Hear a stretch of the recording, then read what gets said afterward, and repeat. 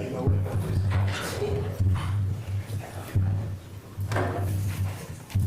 right, ladies and gentlemen, please be seated.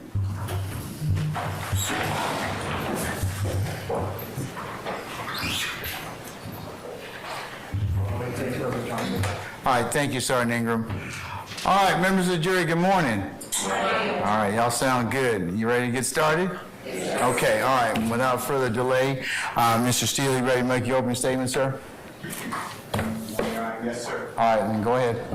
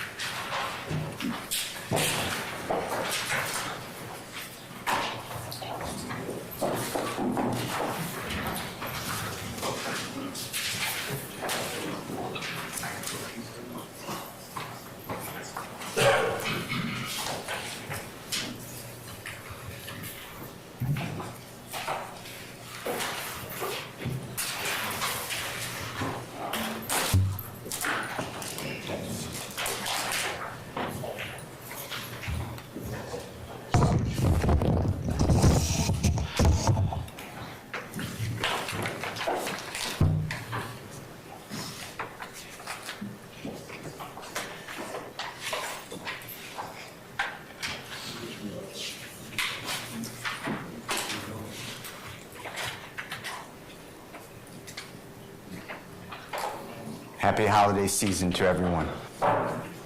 Same to you.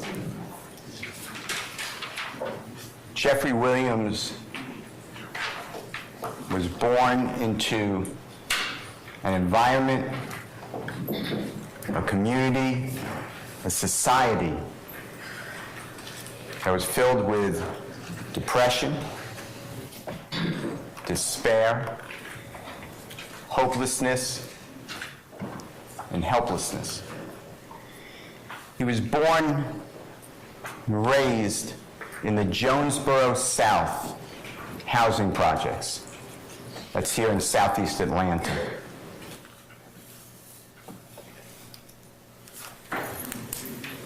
It's a very small 3-bedroom apartment. He lived with his 4 brothers in one of the small bedrooms. His 6 sisters lived in the other small bedroom, and his mother lived in her small bedroom. In the wintertime, it was freezing. In the summertime, it was scorching, because there was not that much money to go around to pay for utilities. The refrigerator and the cabinets hardly ever had any healthy food, and sometimes no food at all. In order to have the appearance of being able to wear different clothing, Jeffrey would share clothing with his brothers and sisters, neighbors, and friends in the community. And although the clothing was oftentimes dirty, at least it gave the appearance that he can have a different look from the day before. When Jeffrey would exit into the community, most homes' windows were boarded up. There were burglar bars on every entrance. Litter. It was not uncommon to find shell casings and human blood remains from the shootings that occurred.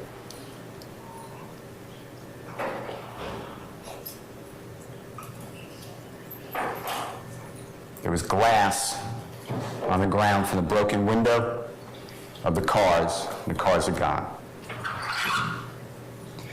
In this environment of severe poverty,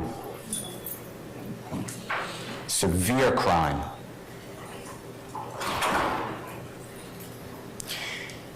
Jeffrey developed 2 deep, embedded beliefs about our criminal justice system.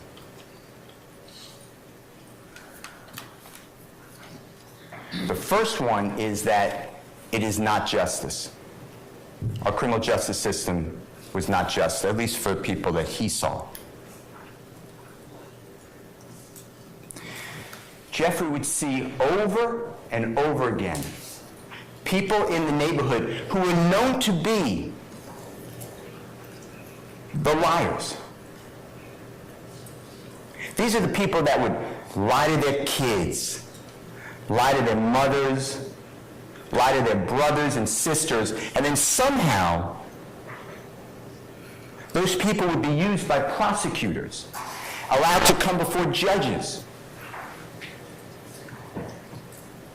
And they would have reduced charges, reduced prison sentences, reduced probationary sentences, no charges at all, on their oath that they come in the courtroom to tell the God's honest truth.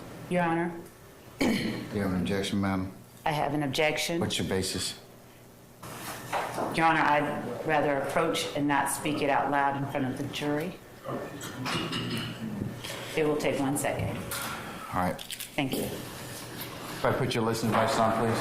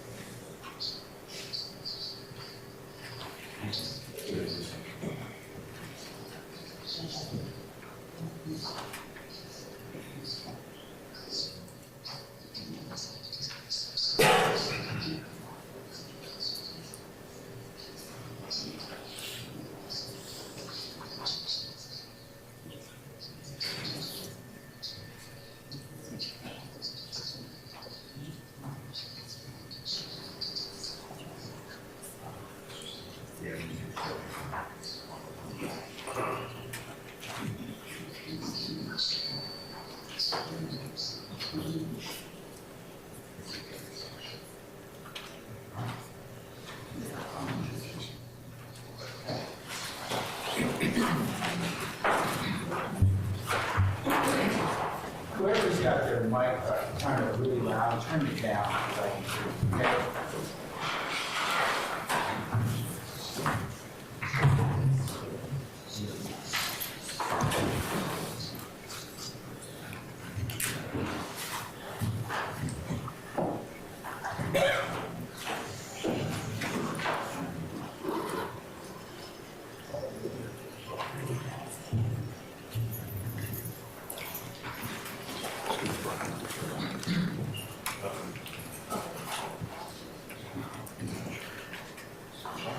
All right, Ms. Steele, go ahead.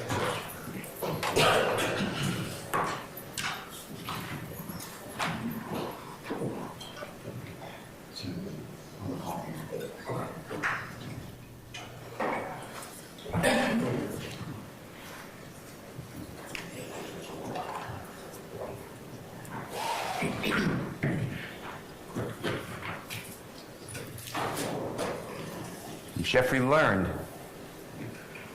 that these liars, these snitches, these rats, they would come into the courtroom, take a witness stand to tell the God's honest truth.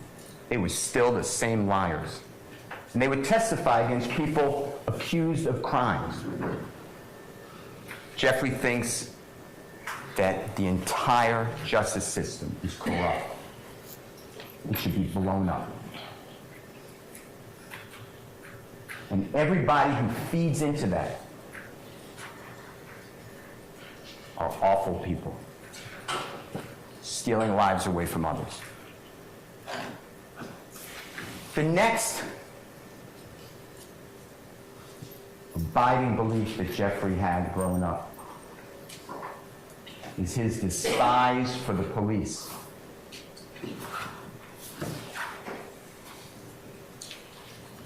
He would see people walking on the streets.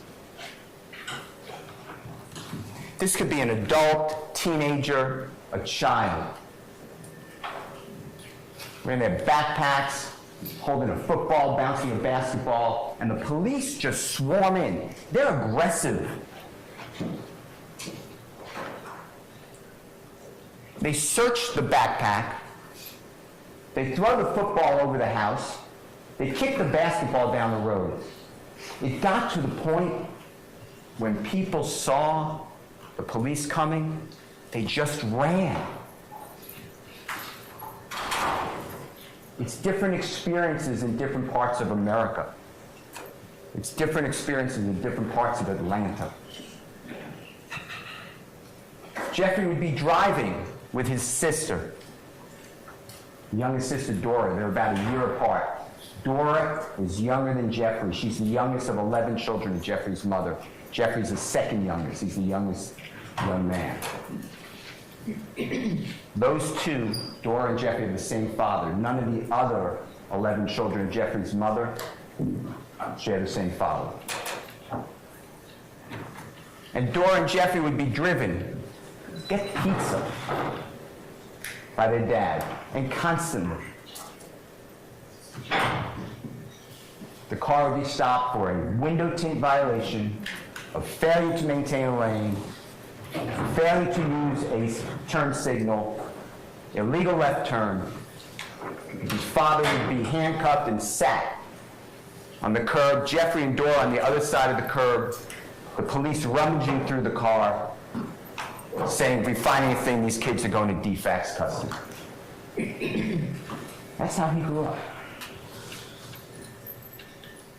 But what really solidified Jeffrey's distrust for the police happened 3 days before his 9-year-old birthday. Jeffrey's born on August 16th of 1991. We are now August 13th of 2000. Jeffrey's older brother, they called him Beanie. He was 20 years of age, 11 years older than Jeffrey. He's shot in the chest. He collapses outside, not far from Jeffrey's apartment. The neighborhood comes out. Jeffrey and his family come out. They're praying over Beanie. It's going to be okay. There's help on the way. 911 was called. And what seemed forever, when the police finally did arrive, they didn't go immediately to Beanie. They had to push back the crowd. Jeffrey's mother was hysterical. She was screaming for her child to survive. The police handcuffed Jeffrey's mother, put her on the ground. And when they finally went to Beanie, put a sheet over his face,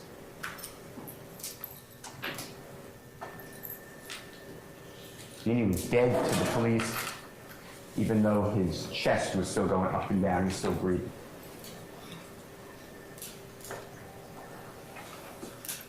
The Jonesboro South housing projects were closed by the city of Atlanta in the year 2007. Jeffrey's now 16 years of age. His family was displaced. They were scattered. Most of them, not all of them, reunited and are now living in the Cleveland Avenue area.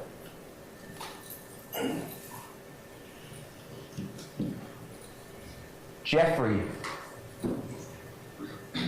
was not educated in his home about go to university, work as a flight attendant for Delta. Somebody would loan you money so you could start a business. Jeffrey believed that the only two ways he can break the generational hopelessness and despair for his family, himself, and he wanted to break it for as many people as he could who were in this struggle, was to be a professional athlete or an accomplished musical artist. Jeffrey chose the latter. And from that day forward, every week, every month, every year, to this day, Jeffrey practices to make himself a better musical artist. In Jeffrey's neighborhood, rap, it's a subset of hip-hop. Gangster rap is a subset of rap. That was the most popular music at that time. So Jeffrey sought to find out how can he accomplish his mission to be a successful rapper.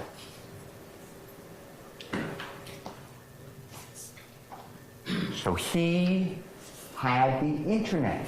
They were poor, but they had phones with the internet. So he would Google and look up and get on social media every accomplished rap artist and see what made them special. And Jeffrey would listen to beat after beat after beat. These are billions of musical chords that he listened to. And he tried and he forced himself to be able to speak fast within the beat and rhyme words. Jeffrey can't sit there and write out the words. He doesn't spell well. But he can listen and learn and look up what words mean, or just make up words to put them into the beat. And Jeffrey studied two rap artists particularly. He idolized a gentleman named Dwayne Carter. His performing name is Little Wayne. Jeffrey also idolized Tupac. And Jeffrey looked at what is Little Wayne doing that's making him so successful, because Little Wayne is right before Jeffrey. He is born on September 27th of 1982. He's 9 years older than Jeffrey. And Little Wayne, by the time that Jeffrey came along, has exploded. He is a superstar. And Little Wayne changed the culture. It was more than just the sound of the music. Now, Jeffrey studied Little Wayne so much, he sounded like Little Wayne. You're going to hear witness after witness that Jeffrey sounded just like Little Wayne. But Jeffrey realized that Little Wayne had a following, a fan base, and people who dressed like Little Wayne. It used to be that rappers wore baggy pants, big uniforms from teams. Little Wayne changed it. He wore proper fitting pants. Little Wayne tattooed his face. He's the first one. Jeffrey has tattoos on his face. Jeffrey changed the clothing. He took what Little Wayne did, and Jeffrey wore tight fitting pants. He's the first. He did that because when he would take his ill-fitting clothing from his sisters, they were tight jeans. Jeffrey wore tight necklaces. He wore dresses. He realized in order to become successful and to accomplish his mission of breaking those bonds, he had to capture people's experiences and make it interesting, both musically and creating a brand. He's advertising.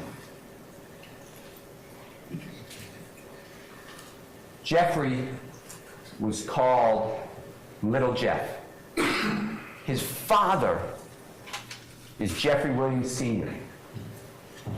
He was called Big Jeff. But Jeffrey is sounding like Lil Wayne. He's trying to emulate Lil Wayne on social media. To call himself Little Jeff and Lil Wayne, he thought that that doesn't sound too good. That's a bridge too far. So Jeffrey wanted to have a performing name. So he looked to Tupac. You will learn that in 1983, the incomparable talent Michael Jackson released a song. It went around the globe. P.Y.T. Pretty Young Thing. About 13 years later, Tupac is featured on a song with Smooth. And that song is P.Y.T. Playa, P-L-A-Y-A, Young Thugs. And on that song there's a repeat of words. And this really connected with Jeffrey. It's a black man that not too many understand. That's what Jeffrey felt about people with nice color skin.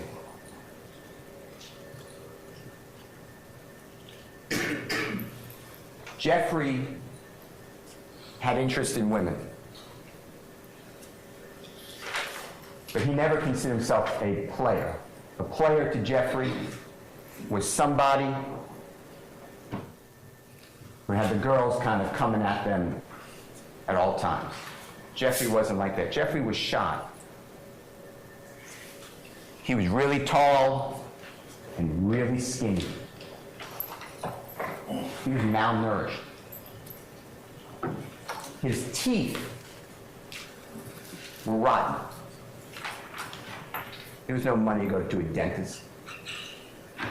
And all the sugar from the candy that he ate to keep substance in his body rotted his teeth. So Jeffrey would speak by covering his teeth with his lips, or often speak like this, with his hand or his arm over his teeth, because he had low self-esteem. He was made fun of and bullied growing up. So he got rid of the player. That was not going to work for him. But he kept the young thugs. He got rid of the S, and he became a performer, young thug. And from that day forward, he insisted everybody call him Young Thug. On every type of tweet, Facebook, social media of any kind, on any records, he refers to himself as Young Thug. And that fit in to the appearance of the gangster rap. Because most people think about a thug as a criminal. But to Jeffrey, thug had a different meaning. Now, some of you read books about Tupac and what it meant to be thug life. Thug life, the hate you give little infants, Fs, everyone. Meaning discrimination and racism hurts all of us. We teach that to our kids.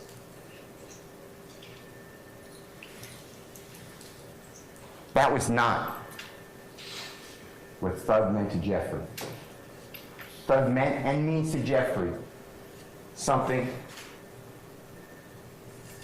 very personal. It was his pact that if he could ever make it as a musical artist and help his family, himself, and as many others out of this endless cycle of hopelessness, he would be truly humble under God. That's what thug means.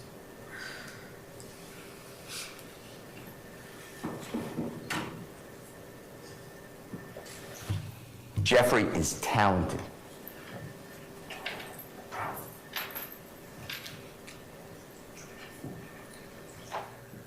He worked so hard, he'd outwork everyone. He would stay up all night after night trying to rhyme words, put them to beats. When he had time and the opportunity to go into the studio, he wouldn't leave. He is a prolific creator of music. The neighborhood realized his talent. He was the best rapper in the neighborhood. So Jeffrey was invited to the underage clubs to perform. And he would be the introductory entertainer. He would be able to perform 5 or 10 minutes, $50, get paid $100 sometimes. He's about 17 years old, 2008, 2009. When Jeffrey would leave the establishment, he'd get robbed. And the money was gone. And that money may not be a lot of money for some of you in 2008 or 9, but to Jeffrey, it was food. It was meals for him and his family. The next time Jeffrey went for an event, he did not get armed robbed. There was a man in the community who was a man of influence in the community. He was allegedly the leader of Raise on Cleveland, the supposed gang, rock crew. He was supposedly the leader of the Bloods in that area, in Cleveland Avenue. His name is Quentin Porter. Goes by Boo or Big Boo. And when Jeffrey comes to make the performance, he's no longer there for 5 or 10 minutes. He is the lead performer. He's going to go last. As the time went on, the neighborhood got behind Jeffrey. The rock crew, the Bloods, the whole neighborhood. They would put up signs on the post, come out tomorrow night. Watch our own young thug perform at this establishment. The place is sold out now. This is no longer 25, 35 people. There are hundreds of people in the club. There are hundreds of people in the parking lot trying to get into the club. There are hundreds of people backing up in the streets, all to see Young Thug. The people who own these establishments are making money. They are attracting customers. Word gets out. Jeffrey's no longer just performing in the area that he grew up in the poverty-stricken area. He's now in Atlanta, South Georgia, Alabama, Florida, South Carolina, North Carolina, Tennessee. He is performing all of the time. By 2011, Jeffrey released his first album. It's entitled, I Came From Nothing. And yes, he speaks about killing 12 and people being shot and drugs and drive-by shootings.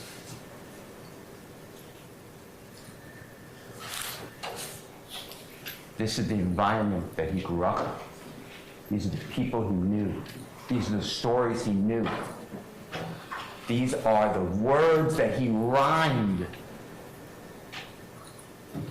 This isn't a ballad or a book. These are phrases in a song. And whatever the listener takes from it, you will learn that's what the song means. This is art. This is freedom of speech in America. As the years go on, 2013, 2014, Jeffrey's now 22, 23. It's unbelievable. He has 3 hit songs that are going around the world. Stoner, Danny Glover, and Lifestyle. He is making music videos professionally. He is working with some of the biggest artists in hip-hop. It worked.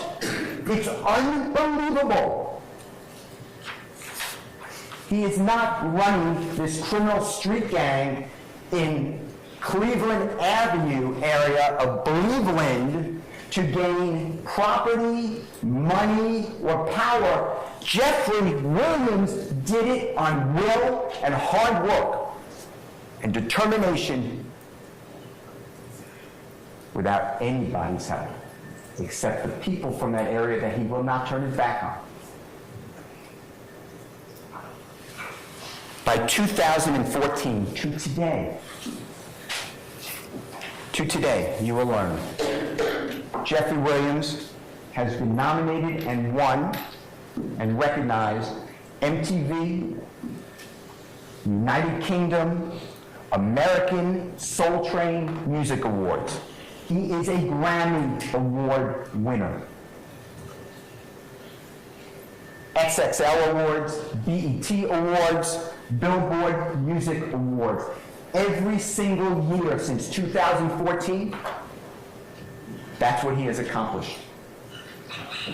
He is not sitting there telling people to kill people. He doesn't need their money. Jeffrey's worth tens of millions of dollars.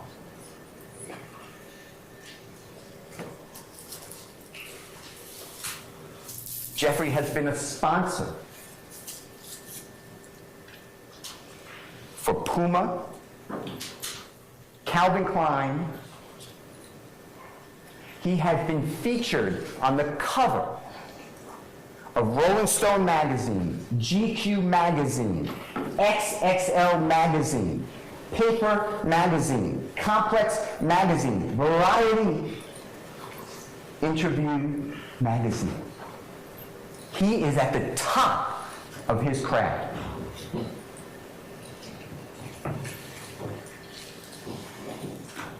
Jeffrey is so talented in music, he doesn't only do gangster rap. He does rap, gangster rap. He has hits in country music, popular music or pop music, Latin music, Afro, beats. He's been featured on NPR, Tiny Desk. He's played numerous times on Saturday Night Live, Jimmy Fallon Show. Jeffrey has performed in almost every continent on the earth. He's performed in front of more than 300,000 people that come for him. His social media feed has more than 10 million followers. He's not the creative. He's trying to pull people out of poverty. Jeffrey has performed with the likes of Rihanna, Ed Sheeran, Sir Elton John, Drake. Everybody in music. And Jeffrey didn't only stay in music. He did fashion. He's an icon in fashion. He has been to Paris, to Spain, all over Europe, at the fashion shows. He has his own clothing lines. People are walking around the earth today with Jeffrey's picture tattooed on their calves, on their shoulders. They have his lyrics on their bodies. YSL, when Jeffrey was coming up and making it, Little Wayne had and repped, talked about Cash Money Records. That's his label. Jeffrey's friends in Cleveland Avenue, they called themselves YSL. Because on the pants, the tight-fitting pants, the women's pants that they're wearing, it says YSL, Yves Saint Laurent. That's where that comes from.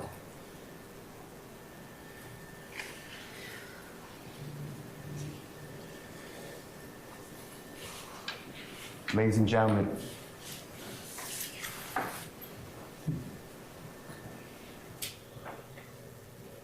Jeffrey stands before you, charged with some of the most serious crimes in the state of Georgia. I'd like to go through with you each and every crime that he's charged with in the indictment. The indictment's thick. You're going to have it. At the end of the case, the Honorable Judge Granville will give it to you. You should read it. It's the charging document. It is critical in the case. There are many counts. Most of them Jeffrey's not charged with.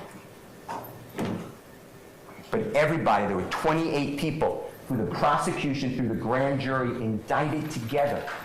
They're all in count one. That's why this is a joint trial, because everyone's in count one. That was the decision of the prosecutors. You will learn that Jeffrey doesn't even know most of the people in this indictment. He doesn't know them. They all know him because everybody in that area knows Jeffrey Williams. He is known as the Michael Jordan of that area. And he didn't get out and stay away. He tries to come back and give people hope because he knows what it is to be depressed, hungry, and have nothing going for you. The first count is a RICO conspiracy. And the supposed objective that the prosecution charged is that Jeffrey, along with others, had a meeting of the mind. They had an agreement. They have an agenda together.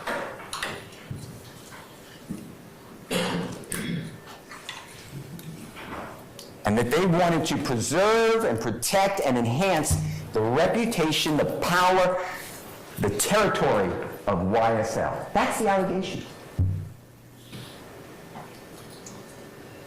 Jeffrey hasn't lived in the Cleveland Avenue area in a decade, more. He has homes from Los Angeles to Atlanta. But they charge him with, he wants the reputation, power, territory of the enterprise by obtaining money, weapons, or other property. Jeffrey needs no money from somebody on robbing someone of a car or doing a $30 drug deal or even $100 million drug. He's got his own source of legitimate income. When it's a RICO conspiracy, there are then what's called overt acts. The judge will charge you on the law.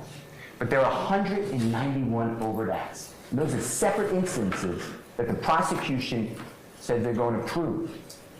Most of them don't include Jeffrey. But the ones that do, I'd like to go through with you. And I've broken it up into 3 categories because an overt act can be a crime. It doesn't have to be a crime, so I then wrote chats, social media, any type of statement, because the prosecution has been investigating Jeffrey for a decade. They have all of his personal chats. You think you're talking to somebody on Facebook in a personal chat? They have all of his thoughts. They put these in the indictment. The third category are lyrics. So I'd like to go through them with you. First is going to be supposed crimes, and these are the overt acts that you will see that involve Jeffrey. As you can see, Jeffrey has never been convicted of a crime. He stands before you, he's not a convicted felon. He can vote, he can carry a gun, he can be on a jury. But now, these acts are embedded in the indictment.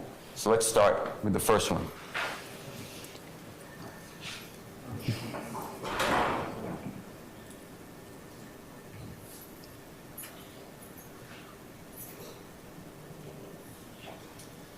So this is September 9th of 2013. Jeffrey just turned the age of 22. And he's driving in a car, and he gets stopped, of course, for failure to maintain a lane. And the police officer comes up to the car, and Jeffrey doesn't have a license. Doesn't have a valid driver's license. So now he's under arrest. Police officer says he sees pills, Xanax pills, 7 of them, on the console. Police officer searches the car, and underneath the front passenger seat, there's no passenger, is a gun. That weapon comes back stolen from Andrew and Ann Phillips months before. There is no evidence that Jeffrey's involved in that burglary of the Phillips home. There's no evidence Jeffrey ever touched that gun. You're not going to hear any type of DNA, fingerprints. In fact, Jeffrey says, that's not my gun. The police officer wants to know, whose gun is it? Jeffrey's not talking to police. So Jeffrey gets arrested. That case got dismissed. But 10 years ago now, it's an overt act for you to consider. You will learn that this stop was video recorded and audio recorded. But the City of Atlanta Police Department, the District Attorney's Office of Fulton County, I demanded that. They can't find it. So you're going to rely on a report of an officer who doesn't remember this incident. That's it. That's an act in furtherance of a conspiracy. That's the entirety of it, that first overt act. The next one. This is overt act 5 through 7. You may notice that Jeffrey's not even alleged to be in this overt act, but now you're going to hear Jeffrey's supposed involvement. This is 2 days later. It's September 11th, an infamous day in America. It's 2013. Jeffrey was arrested, if you remember, for the last overt act, September 9th, 2013. He made bond, he just got out. Walter Murphy, he grew up with Jeffrey. He's one of the people that would exchange dirty clothing with Jeffrey. You will learn that they would have no money between them. One of them would come across $1. They would split the food that they could buy with that $1 together. Walter Murphy is with a person named Adrian Bean and Fred Plethora. And there is an armed robbery of Mr. Dotson. Gunfire went out. police are always in this area. So when the gunfire was heard, police respond immediately. Adrian Bean is driving the car. This is a car that he borrowed from a friend. This has nothing to do with Jeffrey. So he commits a crime in someone else's car. Adrian Bean almost kills a police officer, almost runs him over, driving so recklessly, high rate of speed, goes across a neighbor's lawn, over an embankment. The car is now airborne. It goes over, you'll see pictures, goes over a parked police car in a parking lot and slams into the side of a laundromat. The car crashes. Mr. Plethro is shot. Police are firing at the car. Mr. Murphy is shot. Mr. Bean runs away. He's captured. Mr. Bean, you will learn, is told, hey, we believe there was a fourth person in that car. If you make that young thug, we'll go lenient on you. Adrian Bean is in the Fulton County Jail talking with his wife. He said, I should have ran the way Thug ran. He got away. That's recorded anytime an inmate, a person is incarcerated, in a jail.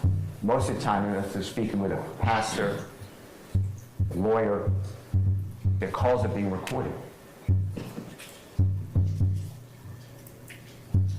You will learn that Mr. Bean also stated on a recorded call, they gave us a story to tell. Mr. Bean is interviewed 4 days later, September 17, 2013, by Detective Quinn, City of Atlanta Police Department. Detective Quinn it's a big case because police officers are discharging their weapon. People are getting shot. Detective Quinn interviews Adrian Bean. And Adrian Bean tells him, they talk about this recording. Adrian Bean tells him, I lied to my wife. Everything on those recordings are not true. Jeffrey was never arrested for this. He was never charged for this. He was never prosecuted for this. He's not even in our indictment on Overt Act 5, 6, or 7. But now, we're going to hear from Mr. Bean. That's it for the next one. Somehow that furthered this conspiracy. Jeffrey was not even charged. Next overt act is January 7th of 2015. Now, this is a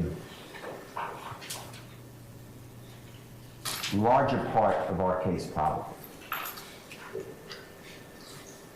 God forbid Donovan Thomas is going to be killed 3 days later. It's going to be January 10th of 2015. And in order to understand this rental car, and there's nothing clearly wrong with renting a car, but in order to understand this rental car and then 3 days later the killing of Donovan Thomas, you have to understand some background. So we're shortly before New Year's of 2015. And there's a man named Kenneth Copeland. He goes by Woody.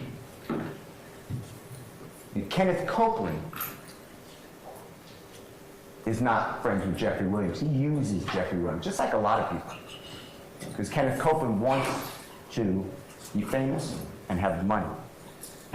So he leeches on to Jeffrey Williams, about a year before that. Well, Kenneth Copeland is a criminal. He is a notorious criminal. In fact, you will learn that he was ranked one of the 10 most violent people in Georgia by the federal prosecutor here in Atlanta. That is Kenneth Copeland. Kenneth Copeland breaks into cars. He steals the property they're in. Donovan Thomas is the head of a gang called IF, Inglewood Family. Donovan Thomas and Jeffrey are friends. Jeffrey's friends with everybody. It promotes him. And Jeffrey tries to help other people at the same time. Kenneth Copeland breaks into Donovan Thomas's car. And he takes his expensive chain, Donovan Thomas's wallet, his driver's license, and Donovan Thomas's cellular telephone. Donovan Thomas calls his cellular telephone. Kenneth Copeland answers the call on Donovan Thomas's phone. Kenneth Copeland changes his voice, tries to disguise his voice, but Donovan Thomas knows it's Kenneth Copeland. Donovan Thomas has people on the street. And he tells Kenneth Copeland, "You have my stuff. I'm coming to get it back." And Kenneth Copeland says, "Yeah, I'm glad you called me. Because one of my partners had your stuff. I realized it was yours, so I got it for you for safekeeping. No problem." When Donovan Thomas meets with Kenneth Copeland, he doesn't come alone. He comes with 2 other people, and they display guns. Kenneth Copeland's not alone. He's with his brother. They're really not related, but they call themselves brothers. His name is Demekian Garlington. Demekian Garlington and Kenneth Copeland are like this. They are inseparable. Demekian Garlington and Kenneth Copeland are together. When Donovan Thomas comes, he makes it known that Kenneth Copeland is on the menu. Meaning Kenneth Copeland is going to be first. He just stole Donovan Thomas's property. It is now January 6th. It's really January 5th. It's a Monday night going into Tuesday morning, January 6th of 2010. It's going to be the day before this Hertz rental car. And Kenneth Copeland is with a lot of people. Jeffrey's there. Jeffrey was performing on stage at Club Crucial. Monday night was Club Crucial night. That's where they all went. And Kenneth Copeland goes in the back, in the kitchen area, and he's met there by a man named Kelvin Watts. He goes by Shell Kel, and who's a half-brother of Donovan Thomas, and other people who are affiliated with Donovan Thomas, and Kenneth Copeland gets beaten. He has bumps on his head, his eye is injured, he's being kicked. No one does that to Kenneth Copeland. Kenneth Copeland's the person who puts the bumps on the head, injures the person, kicks him. Kenneth Copeland's mad. And you will learn that Kenneth Copeland then went on a mission. He went to every place that he knew that Donovan Thomas or one of his brothers or friends were, or family members, and he would shoot at them with his weapon.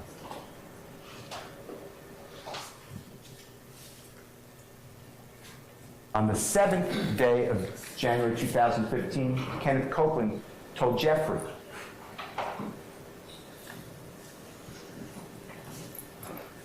I'm going to be with my child just born. The mother of my child, her name is Miss Quarterman. And I don't want to be driving around in the typical car I drive around in, Dodge Charger. Can I use one of your rental cars? Jeffrey does this for everybody. People need to take someone to a doctor. People want to go out of the state. They don't have transportation. He rents cars all the time. Jeffrey says, yeah, there's a rental car here. It's a Corvette. Kenneth Copeland says, that's a two-seater. My child has a baby seat. That's too small. Jeffrey rents a car at the Atlanta airport on the evening of January 7, 2015, along with Kenneth Copeland. After they drop off the Corvette, the same location. This rental car is in Jeffrey's name. When they leave the rental car location, Kenneth Copeland wants to pick up his brother, D'Amica in Garlington. And after Jeffrey is dropped off, Jeffrey does not see that Infiniti vehicle until after the killing of Donovan Thomas. That Infiniti vehicle, that rental car, is in the possession, the control of Kenneth Copeland that whole time.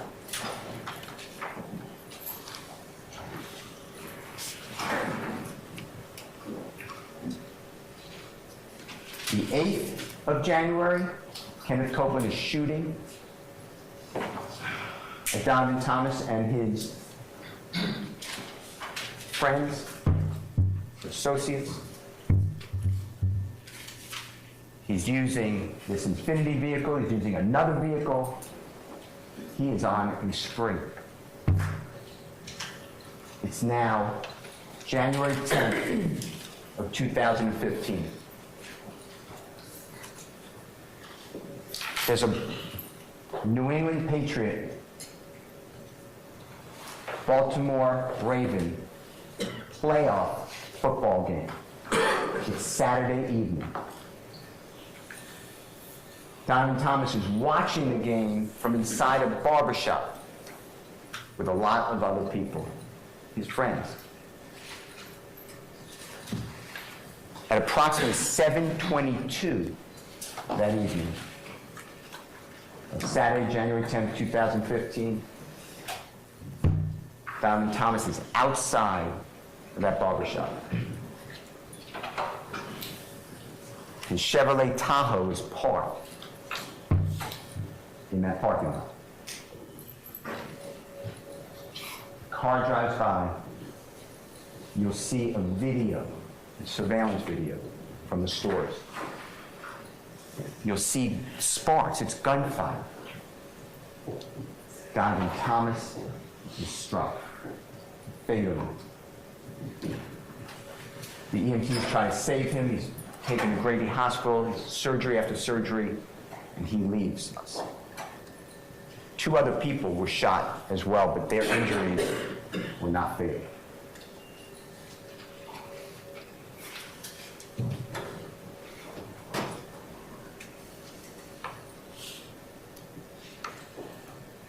Later that day, that evening, Jeffrey, you will learn, is in negotiations with his record label.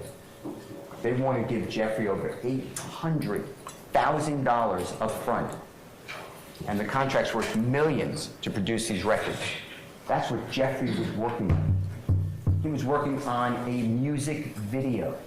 No one's going to say that Jeffrey was at that scene of the shooting.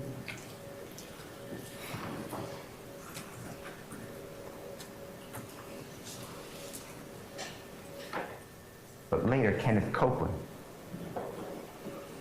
when he's arrested, He tells the police lie after lie after lie after lie. Ken Copeland says Jeffrey Williams was involved in that shooting. Although Ken Copeland said, I don't know anything about it, I'm just telling you what I heard. Kenneth Copeland's one of those liars in the neighborhood that everyone knows, that becomes a witness, swears to tell God's honest truth. You will learn that after the shooting of Donovan Thomas, his associates did not take that well. Immediately, word on the street is that Kenneth Copeland, Woody, is responsible. Kenneth Copeland, now after 10 p.m., it's hours after shooting, he's then at Jeffrey's home, along with a lot of people. They're all scared they're going to be killed. They're all telling, I had nothing to do with it. Jeffrey, you will learn, is friends with Donovan Thomas. Jeffrey puts Donovan Thomas in his music videos. Donovan Thomas invited Jeffrey just recently to come into his neighborhood to shoot a music video with him in it. Jeffrey's not happy. He is sad.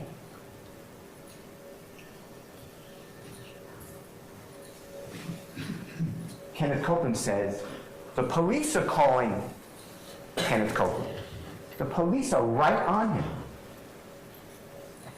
And you will learn, and it's on recording, that Kenneth Copeland goes into the police station later that morning, so it's a very early morning hours, January 11th of 2015, and he's with Detective Thorpe. Detective Thorpe is recording this. And Kenneth Copeland says, yeah, I got your call. I was at Jeffrey Williams' house, Thug's house. Everyone knows Jeff. And I told him that the police won't talk to me. And Jeffrey said, if you had nothing to do with this, you should go talk to the police. That's what Jeffrey said. Detective Thorpe asked Kenneth Copeland, this is hours after the killing. Do you have anything to do with a rental car, an Infinity rental car? Were you in an accident in an Infinity rental car?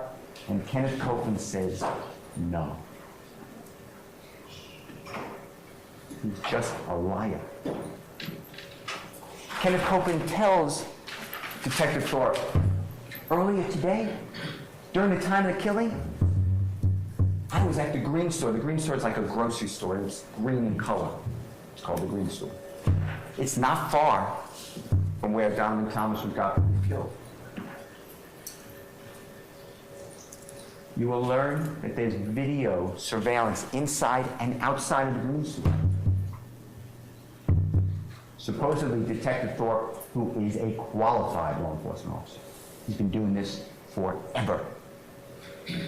I'm being told that, no, we never got the video of the Green Store to support the supposed alibi of Kenneth Copeland. No one corroborates Kenneth Copeland and where he was.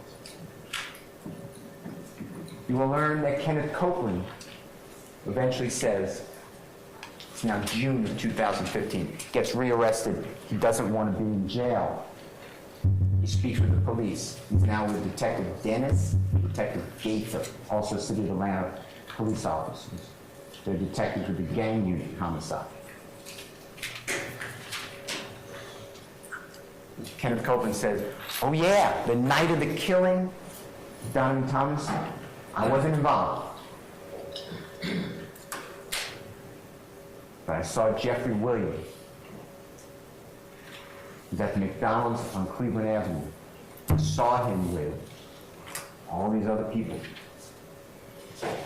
And then I followed him to his home.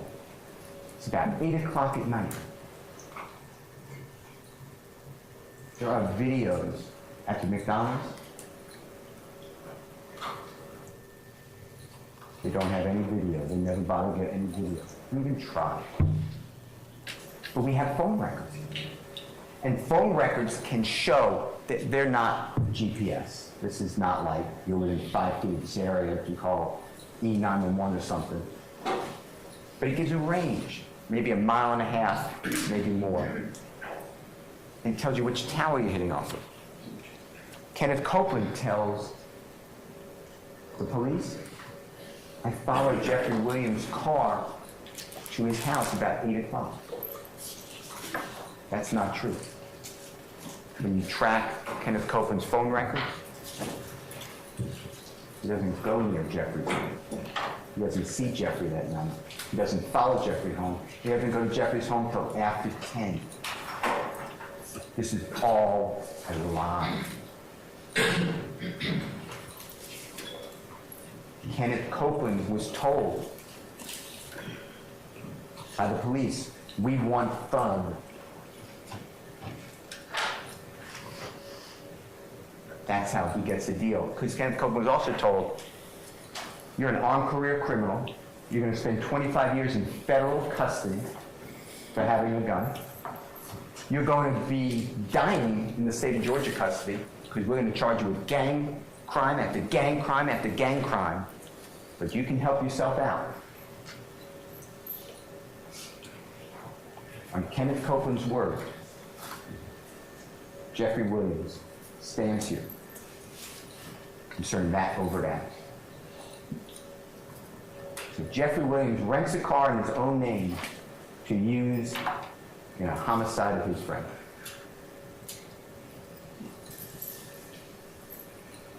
Kenneth Copeland,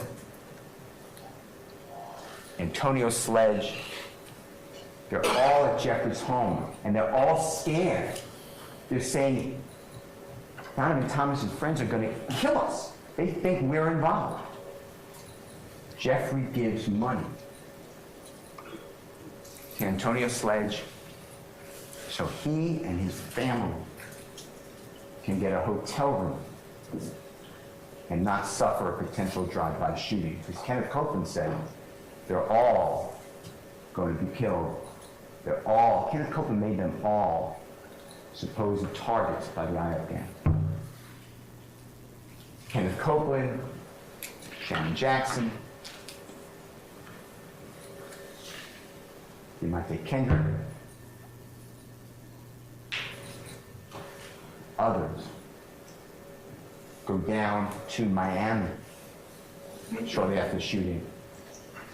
Jeffrey was performing. Jeffrey wanted them to be safe, not get hurt, until people calmed down. Jeffrey then sent them back to Atlanta.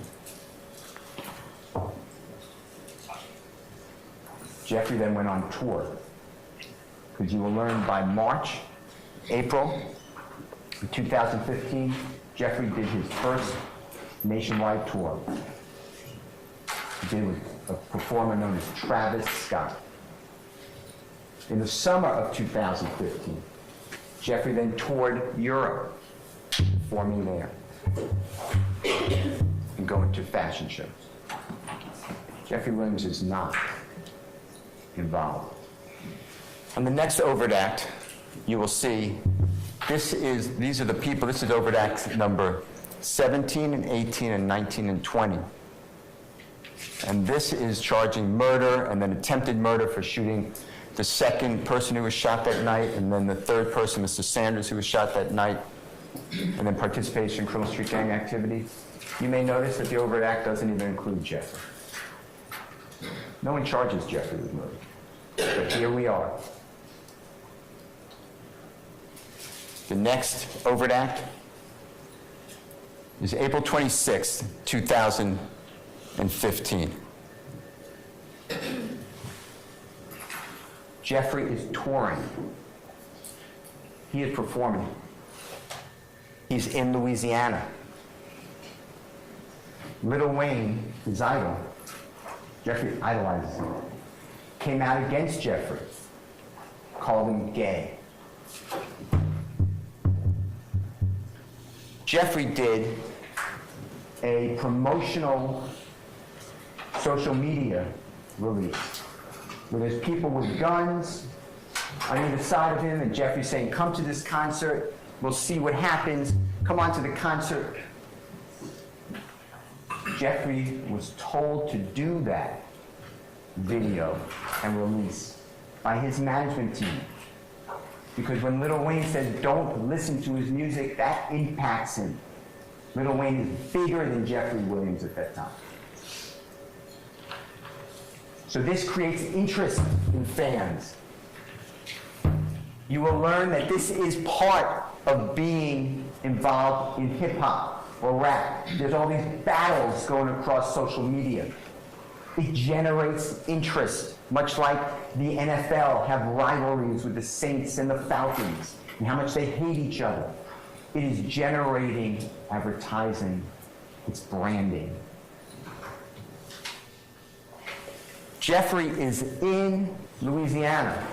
Here in Atlanta, Lil Wayne has a tour bus, and he performs a concert, and his tour bus was fired upon and struck. There's zero evidence Jeffrey's involved. Zero.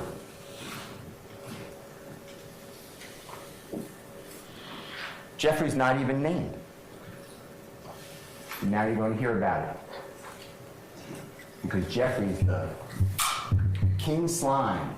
He just controls everybody, even without any evidence to support it. Because that's the theory of the prosecution and the police who have targeted Jeffrey Williams. The next overt act is July 7th of 2015. Jeffrey is at Perimeter Mall, that's located in DeKalb County. And he's in the mall and he's buying 50 to 100 sneakers, brand new sneakers. And he's going to do a video shoot. And he's going back to Cleveland Avenue where the children don't have proper footwear. He's going to give out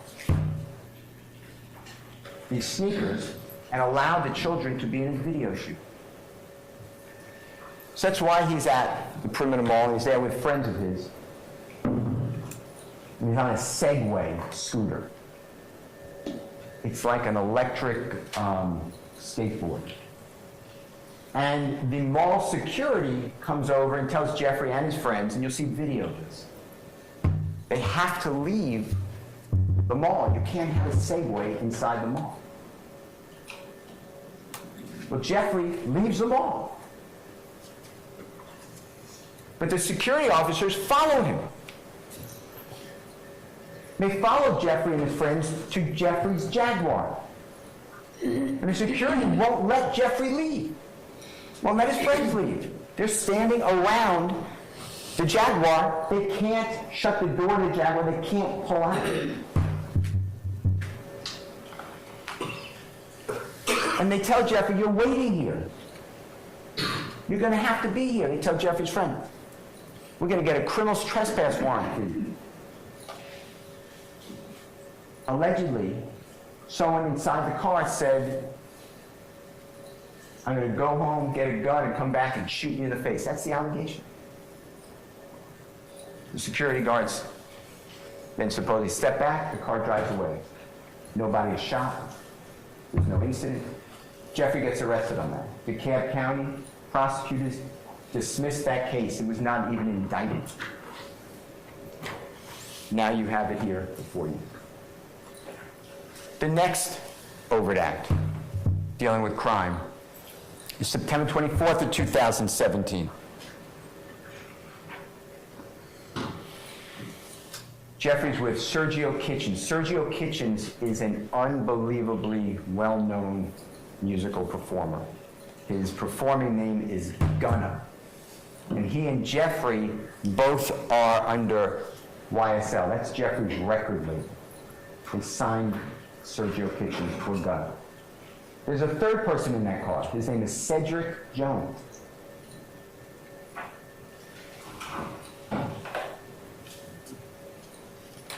The car is going to Peachtree DeKalb Airport. Gets pulled over for a window tint violation. The officer gets Jeffrey out of the car in handcuffs, Sergio Kitchens out of the car in handcuffs, Cedric Jones out of the car in handcuffs. Police search the car.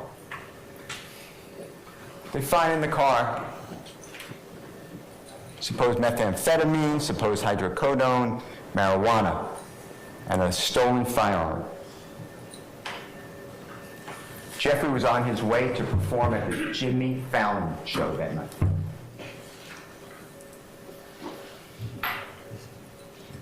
Cedric Jones said, "I packed that stuff." Somehow that is now influencing and perpetuating and moving this supposed YSL conspiracy. That's the overnight. The next one. May 18, 2018. Jeffrey is driving a Porsche. Sergio Kitchens is in the front passenger seat. Supposedly Jeffrey is speeding. Supposedly there's another car that's in tandem speeding. Both cars get pulled over by police. There's videos of it. Jeffrey and Mr. Kitchens are asked to get out of the car. They're asked if there are guns in the car. They say yes. There are guns in the car. Police get them out of the car. Any drugs in the car? No. Police have Jeffrey and Mr. Kitchens on the side of the road. Go through Jeffrey's car. They run the guns. The guns are lawful. The police put the guns in the trunk of the car. Tell Jeffrey and Mr. Kitchens, you're free to go. Give Jeffrey a speeding ticket.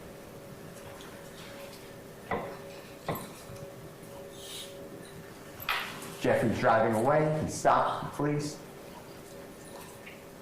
Inquires about what's going to happen with the other gentleman in the other car. Police say, no. You're going to jail. They have in the car weapons, 30-round magazines. It's not in Jeffrey's car. There's going to be zero evidence that Jeffrey put those guns in the car, knew those guns were in the car, had anything to do with them. That's your overt act.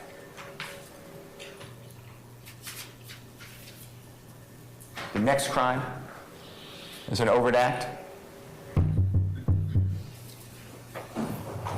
This is the date of Jeffrey's arrest. So it's broken up into several overt acts. So I grouped them.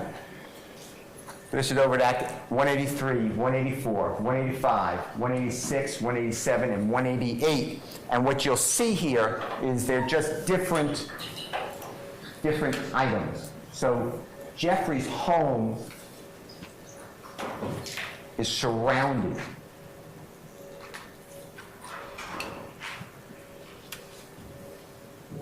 on March 9th of 2020 by law enforcement.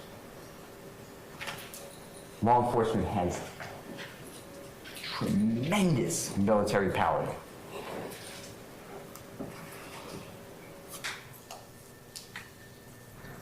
Law enforcement takes control of the scene, the area. Jeffrey and more than a dozen people are in the house. You will learn that Jeffrey doesn't live at the house often. But other people live there all the time. They take care of the house. You don't leave a house unattended. The house has a lot of Jeffrey's awards that you'll see. And in the house, law enforcement finds a small amount of cocaine. I'm talking about a small amount of cocaine. They find codeine, lots of codeine. Codeine's cough syrup.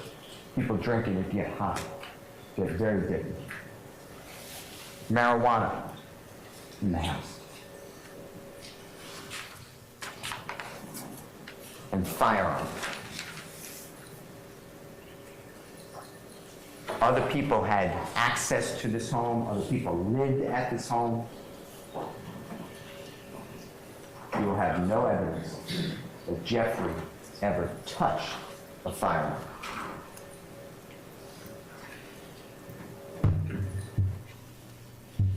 Those are the overt acts involving Jeffrey. And somehow that furthered this conspiracy to create territory and property and money and respect and reputation. The next series of overt acts deal with videos that are released on the internet, photographs on the internet, chats. These are not released on the internet. The chats are personal. So this is when you really know what Jeffrey's talking with people, and then conversation. So the first one is November 3rd, 2014. That is Jeffrey in the red sweatshirt. That is Mr. Copeland. That's Kenneth Copeland, Woody, in the white sweatshirt. And they're wearing different colors. And the RG is Rich Gang. That is a musical gang, a musical artist.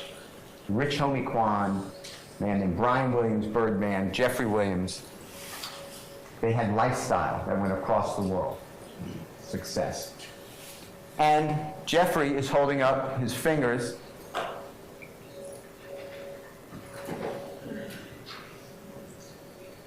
Suppose that's a YSL. That's what he's doing. He's wearing red clothing. That's the overt act. Jeffrey didn't release that. That's not his Instagram releasing it. But that's the overt act. The next one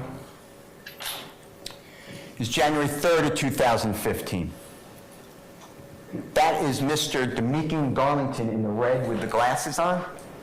That is Jeffrey, closest to us. There's money on that table. There's a double cup, styrofoam cup.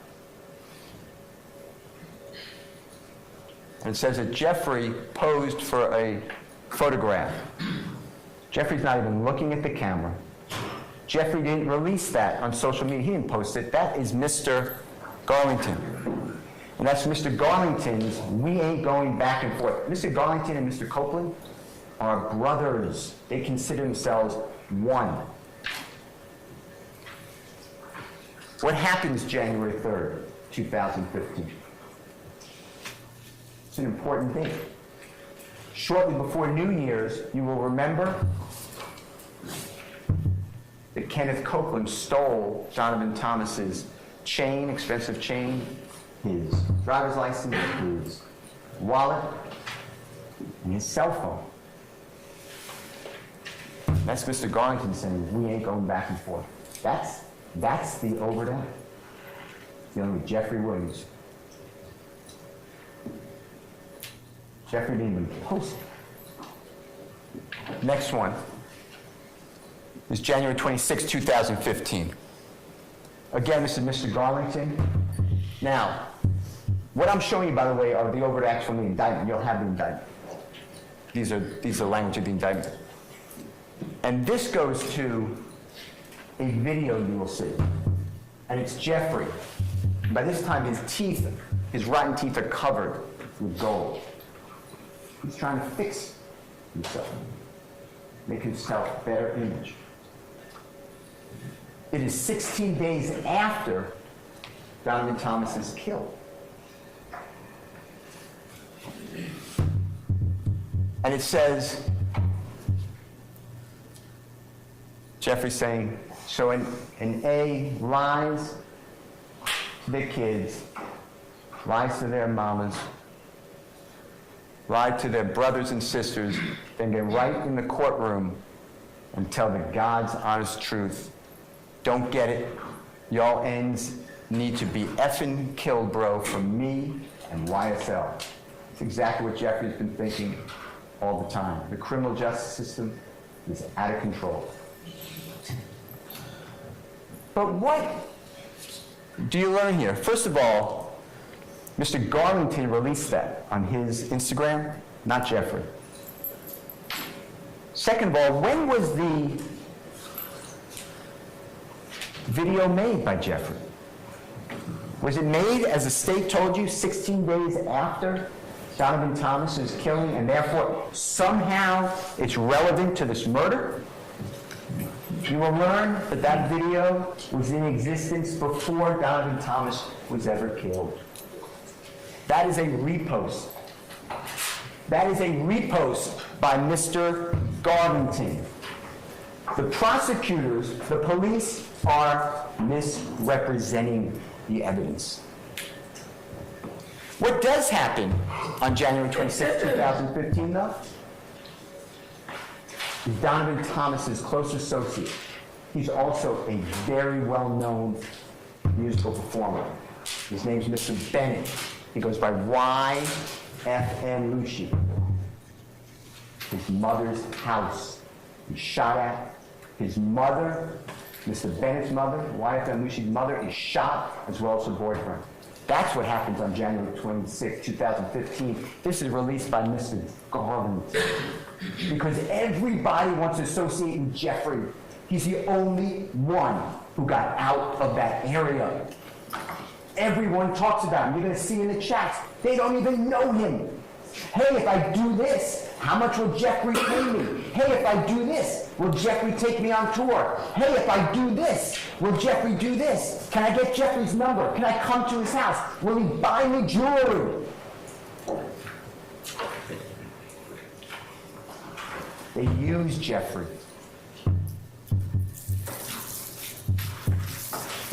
This has nothing to do with Donovan Thomas.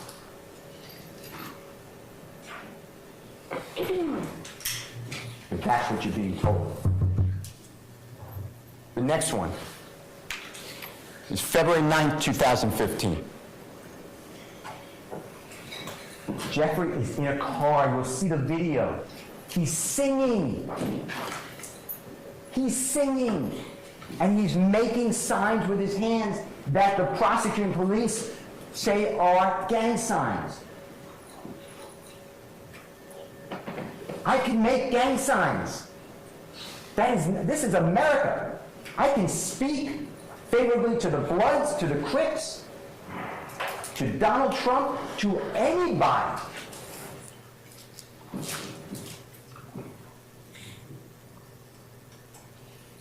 That's the overt act, and Jeffrey didn't even release it. This is on Mr. Garlington's, who Mr. Garlington wrote, "You dig 30. YSL coming soon." Instead of the C for the Crips, you remove the C if you're in favor of the Bloods, and you use another letter, sometimes a B, this one you use an S.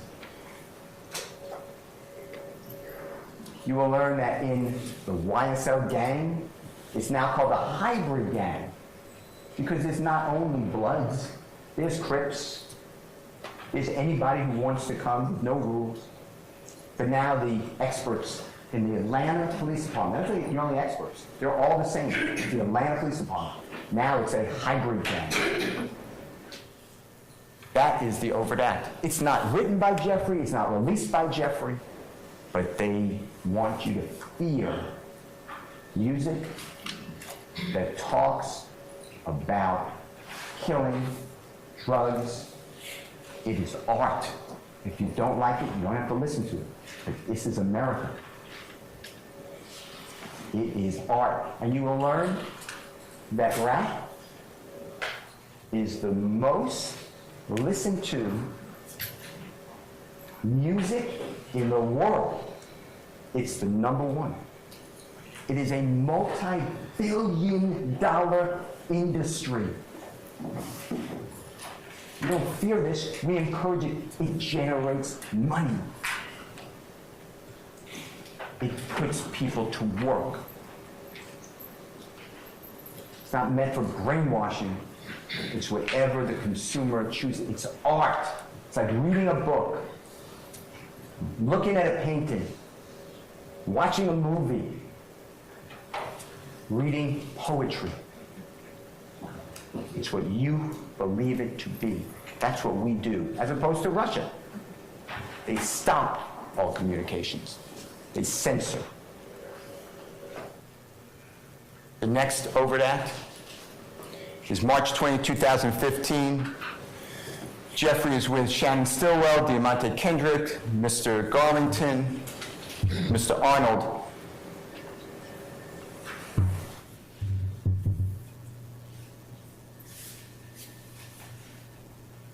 And they are using their hands to make signs.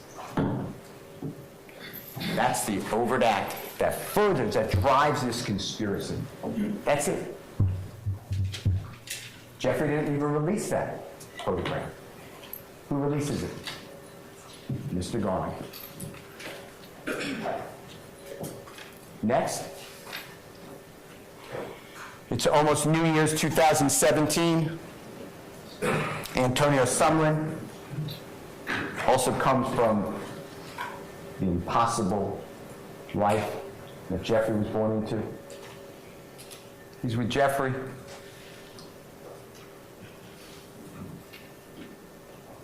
And there's a social media captioned "Original Slime SHI." And Jeffrey saying, "Murder Gang BIT." And holding up his fingers, his YSL, until we're dead and pale. That's the overt act. That's driving this conspiracy. The next allegation is August 8th of 2019.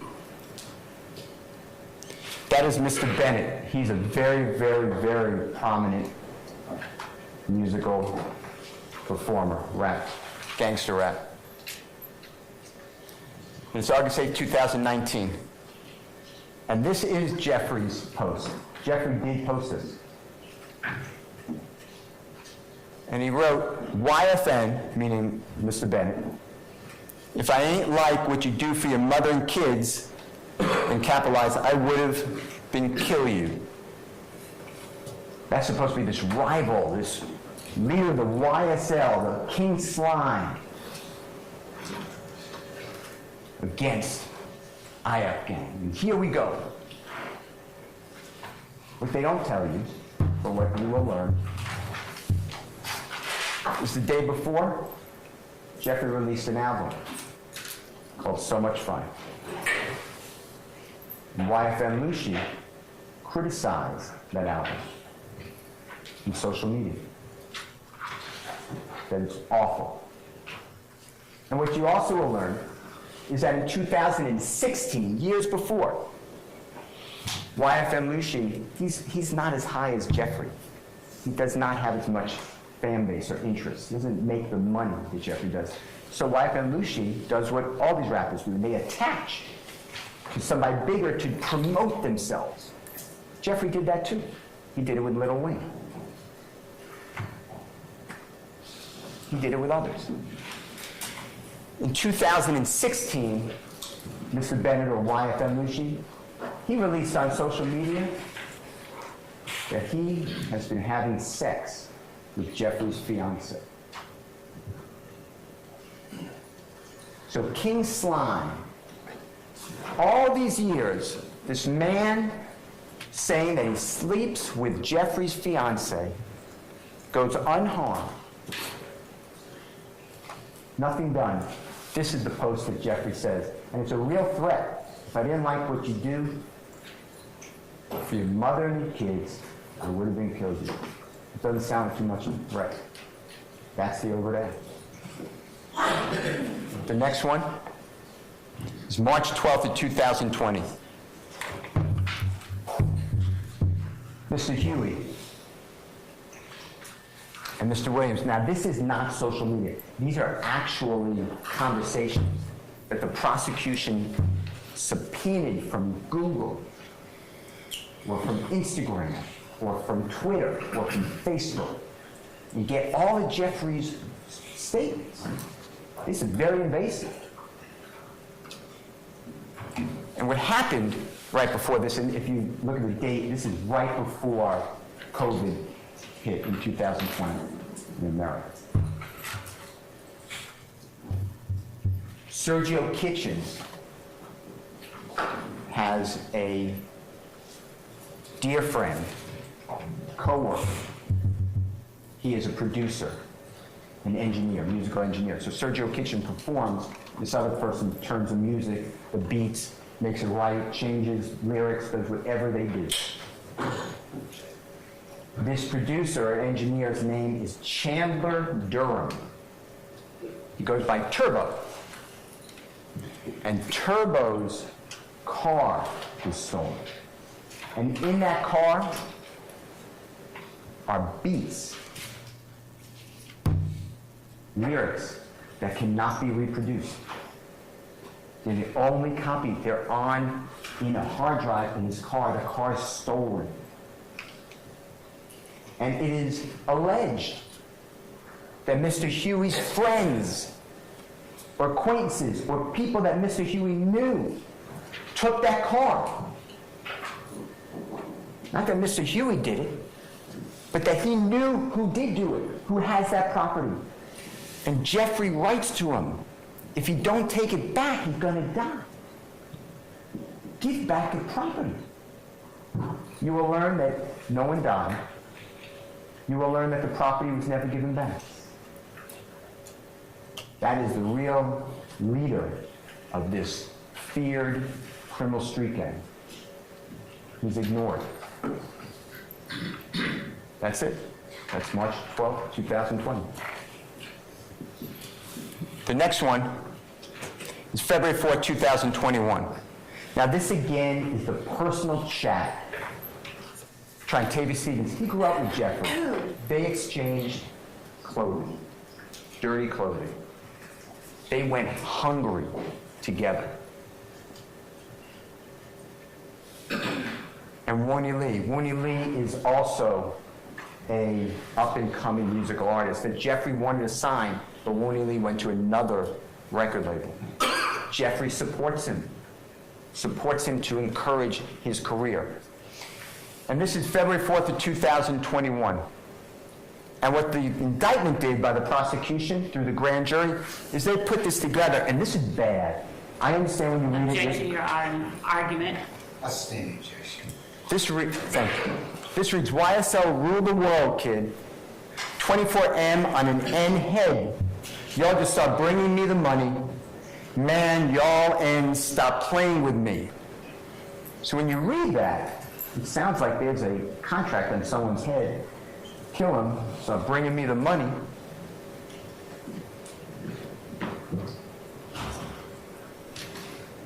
Stop playing with me. That's threatening. What you will learn is what the prosecutor did was they took these checks from various days. This is over a 3-day period. This is February 4th, 2021, all the way up to February 7th of 2021. And they cut out all of the context.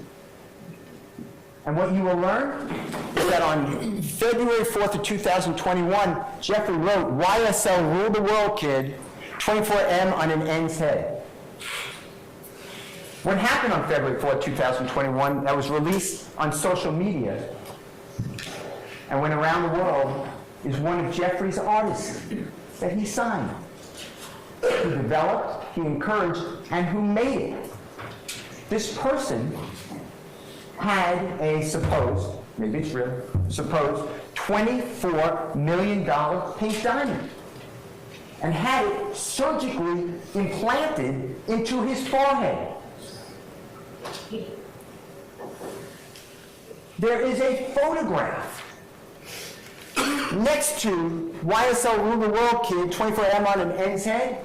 There's a photograph. If you click on it, it is the rapper with the surgically implanted pink diamond in his forehead. The police bury this. The prosecution buries this. I will show it to you. Now, the evidence will show, they may say, oh, it's on. We made a mistake. There's no mistakes here. This is a big deal. This is a bill of indictment in Fulton County, Georgia in 2023. Your Honor, argument. Outstanding objection. That is misrepresenting. You will learn. You will see it. It has nothing to do with put a contract on someone's life. That's the evidence that's coming at you. you'll start bring me the money. Y'all, and stop playing with me. When you read, this is a long chat. These people are struggling. Trontavious Stevens is struggling. He's sharing a home with other people. They're trying to pay rent. They're working jobs. These are hard jobs to work. They're trying to save money, trying to eat, trying to take care of their kids.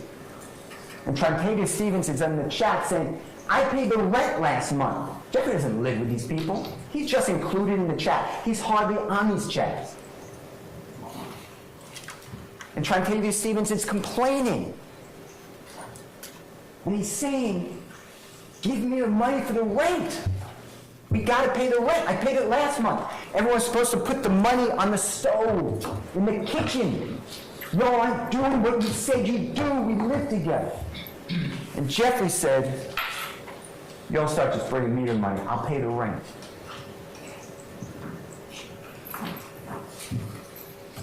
Y'all stop playing.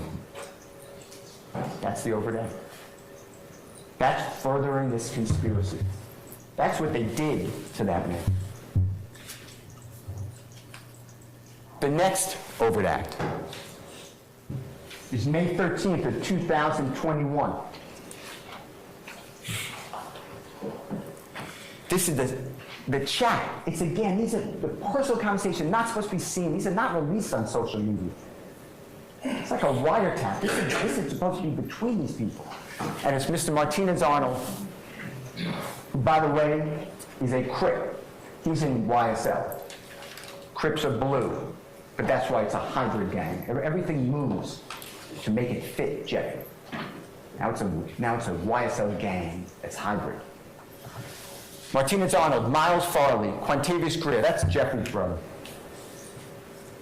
Wani Lee, you just learned about him, he's an up-and-coming rapper, signed to another label. Jeffrey's promoting his career. He's not even signed to Jeffrey's label. Jeffrey's promoting him. Trontavious Stevens, you learned about him, grew up with Jeffrey. Antonio Sumlin and Jeffrey. And it's May 13, 2021. And Jeffrey wrote, y'all ain't beat him up or shot him yet. Y'all ends getting soft. Well, that sounds bad. But what you will learn is the conversation was about Trontavious Stevens complaining to another person who was in that chat. That other person tried to sleep with Trontavious Stevens' girlfriend. And the other person told Trontavious Stevens' girlfriend, Trontavious Stevens is cheating on you with another girl. And Trontavious Stevens and this other man are leveling each other over this chat. And they're going back and forth, and this goes on a long time.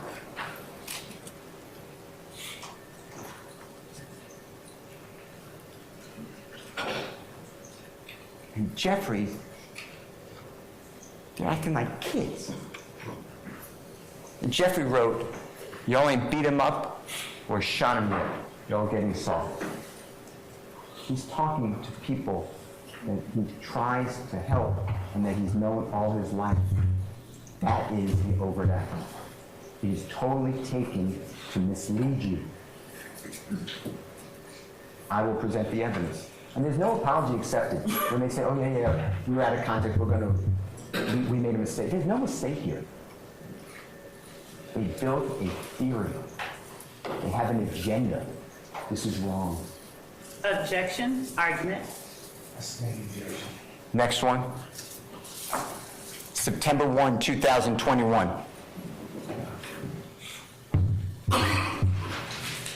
Mr. Mender is in the Fulton County Jail. When you're in the Fulton County Jail, not only are your jail calls, like a telephone call, recorded, but you can do things with loved ones where you can actually see them, like a FaceTime. Or I guess that's Zoom. But they're recorded. So it's about a 16-minute call and then it breaks off.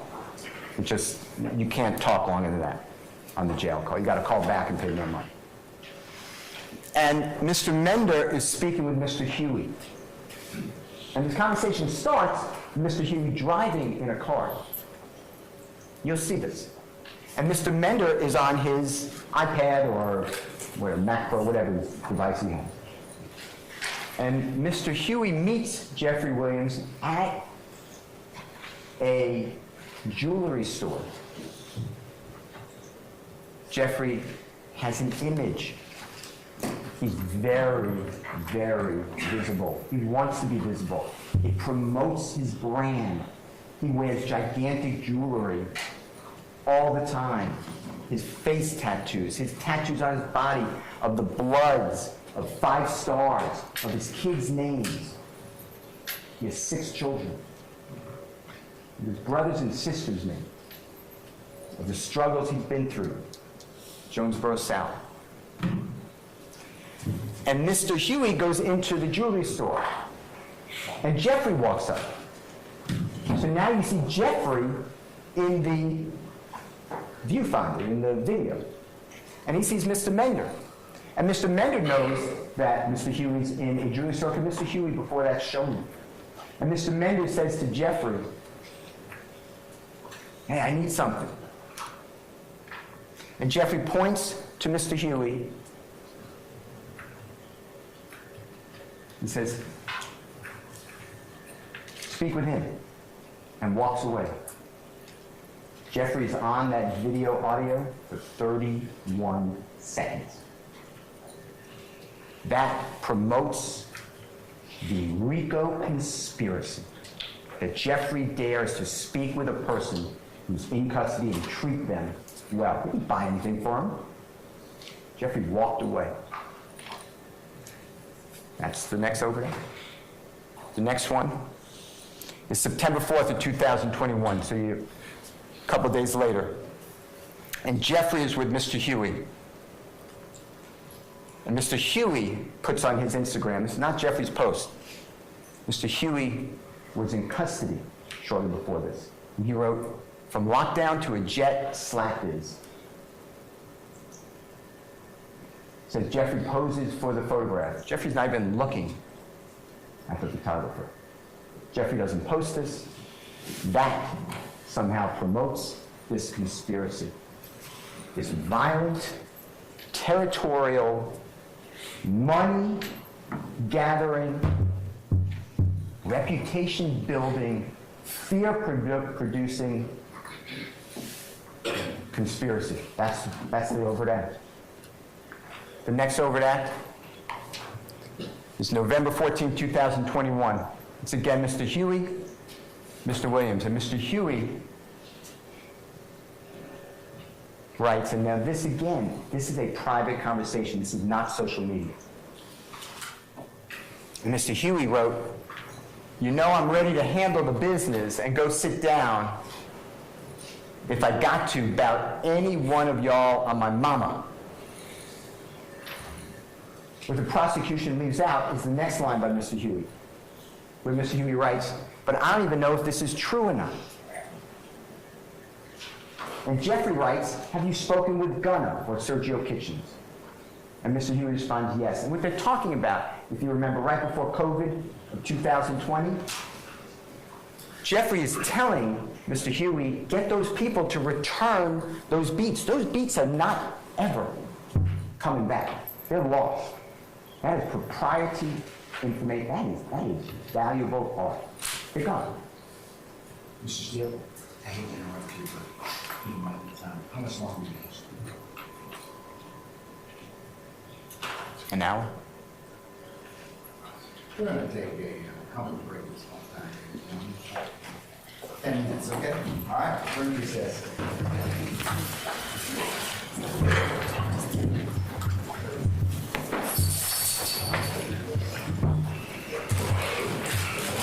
All right, go, Jared.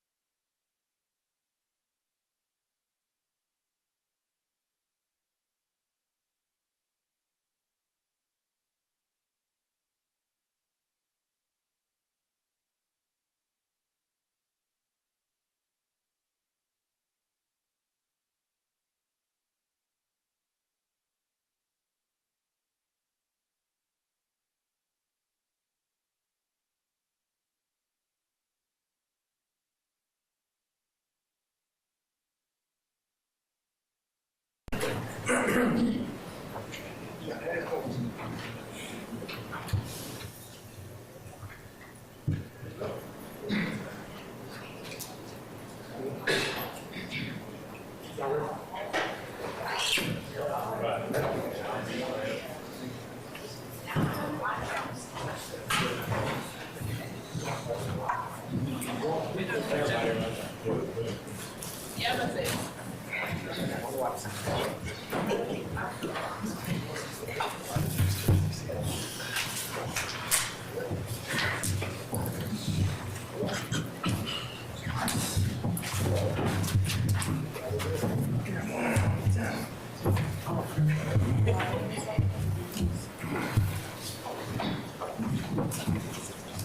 right, ladies and gentlemen, please be seated.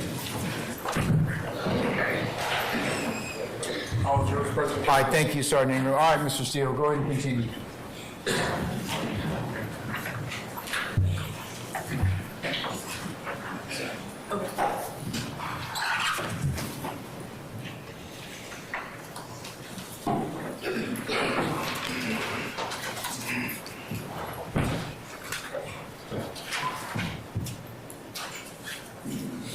Yeah.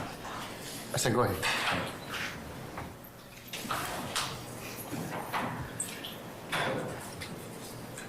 So this is a personal chat that law enforcement, the district attorney's office got as subpoenaing the private conversation.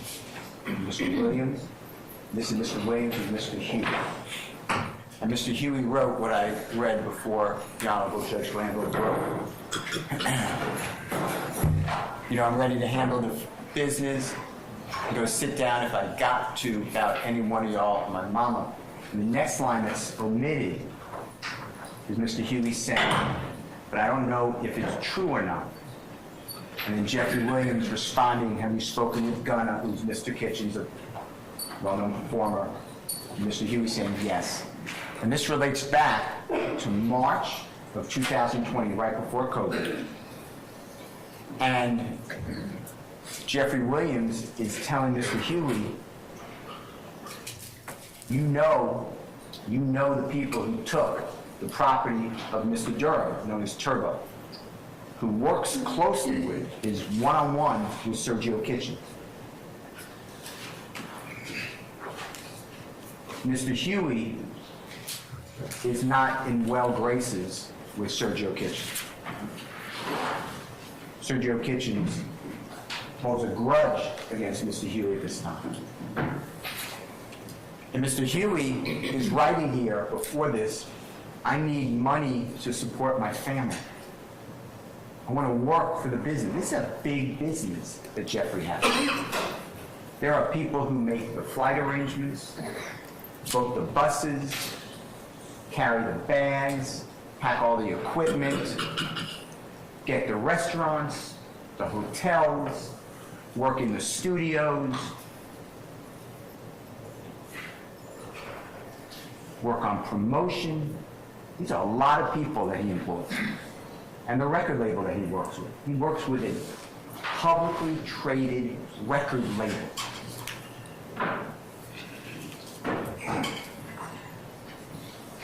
And Jeffrey says, Mr. Huey's asking, can I have a job? And Jeffrey says, Mr. Huey's like, I'll sit down for any one of y'all.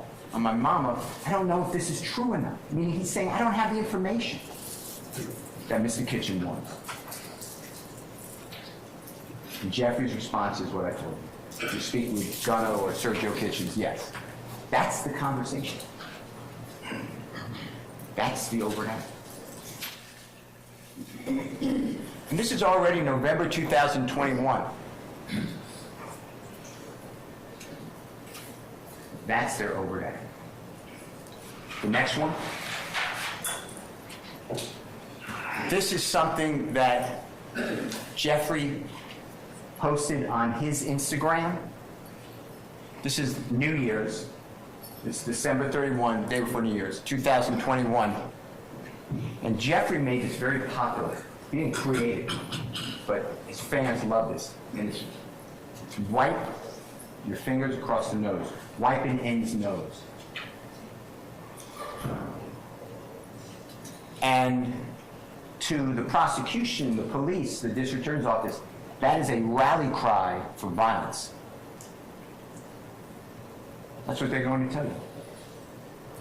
You will learn, people do this all across the globe. You will see images of NFL football players catching a touchdown, take off their helmet, going like this. Baseball players hitting a home run in the playoff game, going like this. This is nothing of criminal activity, but it is to the district attorney's office of Fulton County. Jeffrey's also wearing across his chest, you'll see YSL. It's a very expensive pendant. And that is it. The next one is January 16, 2022, and Jeffrey releases this. It's on Jeffrey's Instagram account, and the prosecution is targeting, that's Jeffrey taking a selfie in the mirror, and he has his hand up, and the indictment that the prosecution had the grand jury return says he's holding up a blood sign, and that furthers this conspiracy. There's nothing wrong with holding up a blood sign, but that's not a blood sign. A blood sign is like this, it looks like a B. That is a P. Jeffrey's fingers are down. And what you'll learn is that Jeffrey just released, with Sergio Kitchens, performer known as Gunna,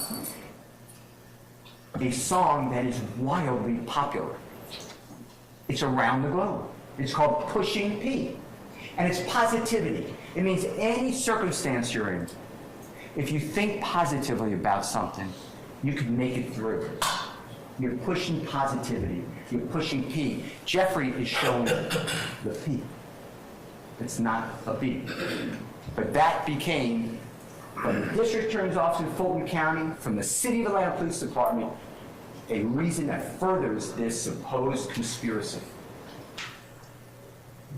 That's the evidence that they're showing you. The next one. This is Jeffrey. It's February 12, 2022.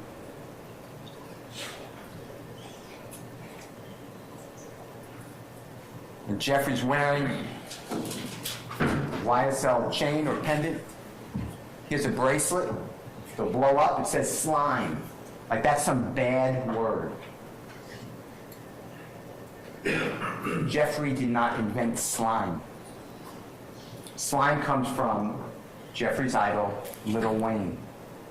Lil Wayne made slime popular. Jeffrey uses it. Jeffrey's really popular, so people talk about slime. Anything Jeffrey does, people copy. I'm not saying you copy him, but there are people, there are fans, and everyone from his neighborhood copies him. He's a hero to those people because he's breaking those chains.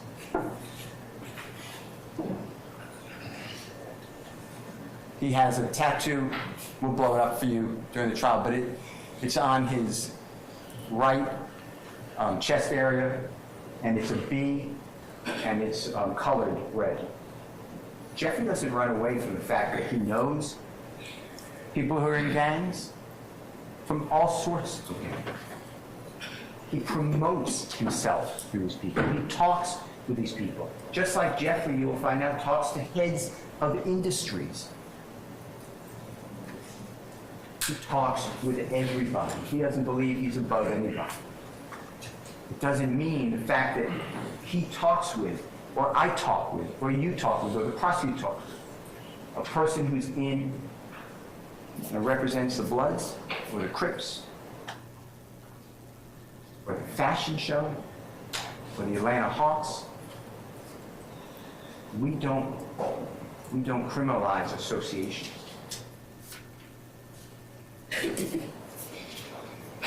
That is the next over there. This is March 9th of 2022. That is Mr. Kitchens, who we've been talking about. He's in the forefront. Mr. Williams is in the rear of that photograph. This is Mr. Kitchens' Instagram. Mr. Kitchens released Slap Business, YSL for life. Slat is a term It's like blood. It means anything. You will see images on the internet, children singing songs, sliding, sliding, sliding, sliding, sliding, sliding, sliding. People say, "What's up, slide? What's up, slime?" That's what's being criminalized. That's the overnight. The next one becomes lyrics. Now, I separated these to just group them together, but these are songs. Some of them Jeffrey performed, some of them he didn't perform these lyrics. Some of them, the lyrics got changed because he doesn't write them down. The prosecution did not have the lyric find them. They went out and they did a database. And they searched all of Jeffrey's Instagram, all of his Facebook, all of his lyrics, to try to find any mention of bloods, the color red, drive-by shooting, a Tahoe, killings, 12, drugs. They searched for it. These are not confessions. These are not admissions. This is art. You will hear from the most prominent expert in hip-hop and rap. He will tell you that these words, the lyrics, they're common. These are not unique and say, "Oh, that's a Donovan Thomas killing that Tahoe." Jeffrey sings about cars all the time. He names all different cars. They just pulled out the Tahoe. Drive-by shootings. These are common themes. This is, you will learn, studio gangsters. They're in the studio. They are creating music for us to listen to. If you go to the first one, that's April 20th, 2014. It's a song released on social media, a song called Ooh. Red just like Elmo, but I never effing give go. YFL won't fold, pick his A off a balcony, off in the balcony. There's no evidence anyone got picked off a balcony. YSL, wife at ends, nose, which I showed you. I'm an F for the cash. Then she's getting robbed by Tick. Tick is another name for Trontavious Stevens. He will tell you he had a rough life. He's been in custody.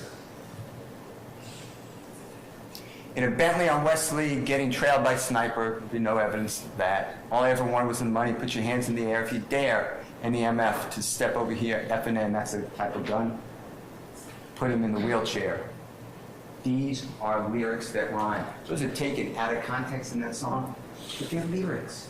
If we're going to criminalize lyrics, you will learn. We all should watch what we say. You will learn that Bruce Springsteen sings about going out west, driving with a gun on his passenger's lap. They're going to kill everything in sight. Nobody prosecutes that. But rap lyrics, you will find out is prosecuted. Next one. March 25, 2016. Jeffrey released a song on YouTube. It's called Slime, S-H-I. Hey, this slime, S-H-I. Hey, YSL, H-H-I. Hey, killing 12, that means police, S-H-I. Hey, flick a jail, S-H-I. Hey, cooking white brick, that would be like making crack cocaine. I'm not new at this, hey. I'm so true to this, hey. I done put a whole slime on 100 licks. Slime or get slimed. I'm the VIP and I got that pistol on my hip. You praying that you live, I'm praying that I hit. Hey, this, that same slime, S-H-I. FF, the police, in a high speed. Hundreds of rounds at the Tahoe. The next line has taco. These are rhyming. There are not 100 rounds in the Tahoe of Mr. Donovan Thomas. You'll have no evidence when that lyric was even created. Prosecution doesn't care. It's a release date. They have no clue that this is what they're giving to you. And is it 100 rounds in a Tahoe like bullets hit a Tahoe? Or is there someone driving a Tahoe with 100 rounds in it? It's up to the listener, I guess. But the police officers in the city of Atlanta, district attorney's office of Fulton County, everything. It's like 24 M's on an N's head. Everything is viewed wrong. I'm prepared to take him down, got banana clips for all these ends, acting monkey, this says slime SHI, this says mob SHI, F the judge, YSL, this is mob life. That's the overhead. It rhymes. There will not be one person to come in here, there will not be one document that comes in here to say the intent of that song was to brag about something that happened to Donovan Thomas or anyone else. Jeffrey's being targeted. The next one, April 12, 2018. Jeffrey released a song on YouTube. It's entitled Anybody. And Jeffrey said, I never killed anybody, but I got something to do with that body. I got the streets on my back, carry it like I'm moving a body. I told him to shoot 100 rounds, like he's trying to move the body. Ready for war like Russia. I got all types of cash. I'm a general. You will hear that other artists use the same type of lyrics. Before Jeffrey, after Jeffrey, these are typical. You also learn that this is a song that Jeffrey did with Nicki Minaj. This song is a gigantic success. Now it's become a confession. It's not true. The next one, January 15, 2019. Jeffrey on YouTube, a song called Bad Boy. I shot his mommy, so now he no longer mentioned me. I had, and those are shoes, when I shot the sea, act like you want war, they're gonna smoke you like a blunt. I shot at his mommy, now no longer mentions me. So the police are going to tell you, the prosecutor can tell you, huh? Mr. Bennett, wife of Lucy, her mother was shot in drive-by shooting. That was done by Mr. Cope. Not Jeff. It's also January 15, 2019. That shooting happened on January 26, 2015. There's no connection. Plus, wife of Lucy, he still mentions Jeffrey. That's how bad his album is. He says in 2016 how he slept with Jeffrey's fiancée. These are just lyrics. These are art. Criminalized books, movies. Look at other forms of music. How come other forms of music don't get criminalized? Next. September 16, 2019. Mr. Arnold, Jeffrey Williams,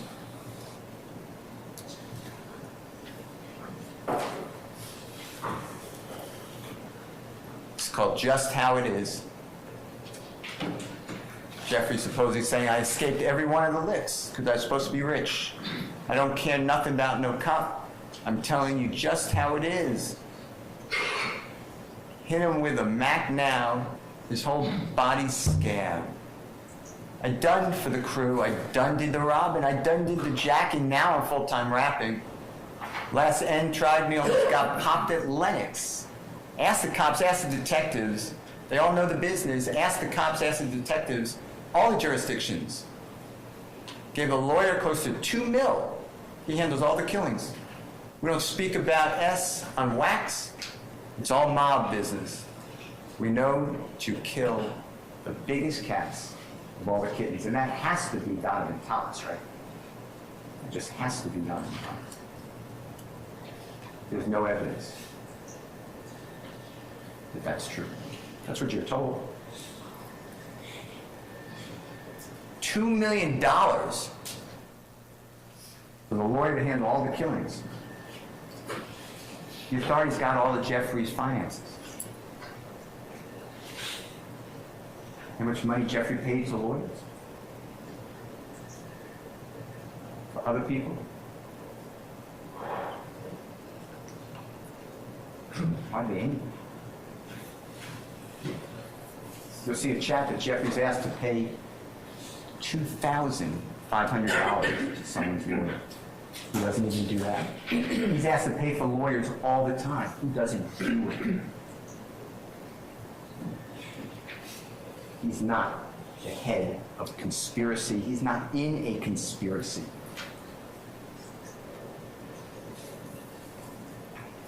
They are lyrics.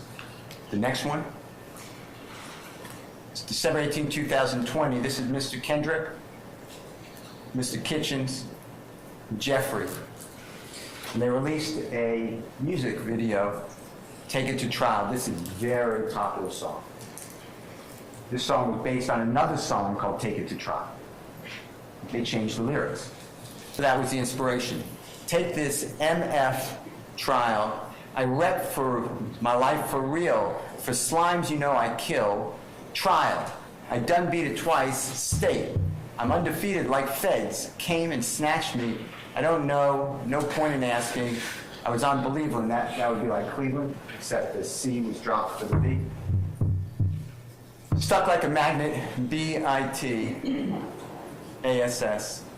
And I shot at your mommy, need to stand down. I up my stamina, take it to trial, get an appeal, take it to trial, yeah. You're gonna whack them, pay for the casket. It's just if we whack them, my young ends pulling up Bentleys, Aston Martins, those Teslas strapped with an FN, choppers, carbons. YSL, slimy and shady. Watch me whack that B, pop 'em like a cyst, Glock with the assist. And that is your confession.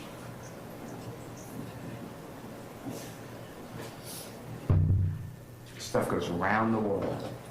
Now it's held literal to Jeffrey. It's outrageous. The next one. It's April 16, 2021. Jeffrey released a song on YouTube, Really Be Slime. The lyrics, my end really, they slime. We committing them crimes. Hop out and shoot. Roll one up for the gang. Want to be slime? Go catch a body. Me and little bro, we used to steal from the store. We had to stick it and go. That's a confession to an armed robbery. Had to stick them up and go. That's what we're dealing with here. I'm also not telling you that these lyrics are accurate.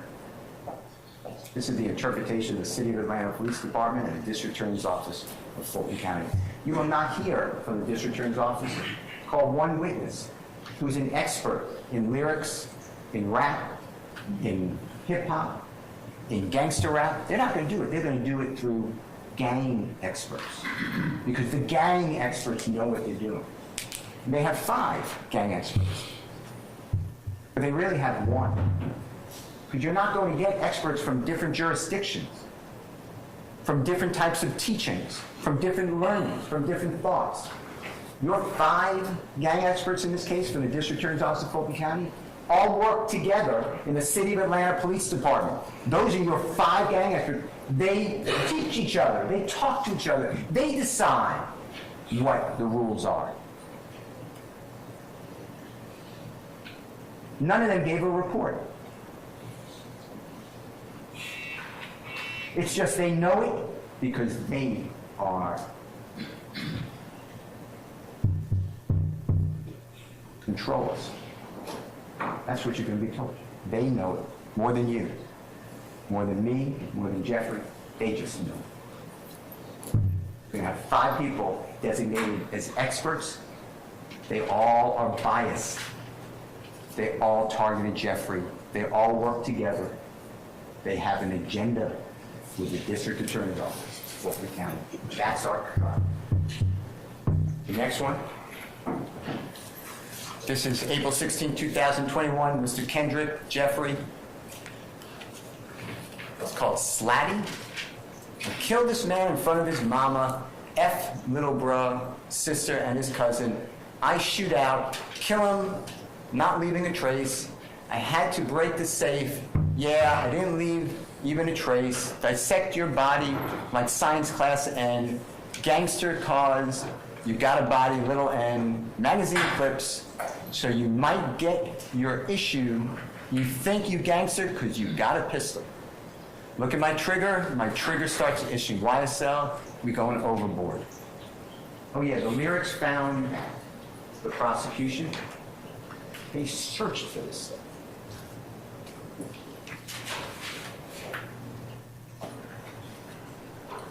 There is no safe in this case. These are simply art. Next one. April 16, 2021, Mr. Arnold, Mr. Kitchens, Jeffrey, did appear in a video titled Ski. I F with slats, we come to eat rats. I came with some effing piranhas.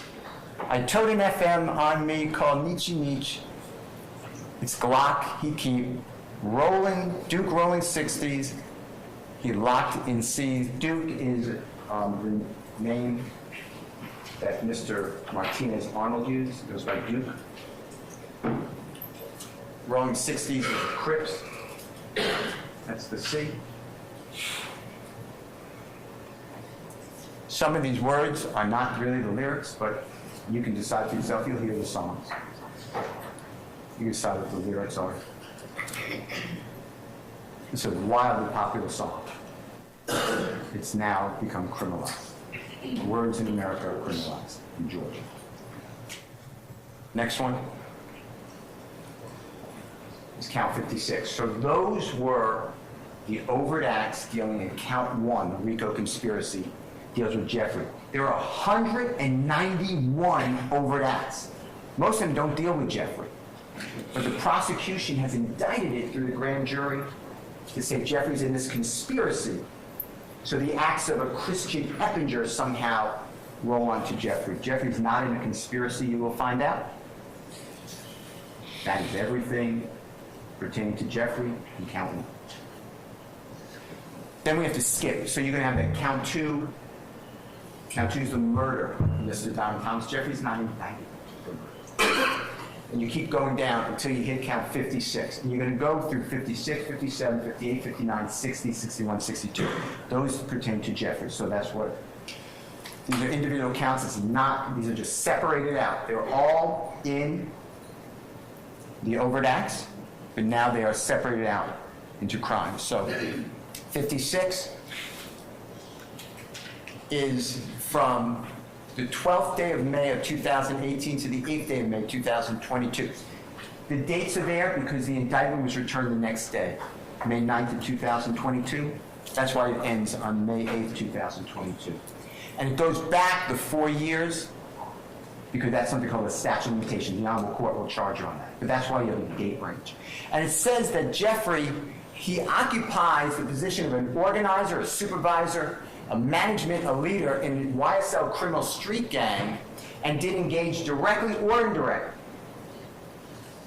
either conspired with the following criminal street gang activity: murder, aggravated assault with deadly weapon, armed robbery, hijacking motor vehicle, sale of marijuana, possession of marijuana with intent to distribute, theft by receiving a firearm, possession of a weapon by a convicted felon. Jeffrey's not a convicted felon. They're saying that, well, Jeffrey is in bed with these other people, and therefore their acts are attributable to Jeffrey. Jeffrey doesn't even know most of these people. That is charging Jeffrey with participation in criminal street gang activity. Criminal street gang activity, you will learn, it is not enough to be in a gang. That's not illegal. It's not enough to associate with a gang. That's not illegal. It's not illegal to have a blood tattoo on you. Wear red. It's not a crime to promote a criminal street gang. What makes it a crime is if you're doing all those things and you're wearing the colors and you are promoting the gang and then you do a crime to further that gang's activity, the agenda of the gang. That's the crime. Otherwise, we couldn't associate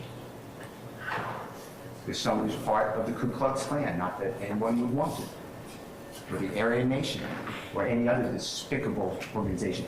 America would wipe them all out. That's what Jeffrey's charged with.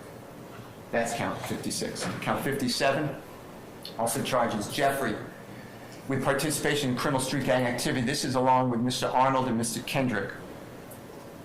And this on May 9th of 2022. May 9th, I may have misstated earlier, May 9th, 2000, I don't think I did, but maybe. May 9th, 2022 is the day of Jeffrey's arrest. When law enforcement surrounded his home, there were more than a dozen people there.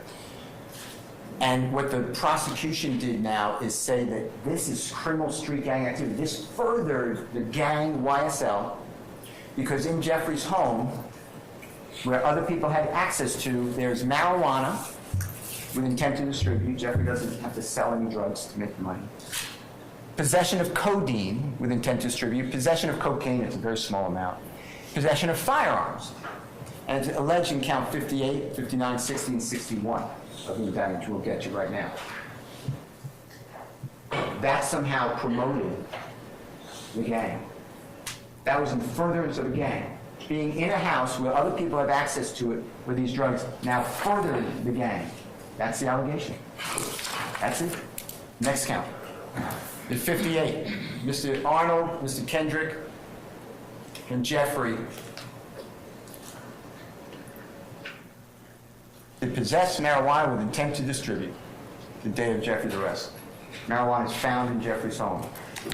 There's marijuana, and it's bagged up. It was bought at a dispenser, excuse me. It said Brooklyn, New York on it. That's found in Jeffrey's home. Now Jeffrey, there's all these other people have access to it. There's no drug test that Jeffrey's using marijuana. His hands, his clothing don't have marijuana on it, and nobody's going to tell you. But now he is charged, out of all the people, with Mr. Kendricks and Mr. Arnold with possession with intent to distribute marijuana. That's count 58. That's the day of his arrest. Next one. It's count 59. Mr. Arnold again, Mr. Kendrick again, and Jeffrey. It's the same thing. It's the day of his arrest. It's May 9, 2022, and found in the home is codeine. There's a lot of codeine in the home. Buckets full. There's all these separate glasses, bottles of codeine. Jeffrey didn't possess it with intent to distribute. It's in the home. That's it. That's it. The next one is 60. Mr. Arnold, Mr. Kendrick, and Jeffrey possessed cocaine. It's the same day of the arrest. This is a small amount of cocaine. I'm not pro-cocaine, but this is a small amount of cocaine. Now he's charged with it. Out of all the people in the house, they just picked these.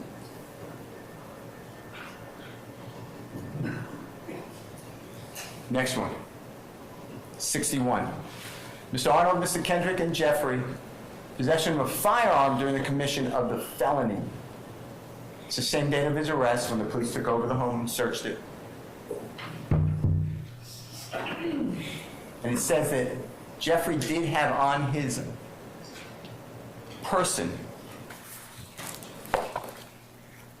or he conspired with others, a party to crime with others, a Glock 30S firearm, a Glock 357 firearm, F&M firearm, Glock 919 firearm, Smith & Wesson M&P firearm, Glock 45 firearm, which has a converter. While involving the felony of marijuana, possession of marijuana with intent to distribute, possession of codeine with intent to distribute, and possession of cocaine, They're saying that the gun and the drugs are in close proximity to each other. And therefore, having a gun, which is not illegal for Jeffrey, except for the machine gun, converted gun. But if it's near drugs, then guns and drugs should not be together under the law. You'll have zero evidence that Jeffrey was with a gun near any drugs. There are all these other people at the house. These other people were living at the house all the time. Jeffrey would go from place to place. Jeffrey just got back into our country. He was in Ireland. He was watching Sergio Kitchens perform. He just got back the weekend before.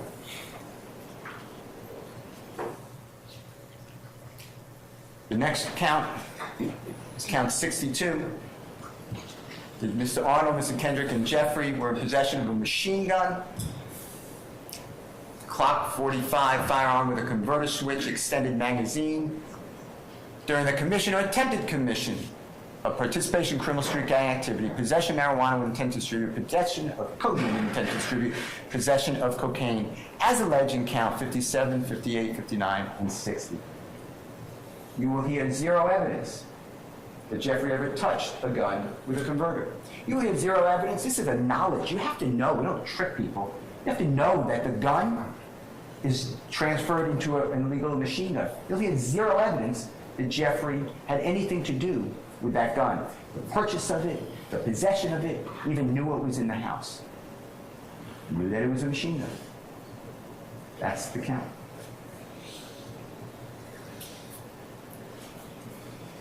Ladies and gentlemen, that was the indictment against Jeffrey Lewin.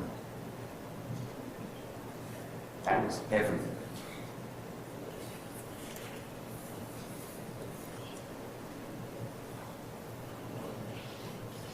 Jeffrey has been targeted. Jeffrey does not trust the criminal justice system. Spent 10 months to choose you to decide his fate. Jeffrey trusts you.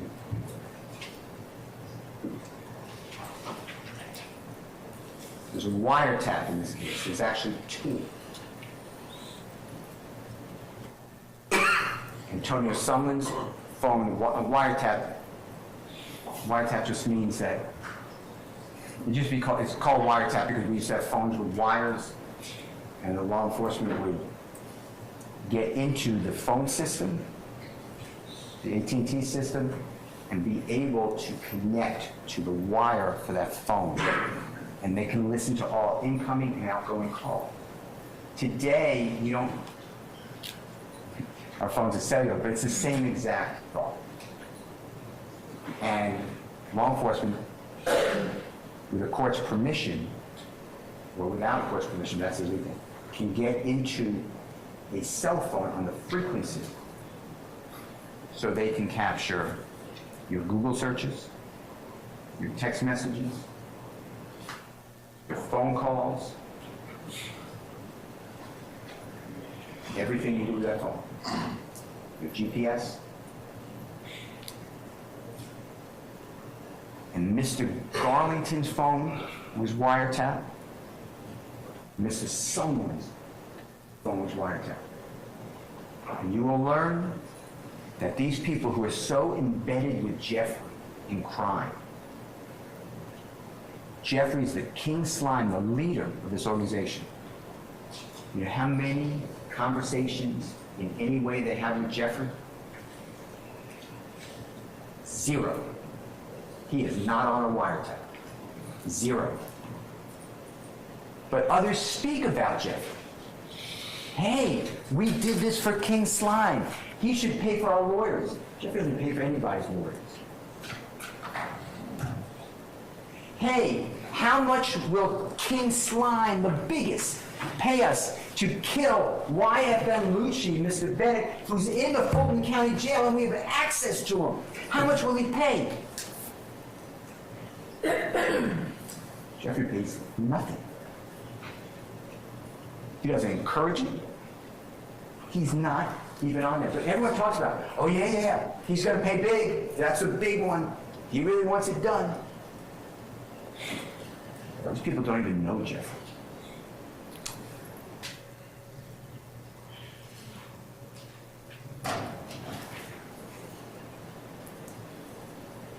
Jeffrey treats whoever he is with the same.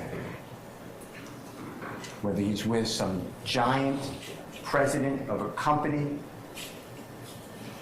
or he's with somebody from Cleveland Avenue who's been in and out of prison, a gang member. He knows where he came from. He came from nothing. Now he stands before you. We trust you. Jeffrey's not guilty.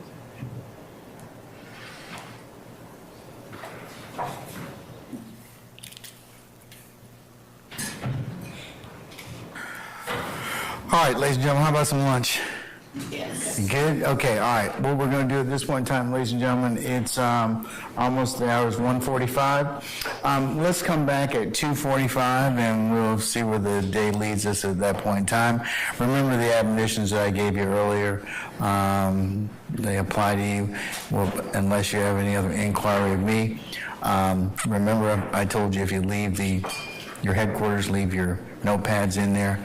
And remember all the other admonitions I told you about contact and otherwise discussing anything with each other. You're not permitted to do any of that. And the other admonitions I gave you. So we'll see you back at 1:45, and we'll, like I said, we'll continue with. I'm sorry, 2:40. Okay, all right. I'll give you a few minutes. All right. So yes, come back at 2:45. All right. Unless there's anything else, ladies and gentlemen, we'll say, enjoy your lunch. We'll see you at 2:45. All right, all rise.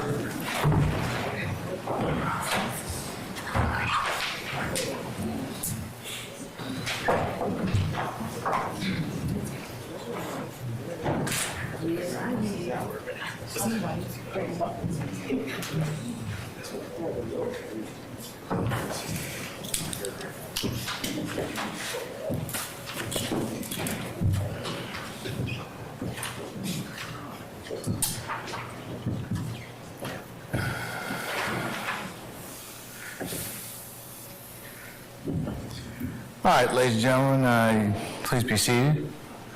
All right, unless there's any other inquiry of me, I'll see you all back at 2:45, okay? All right, we're in recess. Your Honor, before the court leaves, I just wanted to make certain that I have an opportunity to address the matter that we addressed at the bench during the state's objection. I can wait until after lunch or whatever time the court designates.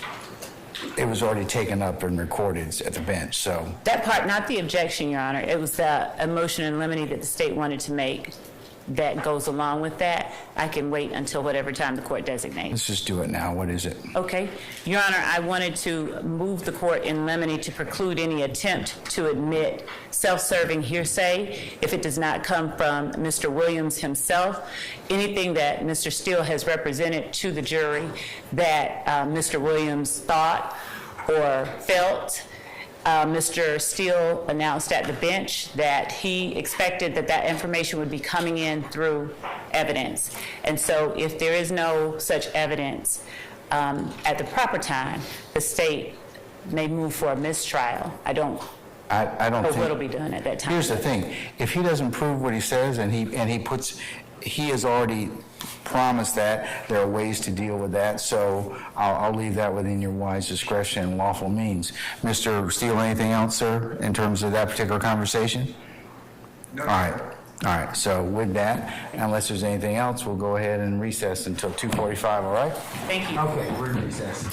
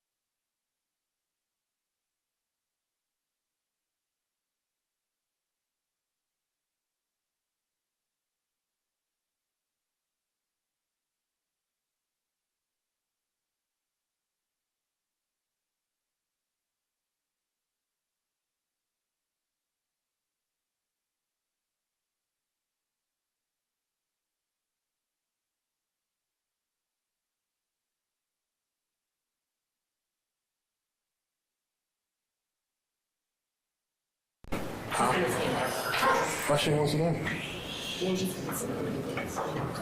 Oh, for her opening. Okay. So,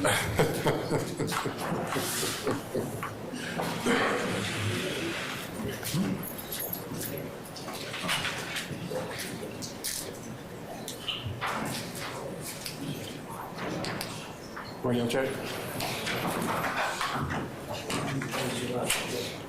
I can't hear you. He said repeat all again after?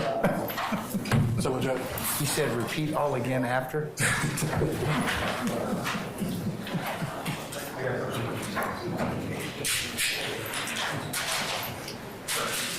Bring your check. You good? I can't hear you.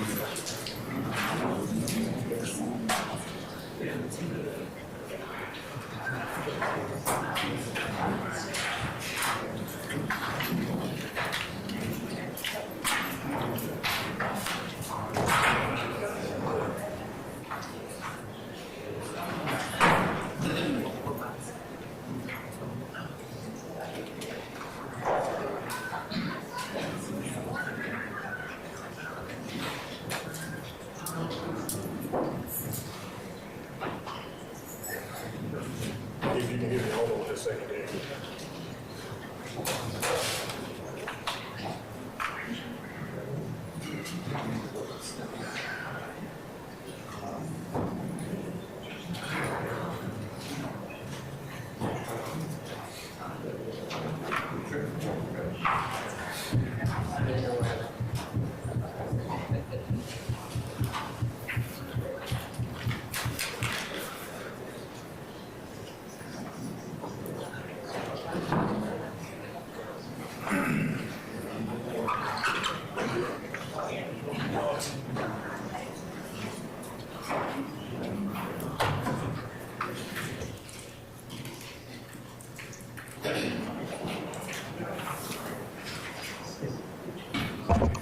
All right, Sergeant Ingram, is everybody back, sir? Yes, sir. Everybody's perfectly accounted for. Okay, how about our jurors, sir? Everybody's perfectly accounted for. Okay, all right. Council, if we could take our seat, we'll go ahead and call for our jurors, please.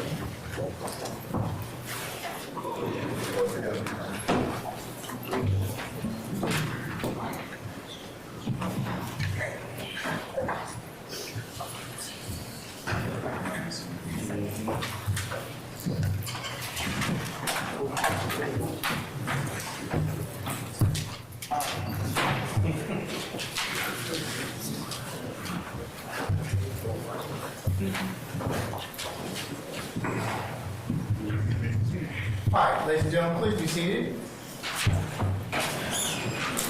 All right, members of the jury, you good? Yes, sir. All right, that's like what I like to hear. We're going to go ahead and continue with the presentation of opening statements. At this point in time, who is the next person to give openings? Or? Williams. All right, Ms. D. Williams, you are welcome to begin whenever you like, madam. Thank you, Your Honor.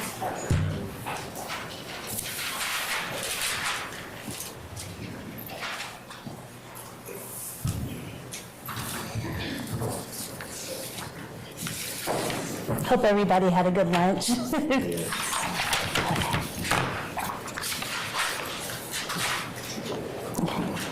So I'm attorney Angela D. Williams, and I have the privilege of representing Rodriguez Ryan over there in the back. Poor, young, convenient. That's all it takes to become the target of the state. I'm gonna break that down for you. Poor. Rodriguez was born on a couch. Let that sink in. He was born on a couch. From day one that he was brought into this world, he has been fighting to survive. The hospital was only 5 minutes away. I don't want to throw a school under the bus or anything, but the elementary school and middle school that he went to, 98% of the children there were on free or reduced lunch. What that means is They lived at the national, or under the national poverty level. At one point, the Atlanta public school system was under scrutiny. They accused educators of cheating the students. The DA kept going around saying, we gotta think of the children, we have to think of the children. These children are victims. The only time the state cares about poor people is when they can exploit them. For the RICO trial for APS, they got a conviction of educators. And they didn't give any of those students any... Our cases. I'll sustain the objection. Okay. Go ahead. And in this case, they're trying to get a teenager for RICO. Young. Growing up on Cleveland Avenue is a very dangerous, destitute place. Rodalius learned early that he needed to adapt. And he did what most teenagers and preteens do. They mimic. I remember when I was younger, growing up on social media, I used to hold up a C symbol all the time because I used to love this group called Cold Rain. It was my favorite group. I used to hashtag everything, cold rain, cold rain, cold rain. After every post, it would be cold rain. It would be rain emojis. Fortunately for me, I didn't grow up poor, so the state didn't care what I was doing. Unlike Rodalius, if I had grown up on Cleveland Avenue with all these rain emojis and C, I would have been accused of being a Crip. I would have been a gang member. I sustain this. They would have said that I was... I'll overrule that. You can go ahead and continue, madam. Thank you. They would have said my raining emoji said some murder that happened. Convenient.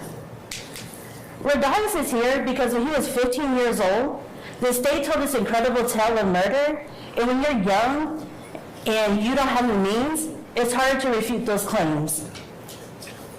From the age of 15, Rodalius has been in 3 different prison systems. He's been to juvenile detention because they were holding him for the murder. He went to Fulton County waiting for the murder, and once he finally turned 18, they sent him to the Department of Correction. And I don't know about you, but a lot of people in here haven't been to prison. But if you've ever gone to prison, you would know it's overcrowded, it's underfunded, it's violent, and you have predators everywhere.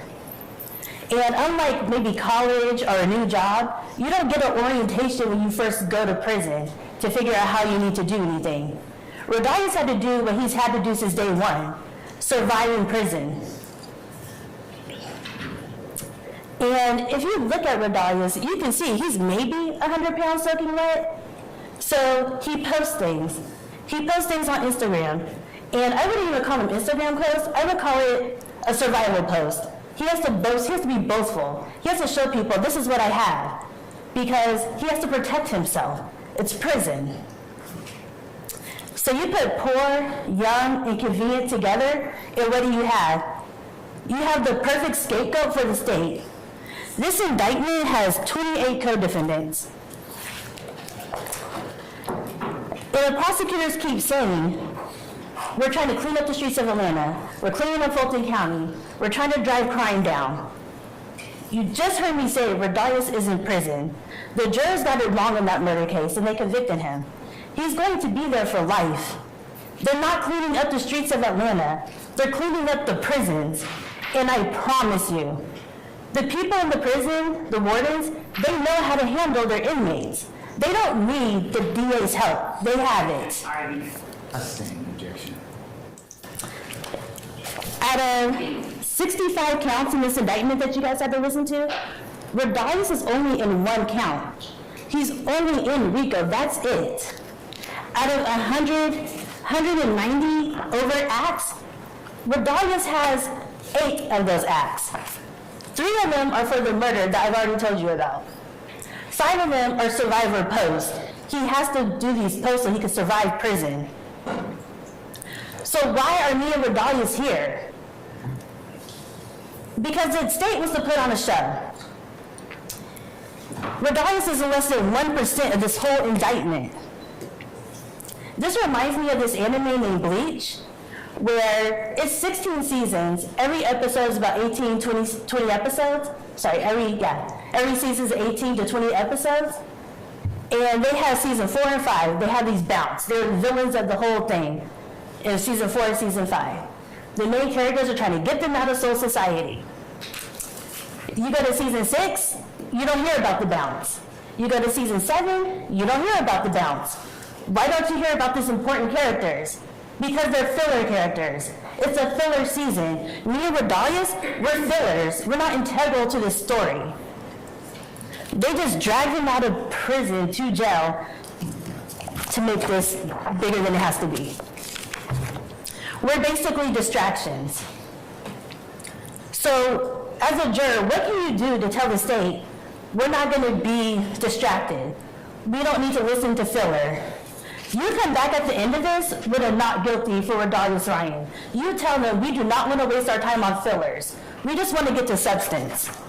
So I guess sit back, enjoy the show, get some popcorn, because this is not justice, this is a circus. Thank you.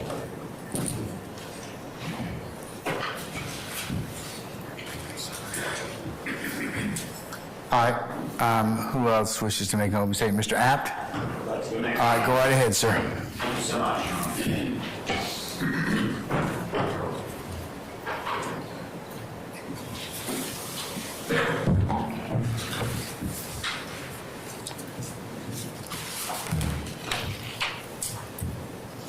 It is more important that innocence be protected than it is that guilt be punished.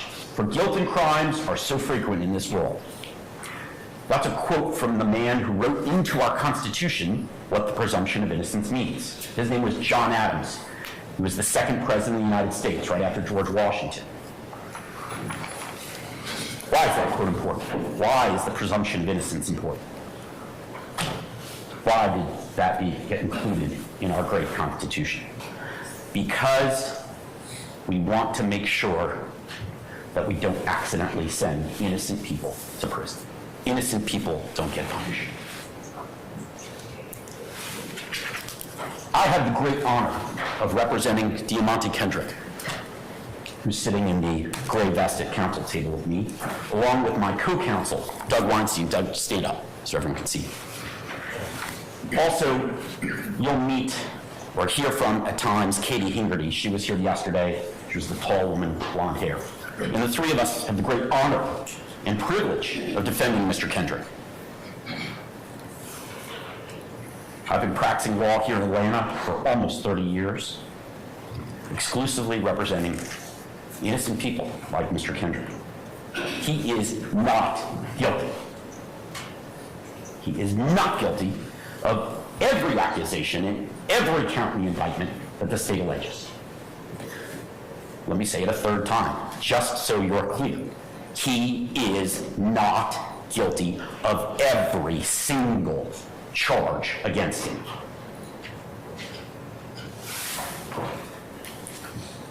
He is presumed innocent, as our great Constitution demands. And we won't have to prove anything to you, as the judge told you. The burden will always lie on the state, and boy, is it a high burden, beyond reasonable doubt. Now, it's not a mathematical certainty. The judge, Judge Granville, who's a great judge, by the way, and very smart, and knows the law really well, will instruct you as to all the law. None of the lawyers will. But that beyond reasonable doubt standard is a tough standard for them to meet. And the evidence in this case against my client is so very weak. The state's not going to be able to come anywhere near the standard required.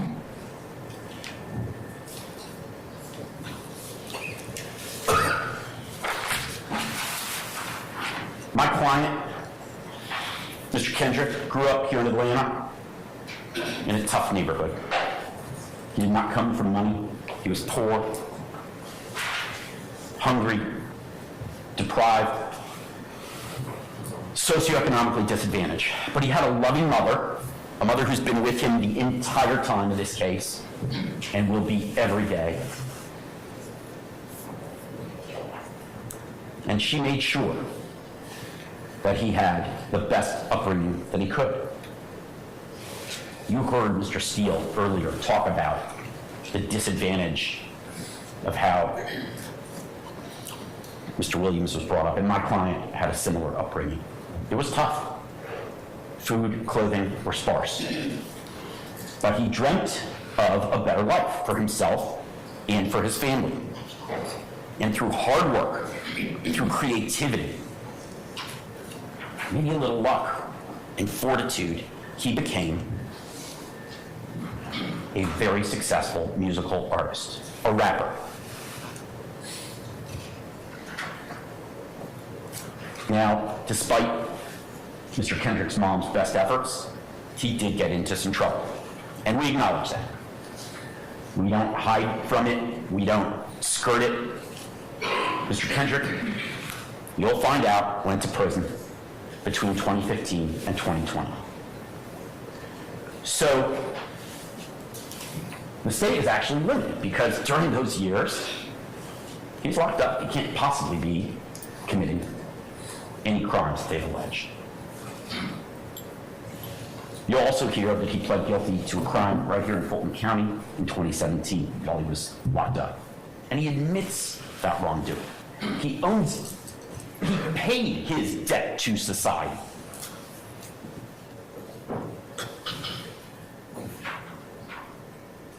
But he also worked hard and obtained success in the music industry. And not just for fame or money. Mr. Kendrick did it because he wanted to give back to his community, a community that was disadvantaged. And that's exactly what he did when he got successful. He did tremendous civic duty. You'll hear evidence that he volunteered, he helped coach a youth football team, and he gave back to his community. He gave back because he knew it was the right thing to do. Now the state, and the evidence will show, the state, the police, and the prosecution want to use Mr. Kendrick's past. They put it in the indictment. Despite having paid his debt to society, the state is going to use his prior conviction to try to bootstrap these old crimes that he's already paid his debt for to get you, to convince you that he's guilty of these new offenses. They're going to try to get a second bite at the apple, despite the fact that he served his time, that he pled guilty. They want you to find him guilty again because of a debt he's already paid. And that's not right. They can't prove, using actual evidence in this case, the new crimes that they're alleging in the indictment, so they have to get you to pay attention to the old past he left behind. The evidence will show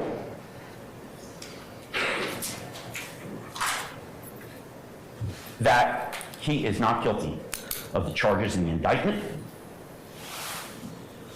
and that the police and the prosecution's case is so incredibly weak. But they have to distract you with the old Mr. Kendrick, the Mr. Kendrick that paid his debt and pled guilty and served his time. It's like a bad magic trick. You ever see a bad magician who's like, look over here, while they're picking your pocket? That's the evidence the state wants you to pay attention to.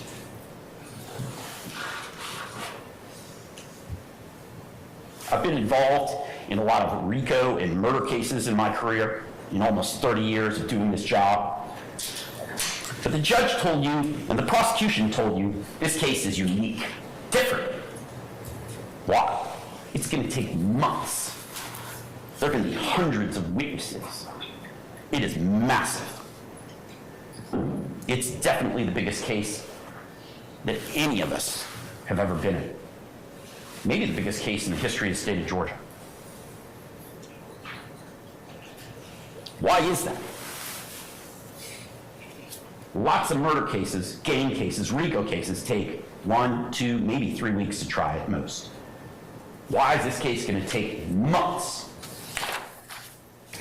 I'll tell you why. Because the evidence will show The government has got to drag in hundreds of witnesses to dance around the weak actual case that they have. They've got to bring in 5 experts to tell you what a gang is. They've got to bring in an expert to tell you what an Infiniti is, an Infiniti automobile. They've got to bring in dozens and dozens of witnesses that are not going to say, Mr. Kendrick committed a murder. Mr. Kendrick possessed or sold drugs. Mr. Kendrick possessed illegal firearms. They're going to tell you everything under the sun that dances around the facts and hope that after hundreds and hundreds of witnesses, you're either so confused or so worn down that you'll believe the state's theory. If the case were direct and the evidence were true, it wouldn't take long to try, because they bring to court someone to say, I saw Mr. Kendrick kill Donovan Thomas. They don't have that. And we're going to talk about what else they don't have, but they don't have enough evidence to prove my client guilty of any of these charges. And so to put lipstick on a pig, they've got to try and bury you with hundreds of witnesses that won't tell you that my client's guilty beyond a reasonable doubt. Why not bring in someone to say, Mr. Kendrick's fingerprints were on a firearm. Mr. Kendrick's fingerprints were on a bag of drugs. Mr. Kendrick's fingerprints were in the Infiniti that was used to kill Donovan Thomas. Mr. Kendrick's DNA was present at the scene of the crime. Why not bring in one witness out of the hundreds that you're going to hear from that will just say, I saw Mr. Kendrick do it? Why not? Because it doesn't exist. And our Constitution and our set of laws and our democracy demand more. They demand that high standard. You may not like Mr. Kendrick or any of these other defendants, but we are not here for a popularity contest. We are here to decide something so much more important. And the state doesn't have the evidence to do it.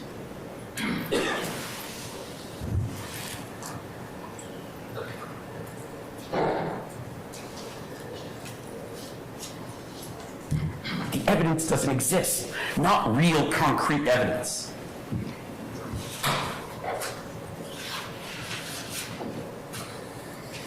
The evidence will show that the state is trying to find Mr. Kendrick guilty by association.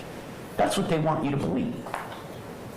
Because they want you to find him guilty because who his friends are. The evidence will show that he had friends, that he knew people, that he associated with people.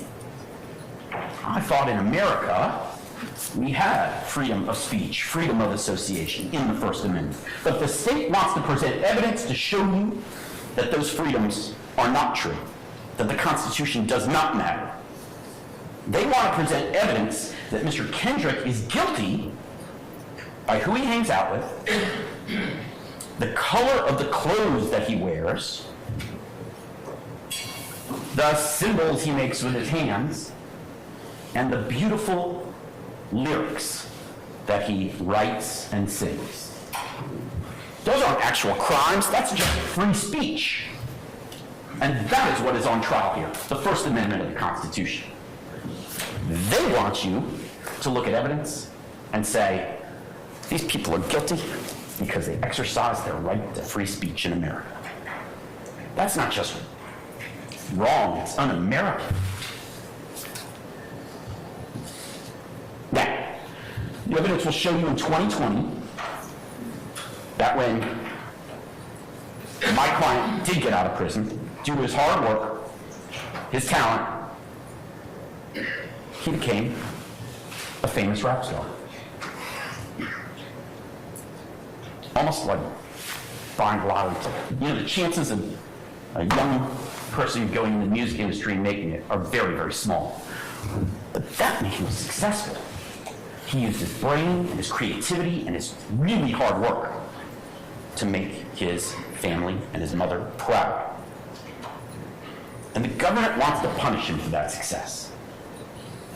They told you in their opening argument to find him guilty because of overt acts. And they had the gall to tell you that those acts didn't even need to be crimes. Judge, that's what the evidence will show. That's what the state says the evidence will show. Overrule the objection. They told you that those overt acts don't even have to be crimes, but you should, as a result, find him guilty of criminal RICO. This isn't a civil trial, this is a criminal trial. And they told you he doesn't even need to commit a crime, but you should find him guilty of a crime. Does that make sense to you? Does 1 + 1 equal 3? Objection, misstatement, argument. I stand in objections to that. Ladies and gentlemen, disregard counsel's last remark. What are the charges against? Thank you. What are the charges against Mr. Kendrick?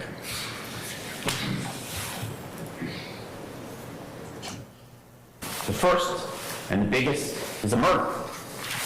We've heard a lot about the murder of Donovan Thomas already. Now, Donovan Thomas died, and it's tragic, and murder is wrong. The state had the nerve to show you an autopsy photo in opening argument, not because they needed to prove that Donovan Thomas died, but to exaggerate and scare. Objection, argument, not what the evidence will show. The evidence will clearly Sustain the objection. The evidence will clearly show that Donovan Thomas died. We concede that, and it's a tragic occurrence. And my client and his family grieve for the family of Mr. Thomas. We don't think it was acceptable. But my client had nothing to do with that man's death. He died because of a drive-by shooting at a barbershop on January 10th, 2015. And what happens next? The police arrest the wrong group of people. They admit they arrested the wrong group of people. You heard Mr. Sharp and Mr. Seal tell you about Kenneth Copeland and Demekin Garlington and the others who were arrested for this crime. And the police charged them. And what is the evidence that turned out that those people got their charges dismissed and Mr. Kendrick got charged instead? Are there fingerprints of Mr. Kendrick on anywhere at the crime scene, on the body of Mr. Donovan, in the car that was used, on a firearm that was used? Are there fingerprints anywhere that tie my client to that crime? No.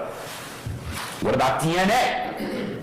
Is my client's DNA anywhere related to the death of Donovan Thomas? No. What about ballistics?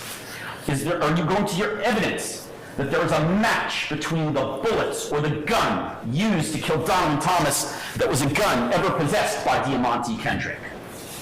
No. Are you going to hear from a single witness out of the hundreds of witnesses that are going to be brought here by the state?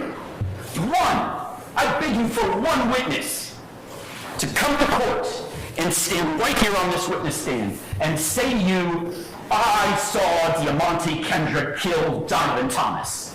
Will that occur? And the answer is resoundingly no, because my client is not guilty, ladies and gentlemen. He's an innocent man, wrongfully accused of a murder he didn't commit. And if that doesn't get you upset, I don't know what will. It makes me angry.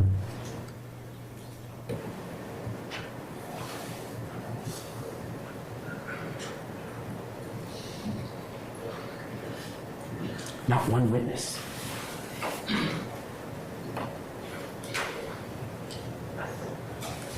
There's videotape that the state will present of an Infinity automobile driving by to kill Donovan Thomas.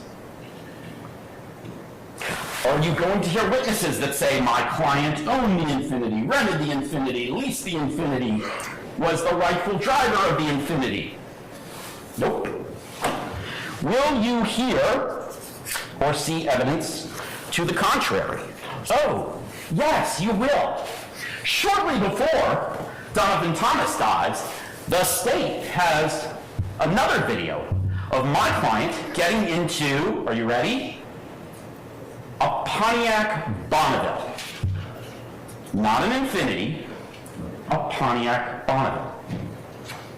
So, will you see evidence? Will the evidence show that my client is Superman and can fly through the sky from one car to another? No, you will not. He is not Superman. Maybe he's Mr. Spock and he can teleport. You will not hear evidence of his ability to teleport from one car to another either. And yet, the state claims he's guilty of murder.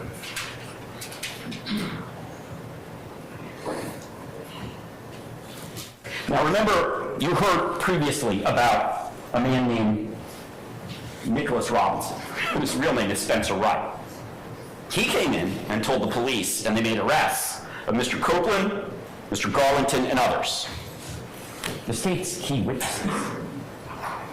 But you've also heard evidence that Mr. Copeland is a terrible liar and a terrible person, and himself a gang member, not to be trusted and not to be believed.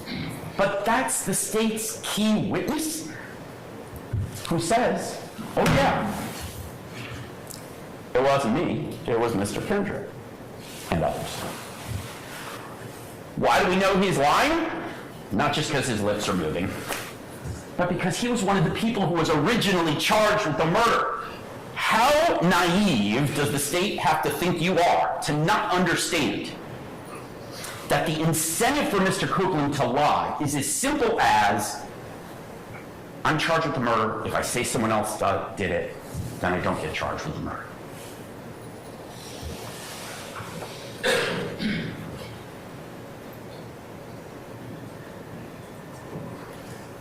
It's a ridiculous theory that they have, quite frankly.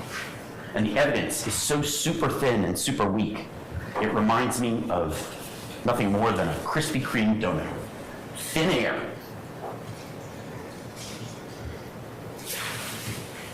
In fact, Mr. Garlington, when he's interviewed by the police, says, yeah, I don't know who killed Donovan Thomas.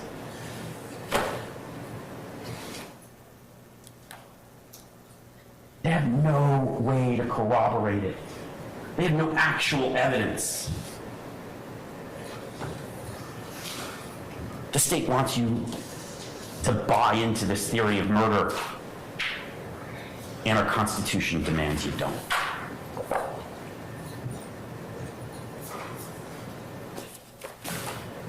They charged a bunch of people, the police, the Atlanta Police Department, figured out, oh, we messed up and got it wrong, but now we're going to charge a bunch of other people. But trust us this time. Does that imbue trust to you? Is that evidence that you'll hear about that seems trustworthy? No, it is not. That evidence is completely untrustworthy and unbelievable and unreliable. It's a bad magic trick.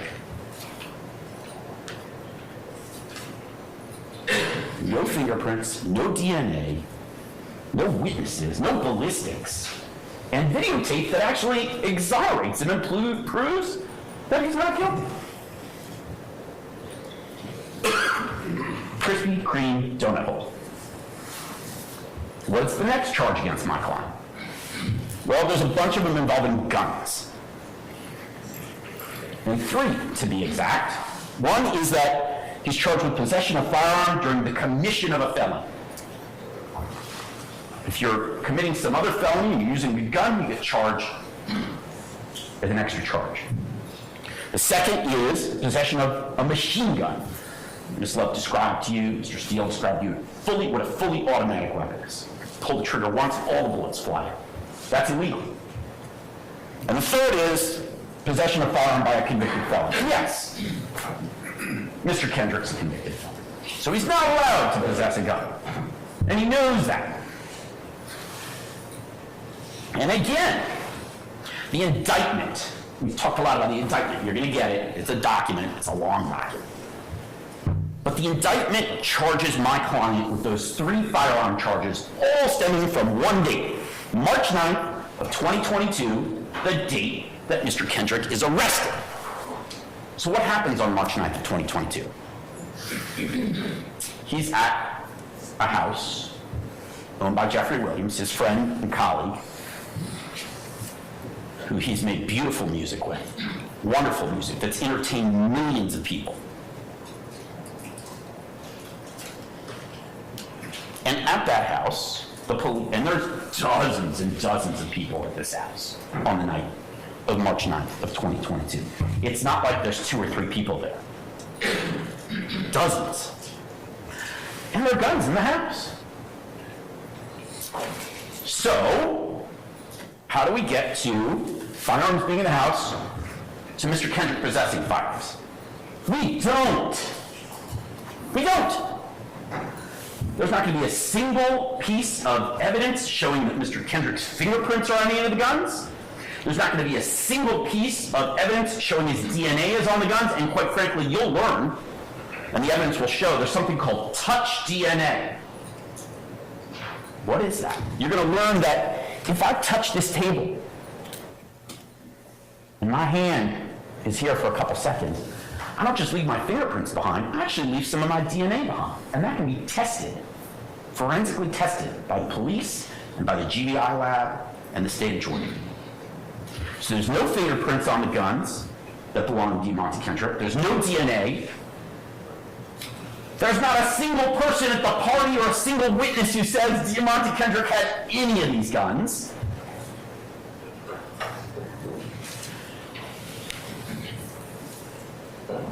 No one is going to say he bought any of the guns. No one's going to say he sold any of the guns. No one is going to say he possessed any of the guns.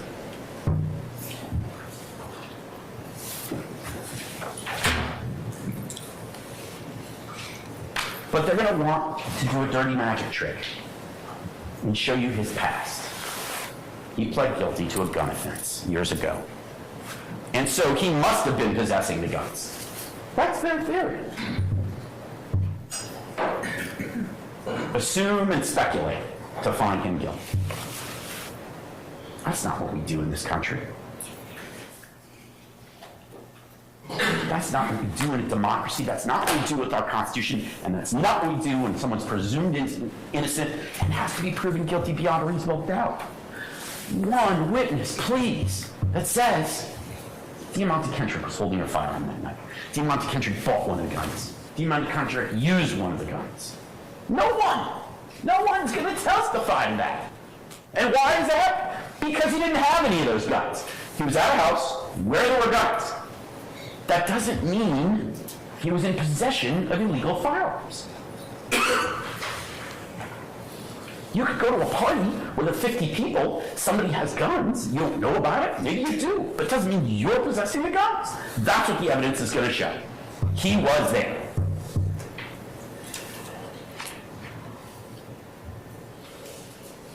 It could have been a bazooka in that house. I don't care.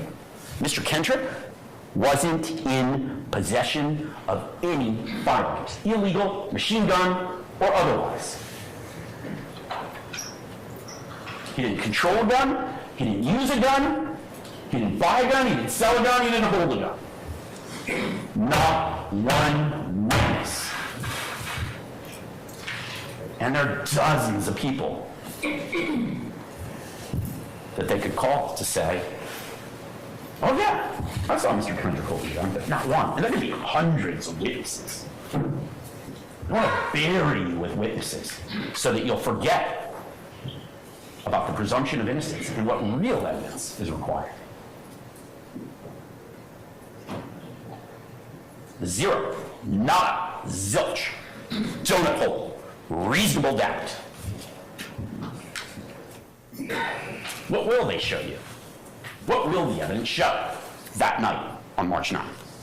Well, they'll show that Mr. Kendrick was afraid. He's a black man in America, and there's a team of people swarming a house with firearms. He's not sure if they're police or not. But in 2022, after COVID, BLM riots, people like George Floyd died, He had a reasonable and healthy fear, fight or flight. Mr. Kendrick doesn't want to fight. He doesn't want to fight the police, and he doesn't want to fight people who aren't the police if they're armed. But he knew that there were people swarming the house with guns, and it turned out they were the police. So what did he do? He ran. He did the absolute smart thing to save his life. He was afraid, and he ran. And the police caught up with him shortly thereafter. Now, he's not charged with fleeing the house. He ran because he was afraid, and that's a reasonable thing to do for him, given how he grew up, where he grew up, and the state we live in.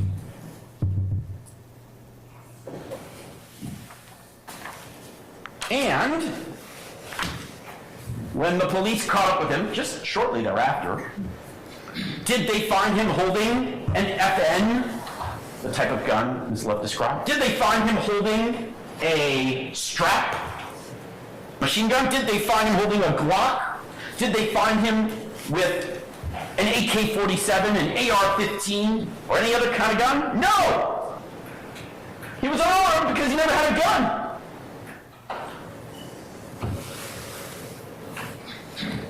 There's not a scintilla of evidence that you should believe that Mr. Kendrick is guilty of any of those 3 firearm charges. Not a scintilla. Hundreds of witnesses. I asked for one to come to court and say, Mr. Kendrick was holding a gun that night. What about the next set of charges? They're drug charges against my client. But all the drug charges against him, possession of cocaine, possession of codeine, all the drug charges alleged against Mr. Kendrick are again from March 9th of that year. From the date he was arrested, the party at Mr. Williams' house. And apparently the police find drugs in the house, where there are dozens and dozens of people. So again, I ask you, listen to the evidence. What will the evidence show? Will the evidence show my client's fingerprints on a bag of drugs? No. Will the evidence show my client's DNA on a bag of drugs? No. Will a witness come to court and tell you he was using drugs that night at the house? No. Is there videotape of my client snorting a line of cocaine? No. Is there going to be a witness who tells you that my client sold him drugs? No. Is there a witness that's going to tell you that my client bought drugs? No. Is there going to be any evidence that my client possessed, used, bought, sold, controlled drugs on the night in question? Absolutely not. There were drugs at the house, my client was at the house, there are dozens of people at the house. 1 + 1 does not equal 3. It's another Krispy Kreme donut hole for the prosecution. 0, nada, zilch.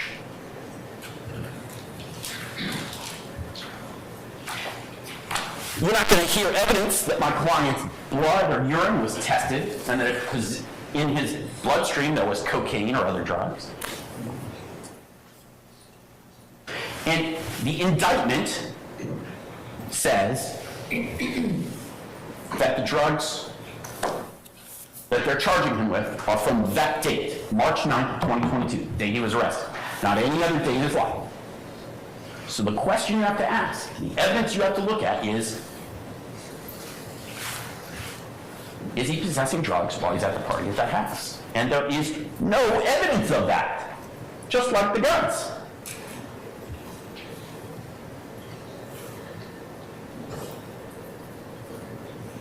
The next charge against my client is gang activity.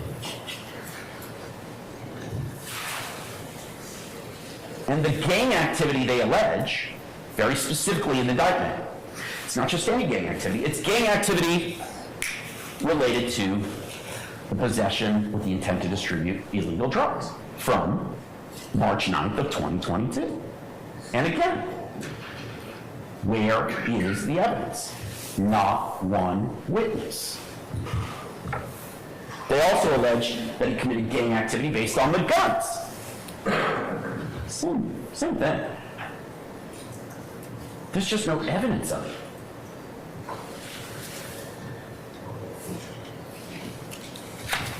It is not illegal to be part of a group in America. Freedom of association. Otherwise, the Atlanta Falcons would be an illegal street game because they wear red and black and they have certain symbols they wear. And the Braves, certainly the Braves, because they lost in the playoffs. Maybe the state of Wyoming would die better. It's not illegal for my client to want to wear the color green and do fancy symbols with his hands. But they're going to bring dozens of witnesses in to talk about that. So what? That's not a crime. Illegal gang activity requires my client to have committed a crime and be in a gang. And YSL is not a gang, but we'll get to that in a minute.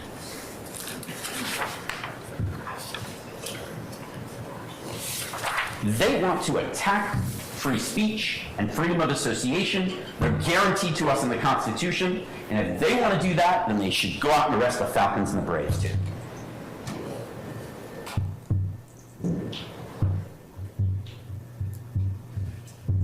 Not one witness is going to come to court and say, Mr. Kendrick possessed, sold, bought, used drugs as part of gang activity. Or possessed, sold, used a firearm as part of gang activity. I want you to tally, keep count, take notes. How many witnesses the state brings in this case? Hundreds. And I want you to remember this conversation I'm having, this one-sided conversation I'm having with you all, about how many witnesses say, my client possessed a firearm because he was a YSL gang member. My client possessed drugs because he was a YSL gang member. What is YSL? It's a successful, massively, worldwide, internationally successful record label. And my client was a part of that record label and a successful rapper and blessed with the ability to make that music. And last I checked, those lyrics, which the state is going to try and use, are just part of free speech.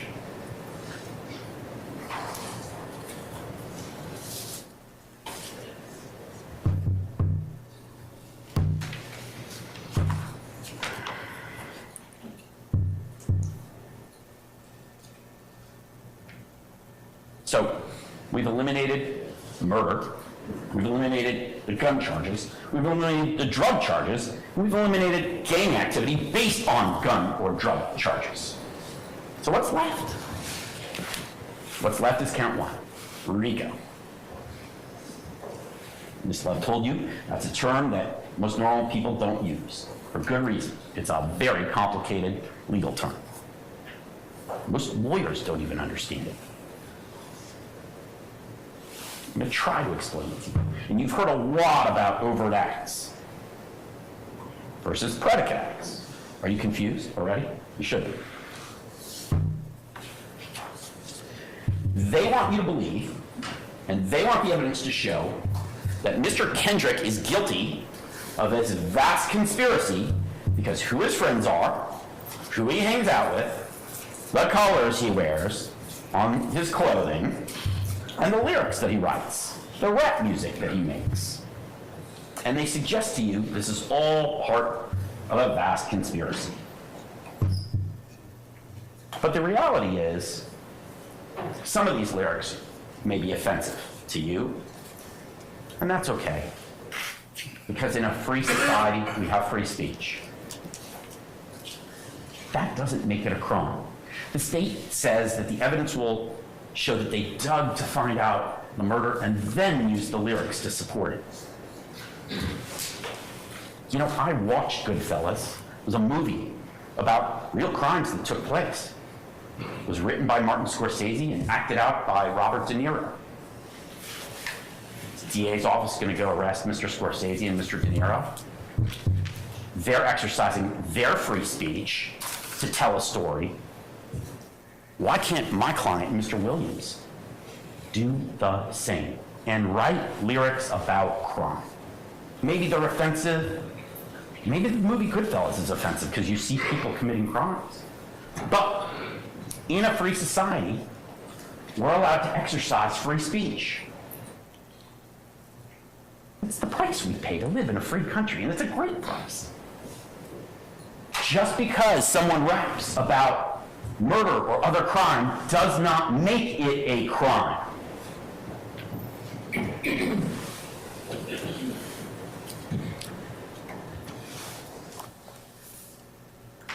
Why do they rap about that stuff? Because it sells records and it allows them to creatively express their feelings about how they grew up and where they grew up. And they are proposing a war on the First Amendment of freedom of association and free speech. They don't like those lyrics. They want to send a message to all those inner city kids in Atlanta who dream about getting out of the ghetto and becoming successful musicians. And their message is, you rap lyrics about crime, we're gonna indict you and charge you and brand you a criminal. That's un-American. That's wrong. The evidence will show that the state of Georgia and the city of Atlanta have been blessed in the last 20 years by the entertainment industry. And not just rap music, TV and film, and all kinds of entertainment. And some of it's fictional. And that's okay. It's okay to rap about crime or life or your experiences, even if it's not true, even if it didn't really happen. That's just free speech, ladies and gentlemen. That's not evidence of a crime. That's protected in our Constitution. It's a protected part of living in a free society.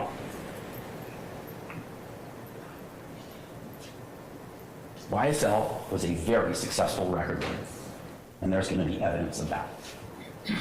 It made millions and millions of dollars. That's not a criminal street gang.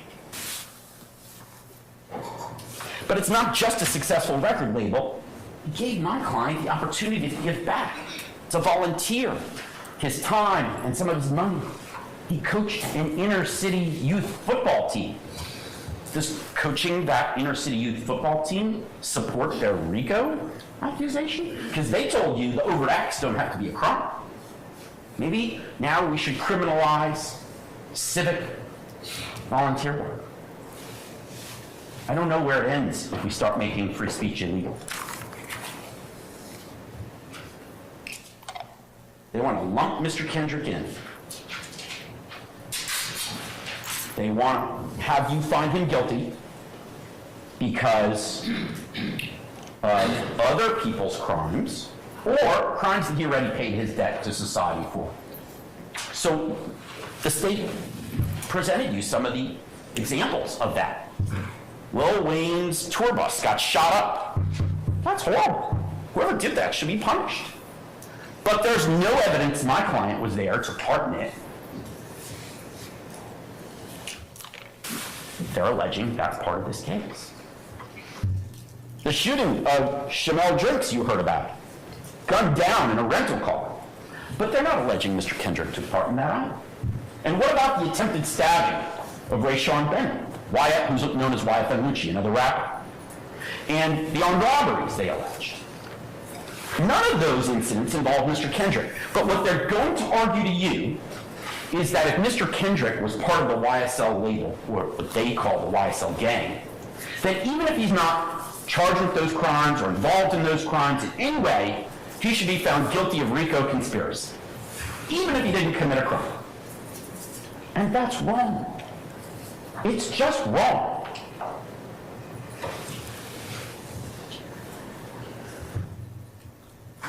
That's why they have to go to such great lengths and bring hundreds of witnesses in to establish other crimes, other acts, other incidents that my client had nothing to do with.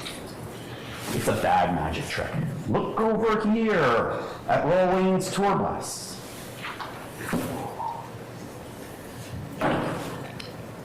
If they actually had evidence of my client committing a crime,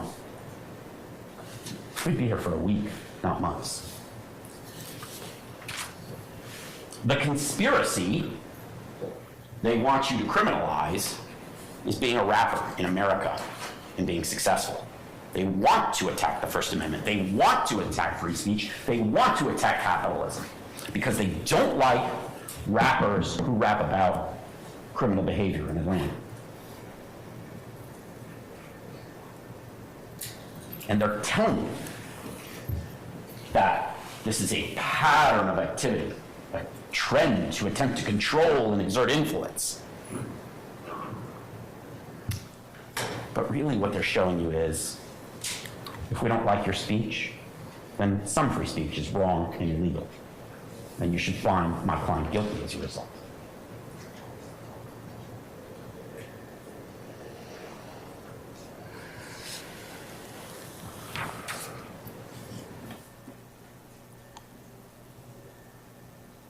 They don't want you to find Mr. Kendrick guilty based on his actual actions, just based on the words he wrote and sang. They don't want you to find Mr. Kendrick guilty of his actual actions because they don't have the evidence of it. They don't have the evidence of a murder or illegal guns or illegal drugs. They don't actually have that.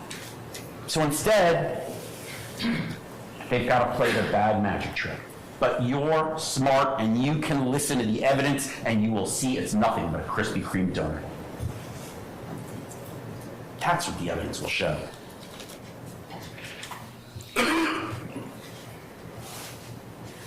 You heard about wiretaps. It's basically the police listening in on people's phone conversations. And that's fine. They get a judge to approve it, they're allowed to do that. And there's hundreds and hundreds of hours of wiretaps. And I dare you to listen to all that over the next few months and hear one time my client saying, I have a gun, I have some drugs, I committed a murder. It doesn't exist. Nowhere.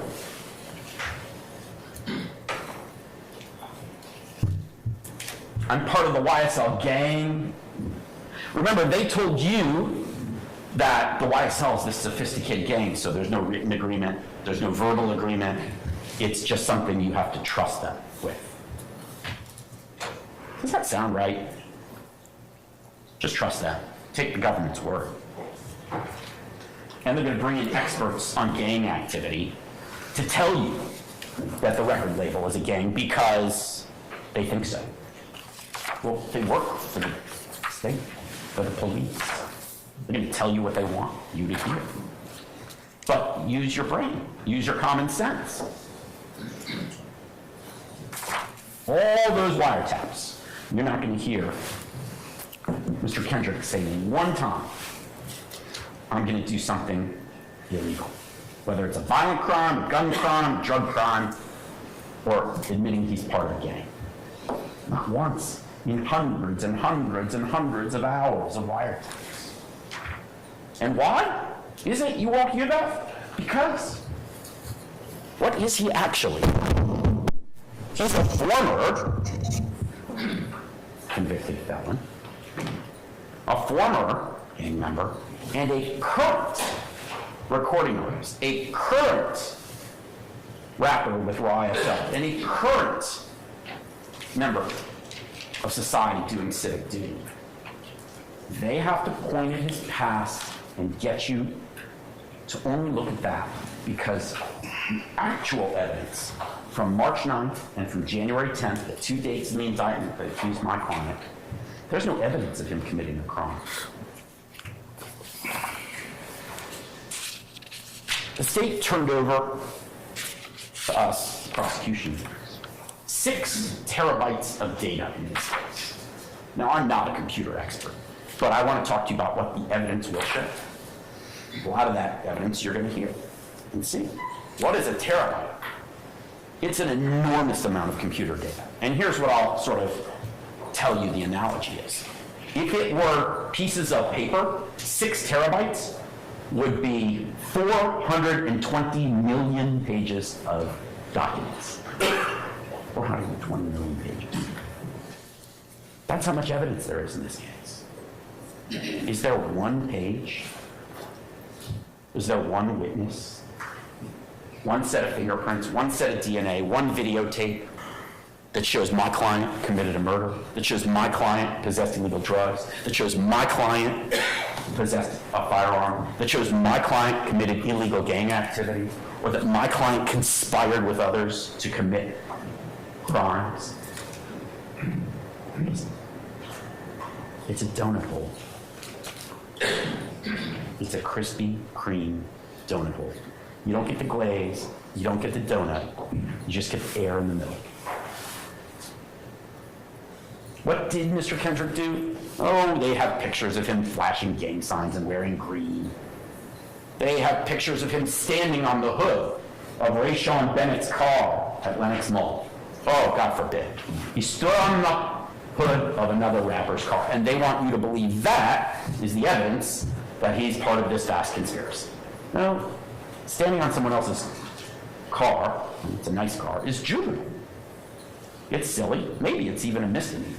But they didn't charge him with that misdemeanor. Instead, they charge him with RICO conspiracy. Standing on the hood of this other rapper's car must be proof that he's part of this vast conspiracy they're alleging.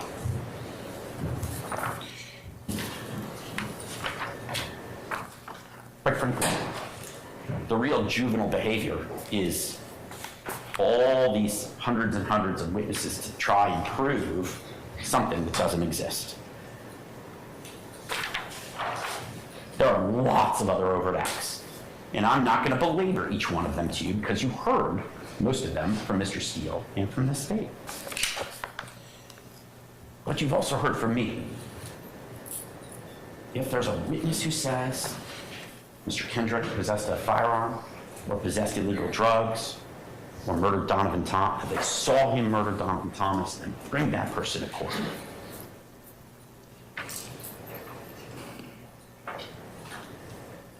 Mr. Copeland, their star witness, is going to come to court and say that Mr. Kendrick admitted to him, Mr. Copeland, that he was part of the group that killed Donovan Thomas.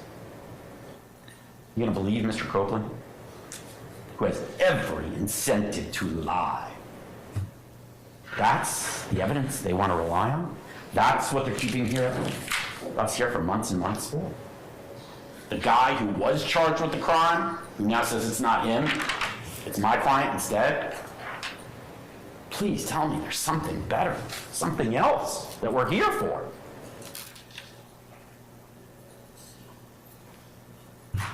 Please tell me we have anything near proof beyond a reasonable doubt.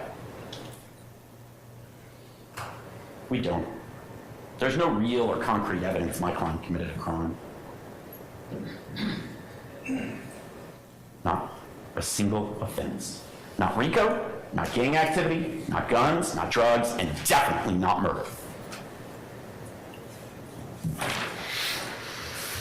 Ms. Love talked about the wolf pack. I understand that. She thinks the evidence will show that. But I really think it's more like the boy who cried wolf. You know that old story. There's a wolf, there's a wolf, there's a wolf. And it turns out there wasn't a wolf. That's the state's case, ladies and gentlemen. And that is why you will come back many months from now and find my client, Mr. Diamante Kendrick, not guilty on every single count. Thank you.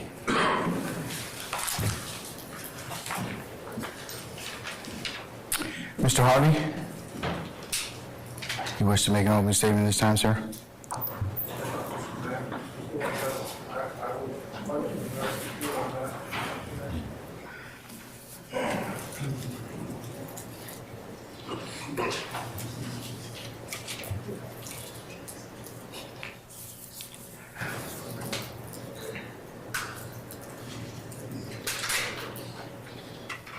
Judge, on behalf of Mr. Nichols, Ms. Westmoreland, and Mr. Gardner, we would reserve our opening statement under Uniform Superior Court Rule 10.2 until the completion of the state's case. So noted, sir. All right. Mr. Matthews. Yes, sir. All right. Thank you.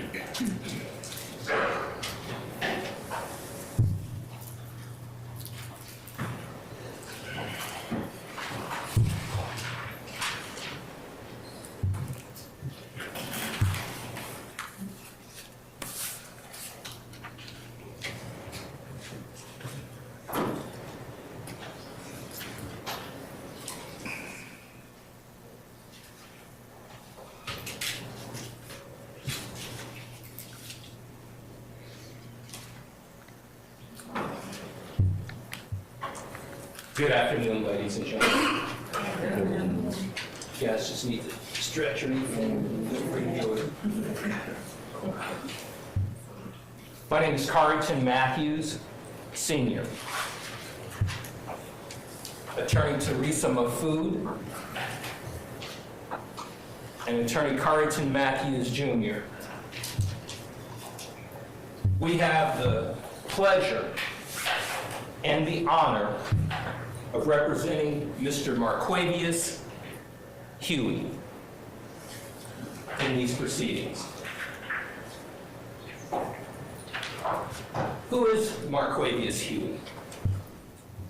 Marquavius Huey is 27 years old.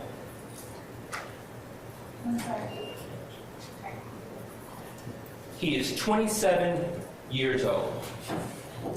He was born and raised in Atlanta, Georgia.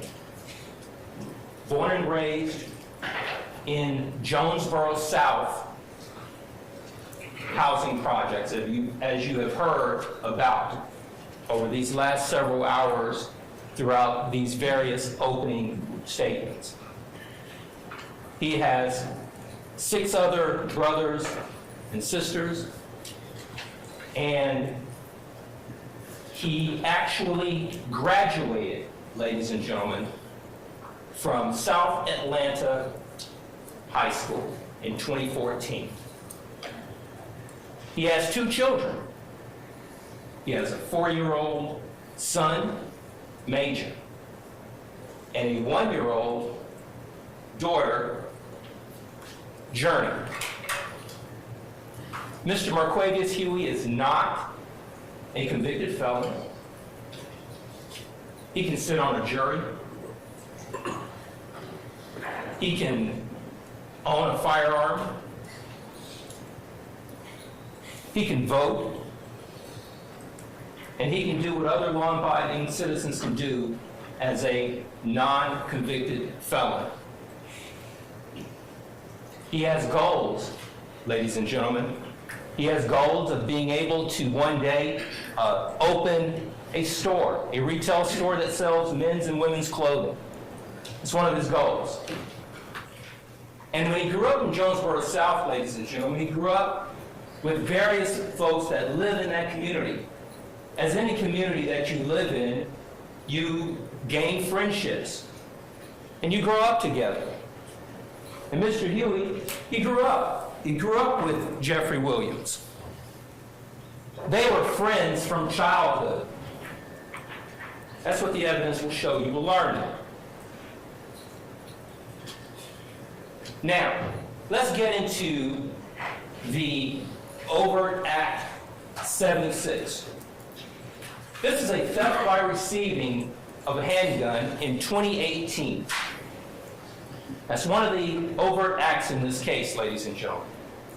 Now, in that particular indictment, back in 2018, that actual indictment was brought by the Fulton County District Attorney's Office. They brought it in 2018 against Mr. Huey. Also in 2018, they reduced it to misdemeanor disorderly conduct. They gave him 12 months probation, and they agreed to that reduction. This table, this organization, this agency, in 2018. Now, in 2018, they reached that agreement with Mr. Huey. Now here we are in 2022 when this case was indicted, and now in 23 when it's being heard, they're using the same charge that they initially charged him with, of theft by receiving of a handgun. They reduce it down to a little misdemeanor, disorderly conduct. And now they say, hey, let's tell the ladies and gentlemen of this RICO trial that this is an overt act in a RICO conspiracy in a YSL case. That's what they have brought to you in this indictment. The evidence will show that in 2018, this had nothing to do with anything concerning RICO. Because the evidence will show, had it, now keep in mind, the dates 2013 to even the present is what the government just told you all yesterday, was this RICO conspiracy. So in 2018, ladies and gentlemen, if this particular overt act has anything to do with a RICO conspiracy today, why did the same agency decide in 2018 that a felony theft by receiving charge negotiated, agreed to, should get reduced down to disorderly conduct? But this is what the evidence will show. You will learn it, and this is what's been handed to you. Now, let's break it down. This indictment. Counts 3 through 7 we're going to go through first, and then we're going to go through another grouping of counts. But these are, there are a lot of charges in this indictment with respect to Mr. Huey. There are a lot of charges, right?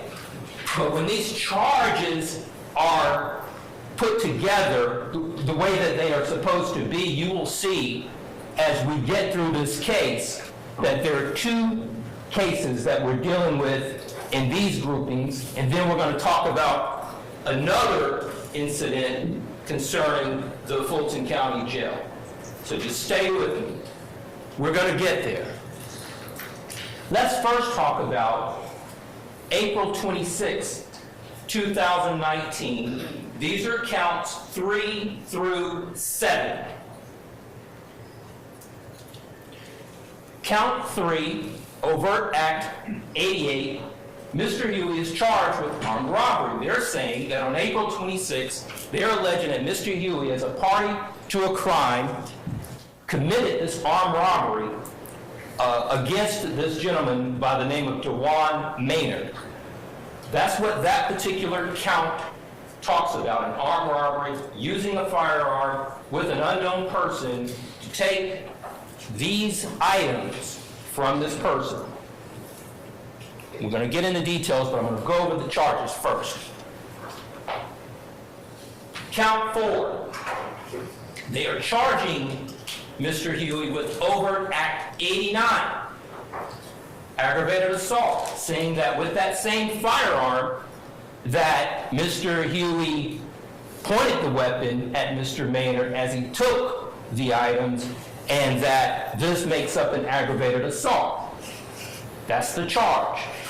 Going over the charges, then we're going to get into what the evidence is going to show. That's count 4. Count 5, the same one case we're talking about, the same one grouping, aggravated assault, because there was this other individual by the name of Damon Jenkins who was with Mr. Maynard. So they have charged Mr. Huey with this ag assault on the Damon Jenkins. Same grouping, same incident, April 26, 2019. And then count 6 are these tag-along charges that you typically come when you get charged with an armed robbery. You're going to get an ag assault, you're going to get a possession of a firearm during a commissioned felony. That's how the government, that's how they indict cases. Those are the charges. We'll get into all that later, but these are the charges. We'll get into that at a different stage in this trial.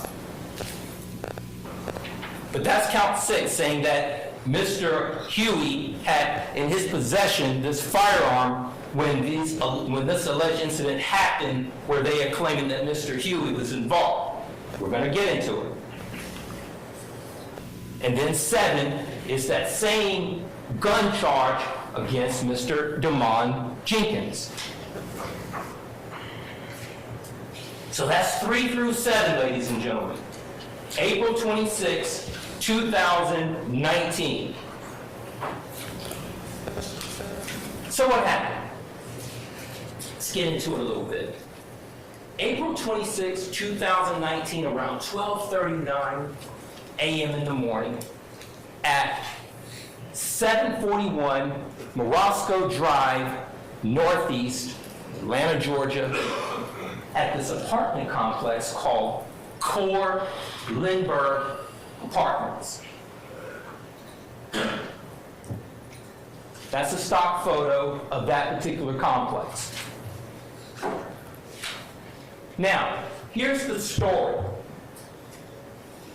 The story is that, and we're not disputing that this incident happened. We're disputing that Mr. Huey is ever a part of it.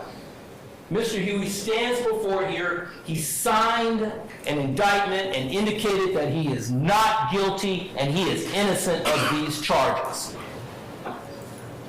And we stand here straight and we look you in the eye and we stand tall that Mr. Marquez Huey is innocent. So, April 26, 2019, you've got 3 individuals. They have left the apartment unit, and these 3 individuals are walking in the parking deck, right? They're walking to their car. 3 individuals.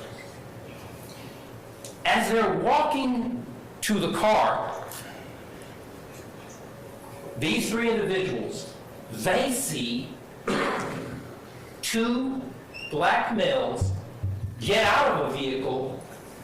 They describe it as a black Mustang with a temporary tag.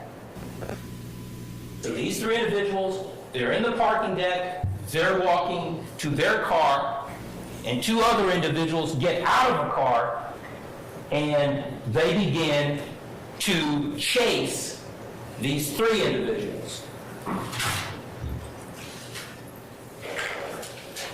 There's video surveillance in the parking garage. You will likely see this video surveillance. It's the government's case, and they get to present their case however they choose. If they choose to show you a video, you will see it. Right? Now, let's talk about these 3 individuals that are walking from their apartment to their car. Damon Jenkins, he lives there. He knows the apartment complex. He knows the parking deck, right? So he lives there, he's familiar with his spot. He's familiar with his crib, right? So he runs down the parking deck. So he sees them, he's walking, he sees them, he goes down. So he goes essentially left, okay? That's Damon Jenkins, the apartment lessee, the owner of the apartment, his crib. DeJuan Maynard. DeJuan Maynard is with Damon Jenkins, right? What does he do? So he's visiting his friend, Damon Jenkins. Damon Jenkins has the keys to Maynard's vehicle. Maynard is the one with the jewelry and the items, right? Maynard, he goes right, and he goes up the parking deck, right? And he's running.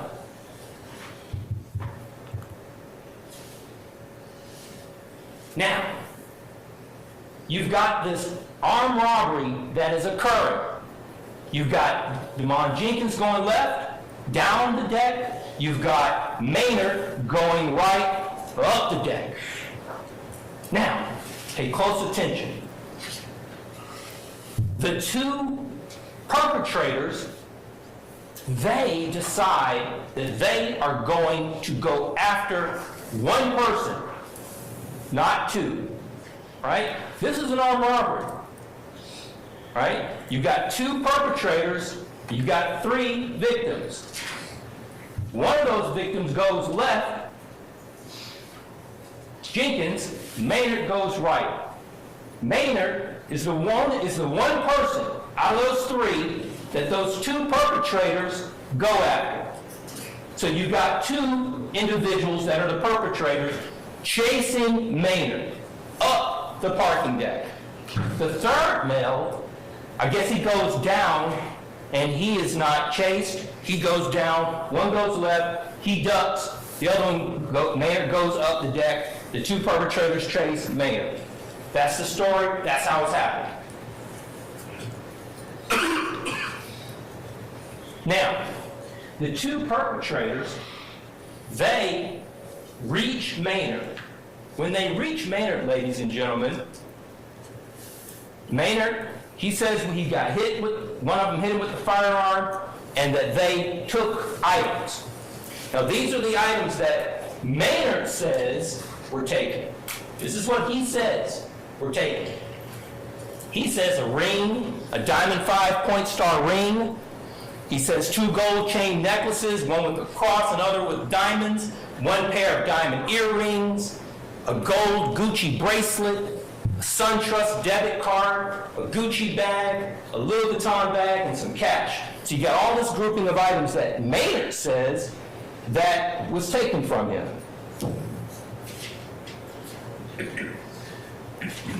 You've got police officers galore that come over to the scene, right?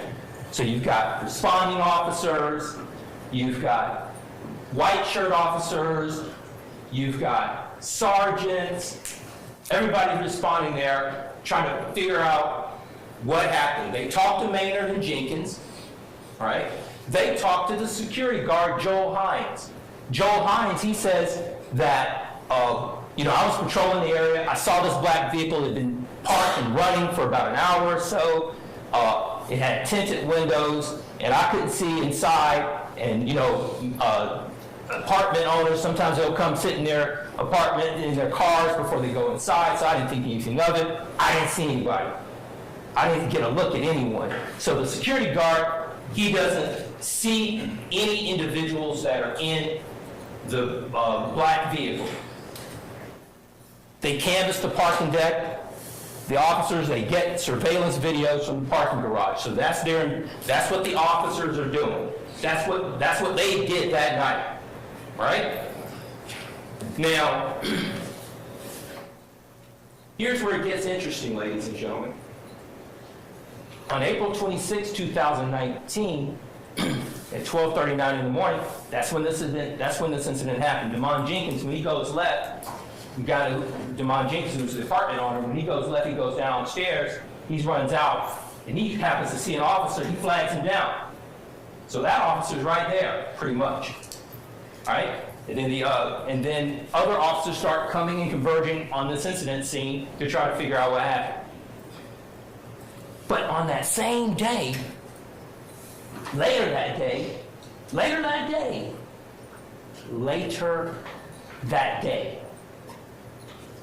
Maynard, the one whose items he claims were taken, he does this, I don't know if he does an internet search, what he does. How in the world of millions of social media people that are on social media, Instagrammers, people that have pages, Maynard calls into Zone 2 and he tells the police that he just happened to be scrolling Instagram and he saw a person wearing his diamond 5-point star ring. Imagine that. Less than hours. So what does he do? Maynard calls in. You will hear evidence that when he calls in, that he sends some photographs. I'm going to get to that. So the case is assigned to Detective Jeffrey Henderson on April 28, 2019. So the case now has a detective. A couple days later, Detective Jeffrey Henderson now has this case. What does he do when he gets the case? Well, he gets Maynard to send him these photographs.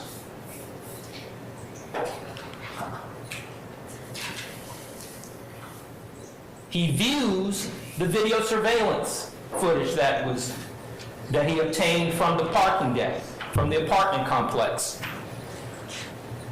And he asks him to send some pictures of the jewelry. So send this information that you found on Instagram, send me some pictures of your jewelry, and send me some videos, and let me take a look at the video surveillances that I was able to get from the parking deck.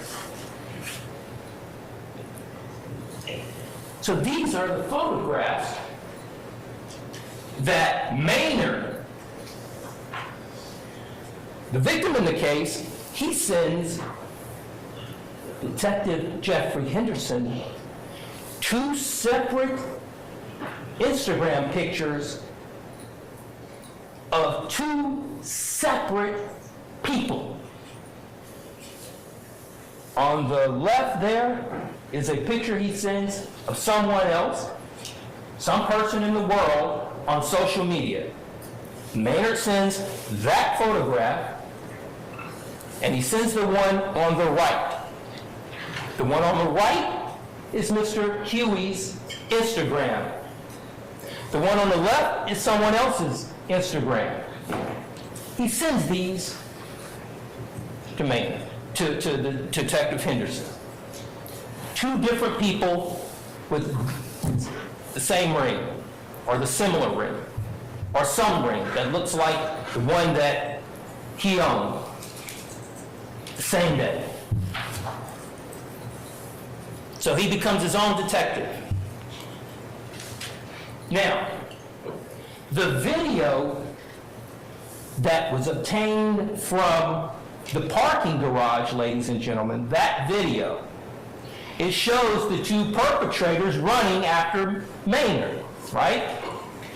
One of those perpetrators has on like a black jacket and maybe some red pants or something of that nature. The other person has on a gold puff jacket and some black slacks, pants or jeans or whatever.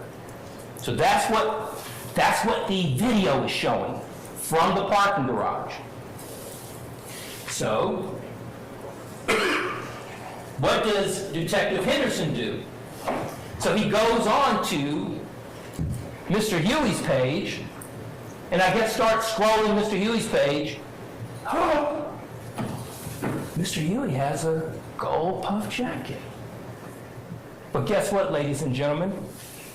In this particular, Mr. Huey's is on the right, standing in front of a black Infiniti vehicle that belongs to his lady, Justice Woodard, who is the mother of their 2 children, Major and Journey. On the left is a photograph.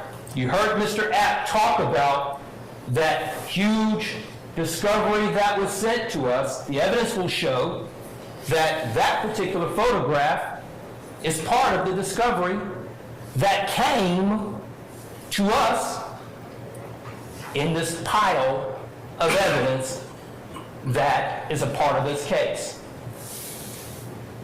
That on the left are 2 young men. And what's interesting here, ladies and gentlemen, is that apparently that year, the gold puff jacket from Zara was a very popular item for young people as part of their wardrobe. We know that because you're going to learn that this is what was sent to us, and that is what was going on with the dress back in 2019. 3 different people with the same gold puff jacket that was provided to us in discovery, that the government provided to us. So the gold puff jacket is relevant here. Why? Because what was Detective Jeffrey Henderson's investigation at that point? Maynard sends him these two hands with the similar jewelry. Maynard sends him a piece of jewelry of his own to say, hey, you know, this is what was one of the items that was taken from me. And the video, ladies and gentlemen, from the apartment complex shows a person with that similar gold puff jacket. And what does Detective Jeffrey Henderson do with that information, ladies and gentlemen?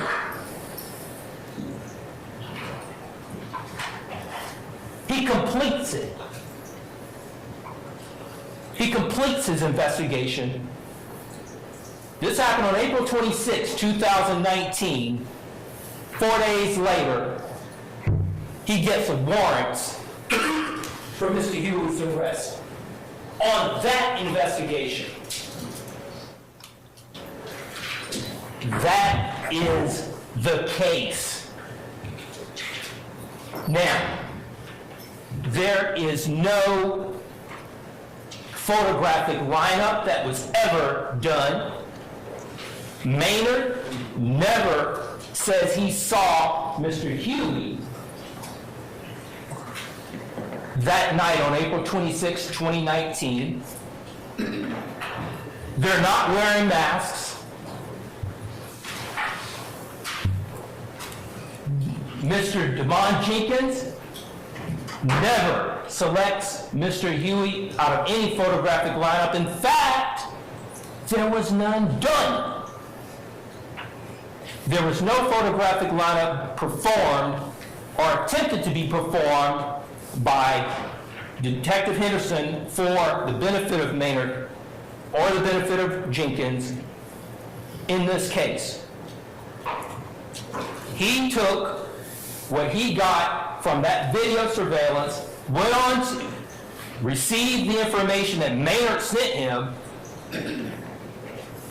and decided that there was enough for a warrant.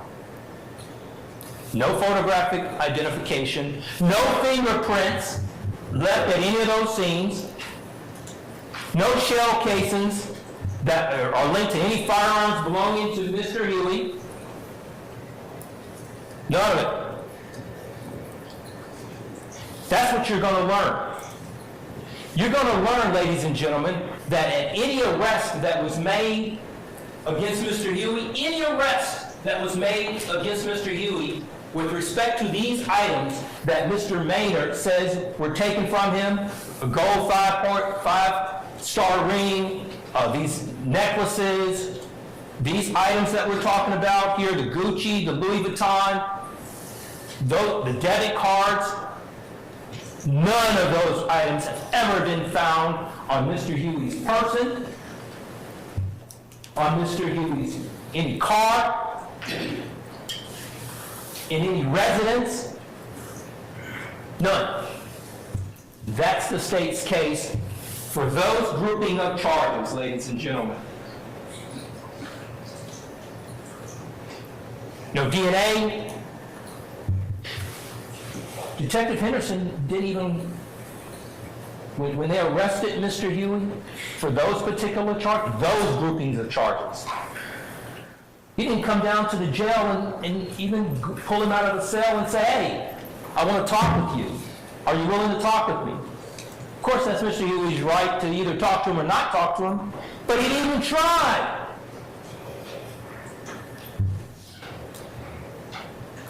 No other witnesses out there at that location that are going to tell you that they ever saw Mr. Huey at that location. That's what you're going to learn about that grouping of cases.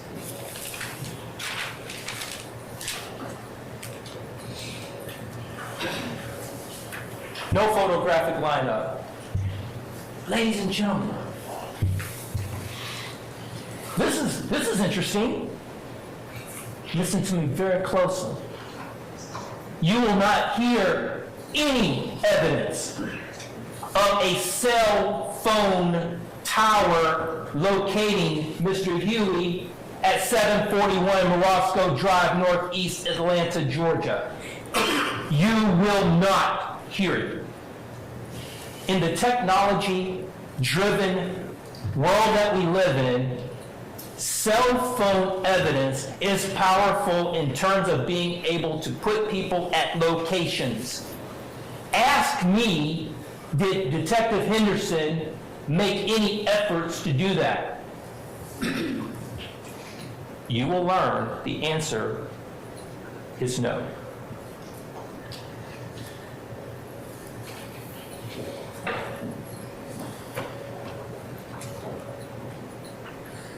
Okay, that was that grouping of cases, ladies and gentlemen.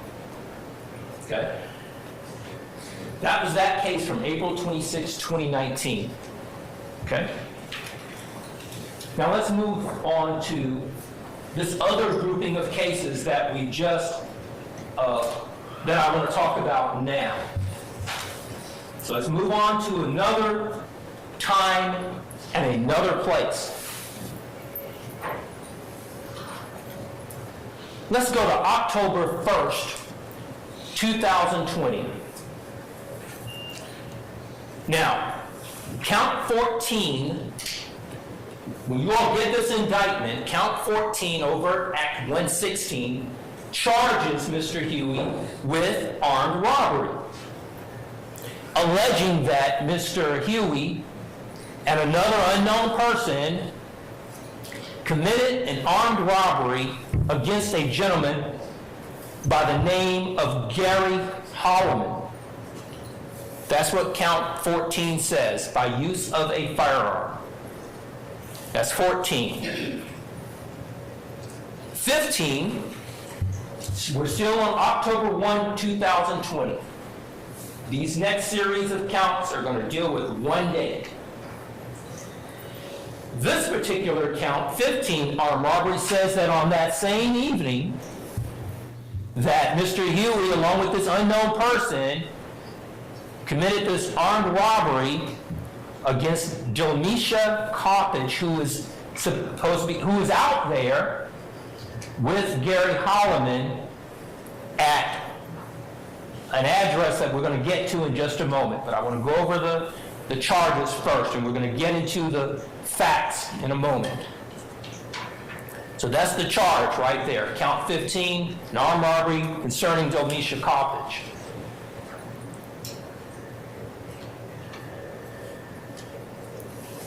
Count 16, this is a big case, ladies and gentlemen, so I'm giving you an opportunity to try to organize it as best you can. Because we definitely have been learning all year how to organize a big case.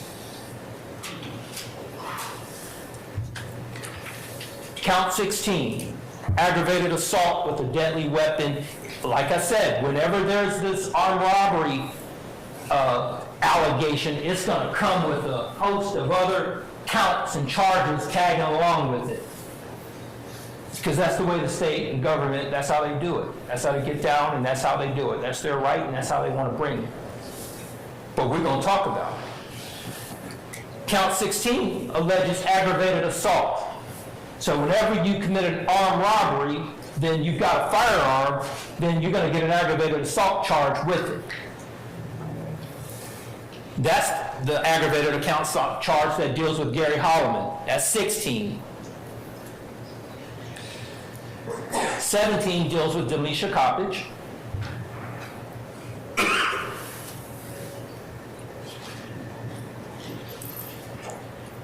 18 is another way of alleging an armed robbery. When you specifically use a firearm to take this clicker out of my hand, that's armed robbery. But if this clicker were an automobile, and I was sitting in this automobile, and you use a weapon to demand me to get out of the automobile, it's an armed robbery, but they call it, it's a separate charge that's called hijacking of a motor vehicle. Basically, it's an armed robbery of a car, or an auto, a truck, or a vehicle. That's count 18. They're saying that Mr. Huey along with this other person, took a 2016 Buick LaCrosse from Gary Holland. That's 18.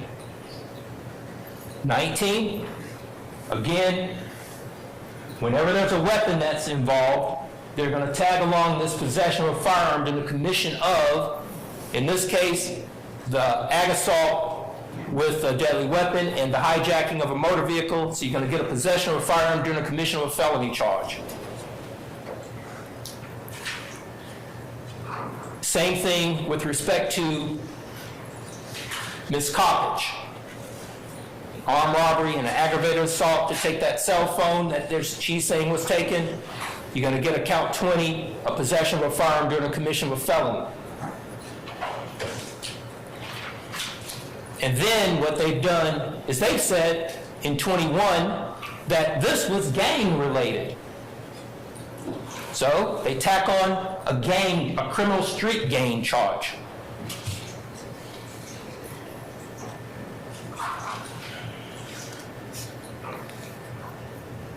And the same thing for Ms. Coppage.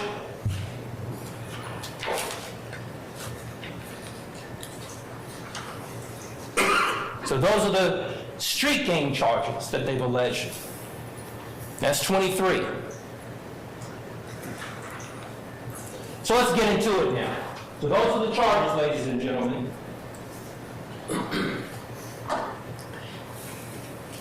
On October 1, 2020, 250 Fulton Street, Southwest Atlanta, Georgia.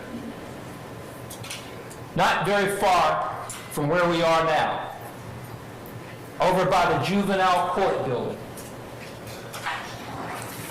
They're alleging that on this particular October 1, 2020, in the evening hours,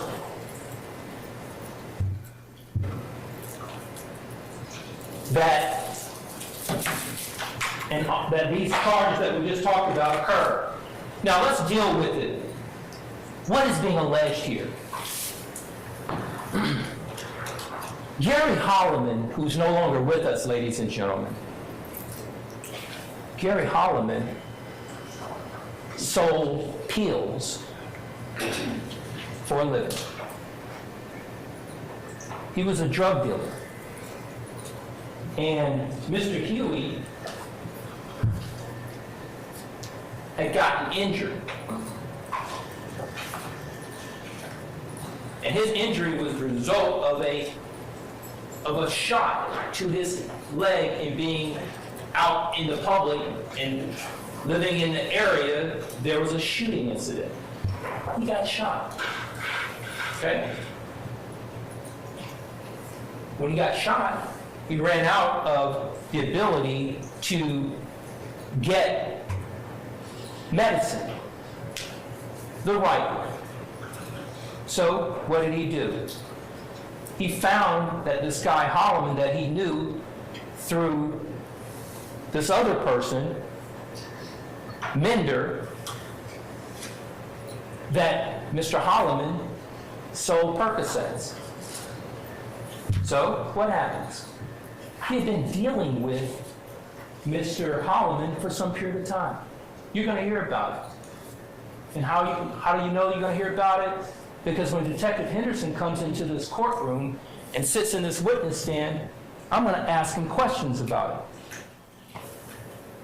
Now, Huey knows Gary Holloman because they had been doing business. Mr. Holloman purchased 2 or 3 pills periodically, $20 a pop, Percocets.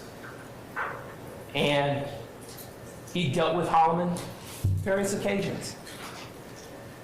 Nothing unusual. I'm going to meet you. I'm going to call you, right? He calls him. Huey calls Holloman from time to time, right? And when he calls Holloman from time to time, Holloman, in fact, you will learn through Henderson that Henderson, when they arrested Mr. Huey on these charges, they sit Mr. Huey down in an interview room. And when they sent Mr. Huey down in an interview room, Henderson reads him his rights.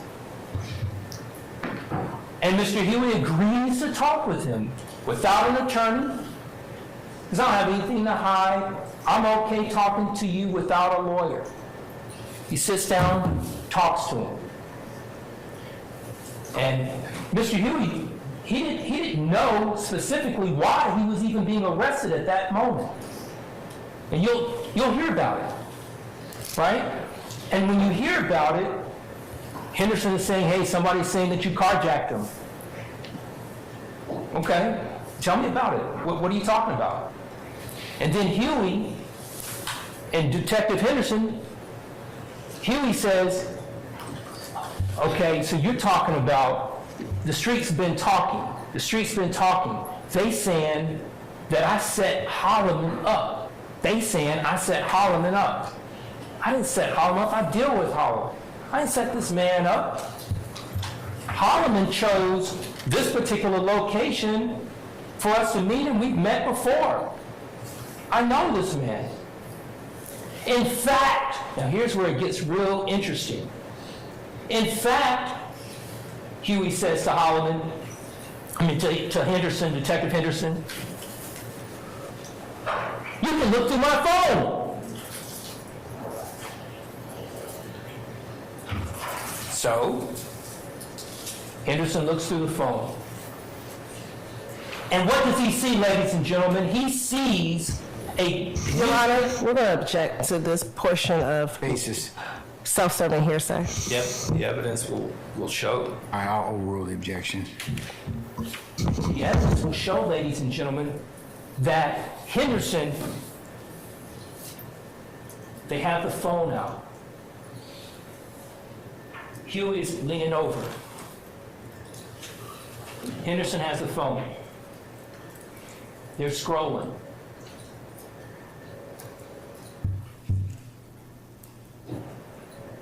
Okay. Okay. Okay. But the warrants had already been written up. He was in jail.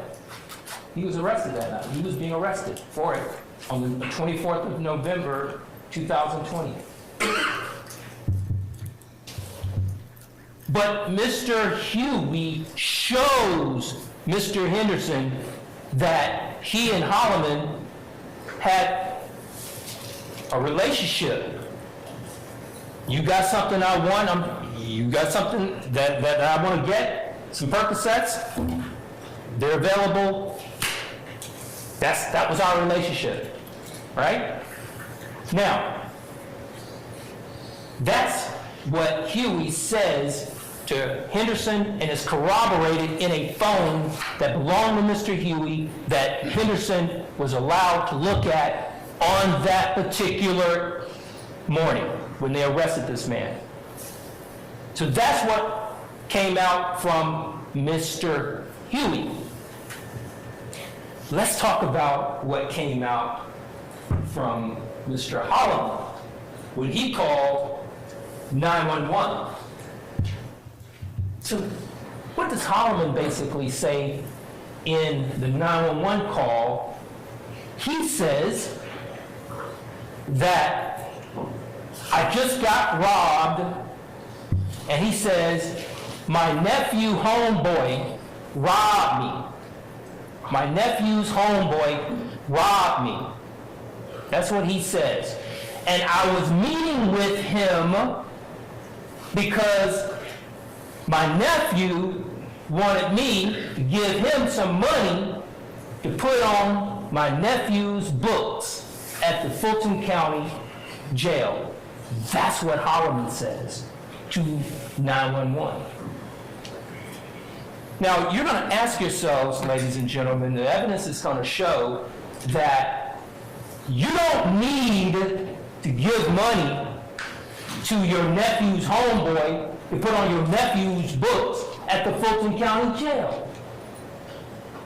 The evidence will show there are many ways in which you can put money on somebody's books at the Fulton County Jail instead of giving money to your nephew homeboy.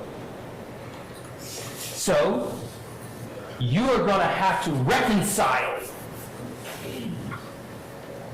that story that my man Holloman told 911. And in the 911 call, he didn't say, that's what he said. My nephew's homeboys, I'm putting some money, giving money to giving some money to my nephew homeboy. That's what he said. So you're going to reconcile those. You're going to have to balance those two versions of events. You're going to have to ask yourself, and here's the other thing you're going to learn with this same case. You're going to learn that Mr.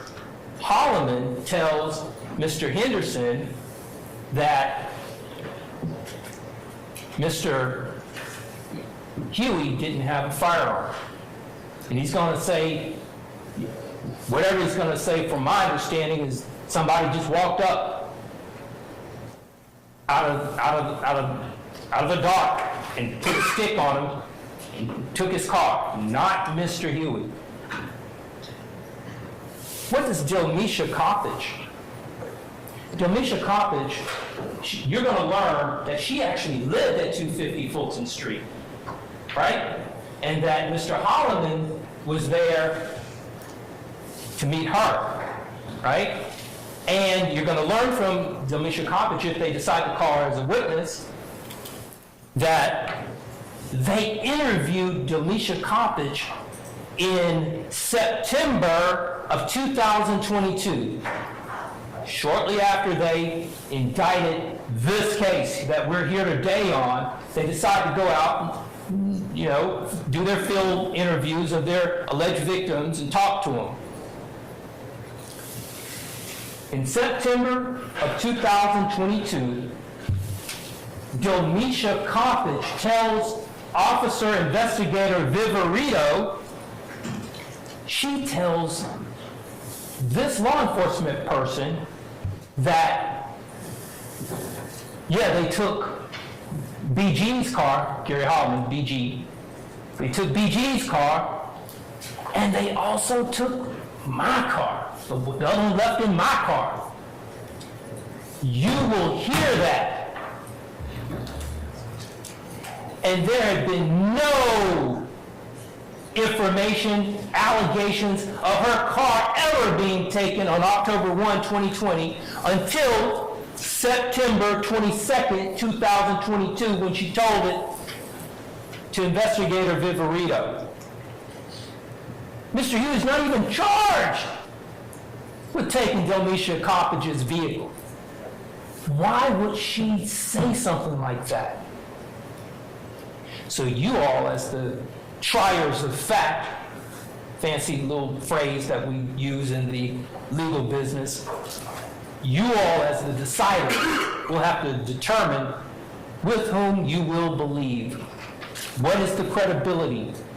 So those are things and decisions that you will have to make. But her car was never, ever taken.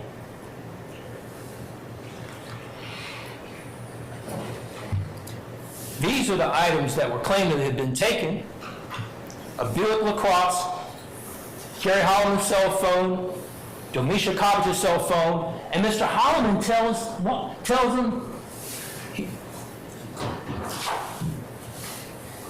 $10,000 in cash.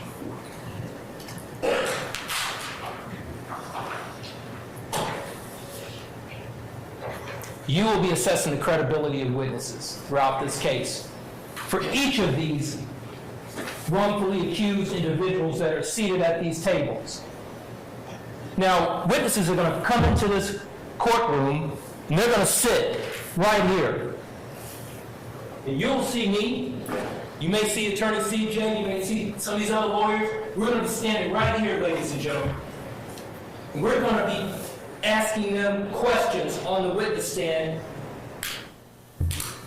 and they have come into this court and raised their hand, promising to tell them God's honest truth.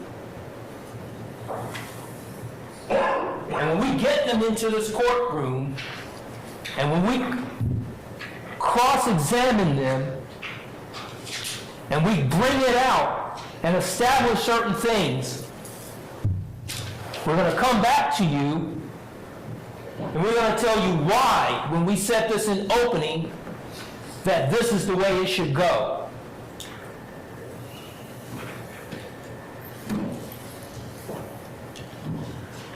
Let's change gears.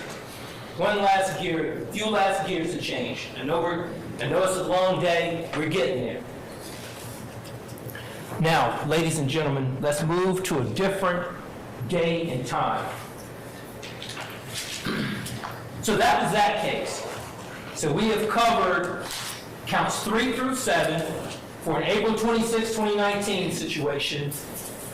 We have covered, and by the way, before I get into this, let me back up one more step.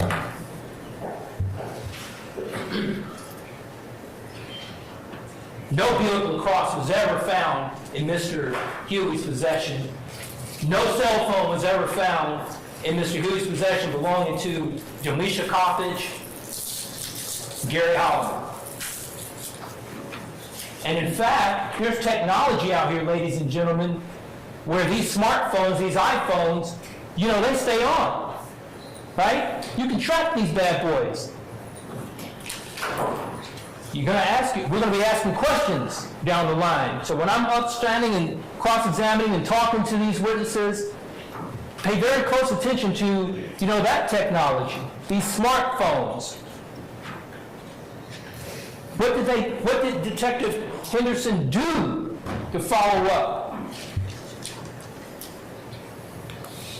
Mr. Matthews, I hate to interrupt your opening remarks. Can we take a brief comfort break? How much longer do you have, sir? Probably 30 minutes. Let's take a comfort break, okay? All right, 10 minutes, ladies and gentlemen.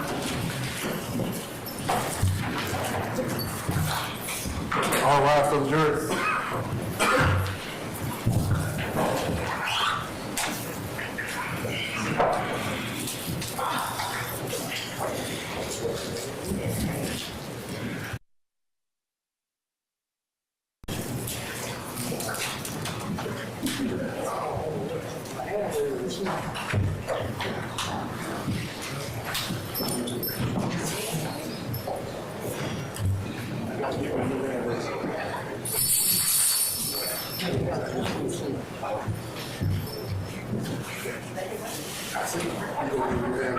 Our jury's up to 10 minutes, okay? Thank you.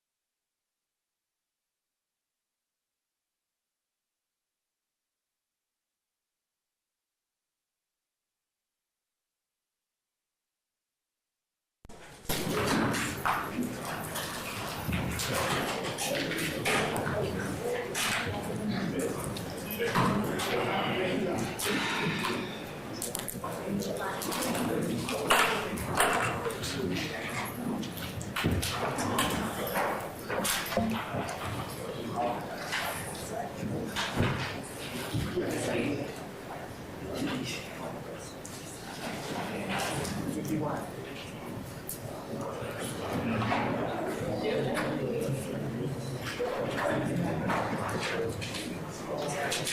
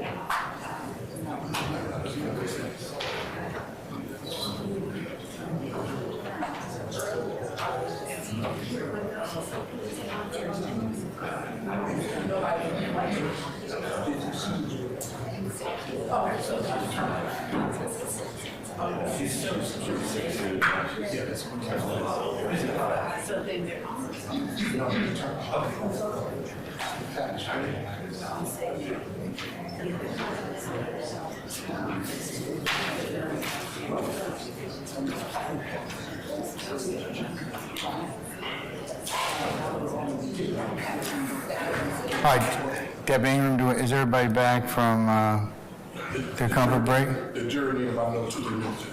Okay, we can take up another matter, but how about our other? Everybody's present, counsel. Okay, all right. I'll ask you to check on our jurors in about 5 minutes after I take up some other issues. Mr. Matthews, after you're complete in the next 30 minutes or so, we'll probably be complete. Everybody will have made an opening statement who wants to make one, is that correct? Yes? So we'll probably recess for today at that point. Ms. Love, are you prepared to, and Ms. Hilton, to make, or should say, start the presentation of evidence tomorrow morning? Yes, Your Honor. Okay. Are any of your witnesses that you expect to call tomorrow any experts at all? Yes. All right. You remember that issue that we talked about before about whether or not they would be we had the issue of dual purpose witnesses? Yes. Are any of those going to be for that reason, that utilization? When you say for that utilization, we'll be using the first witness as an expert tomorrow morning. An expert, will they testify to facts or any of the investigation? There is one factual matter that they may well testify about that informs their opinion, but it's not one of the investigation, one of the acts that are on the indictment that we are asserting as an overt act, or one of the ones we have or intend to introduce as an overt act. I'll be clearer. Investigator Belknap will be the first witness that we put up, and he was the person who encountered Trontavia Stevens, and one of the people to whom Trontavia Stevens said that Rock Crew or ROC was their initial name. They started out as Rock Crew, and then they became YSL or Young Slime Life, and then they changed that to Young Successful Life. Okay. Well, that's still going to probably bring up that issue of a dual-purpose witness. To that end, has anybody crafted for the court's consideration a proposed instruction that I can give or propose to give the jury before that witness is called? Your Honor, I'm thinking about the instruction as it relates to the jury instruction on the expert witnesses and their credibility, but it's to that separation for the purposes of whether or not Trontavia Stevens said a certain thing to him. My my thought on it was that because it wasn't an act, it did not or would not require for him to play the fact witness role in that testimony. I know that there is case law, and I can cite it for the court. I can send it to the court and counsels that experts' interviews with alleged gang members can be and is admissible to support or to explain parts of their opinion. So he's not going to be testifying about specific alleged overt acts. Was that pre-Daubert or post-Daubert? Because it depends on whether or not they're a fact witness or a expert witness. I think the concern that the court still has is that what was brought up earlier when we discussed this issue, and that was bolstering or boosting credibility. So I want to kind of make that pretty clear if I can. Has anybody attempted to address that issue? Mr. Harvey, I see you're up.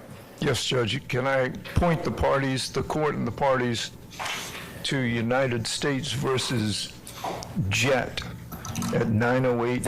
Is that Juliet Echo Tango Tango? It is. Okay, all right.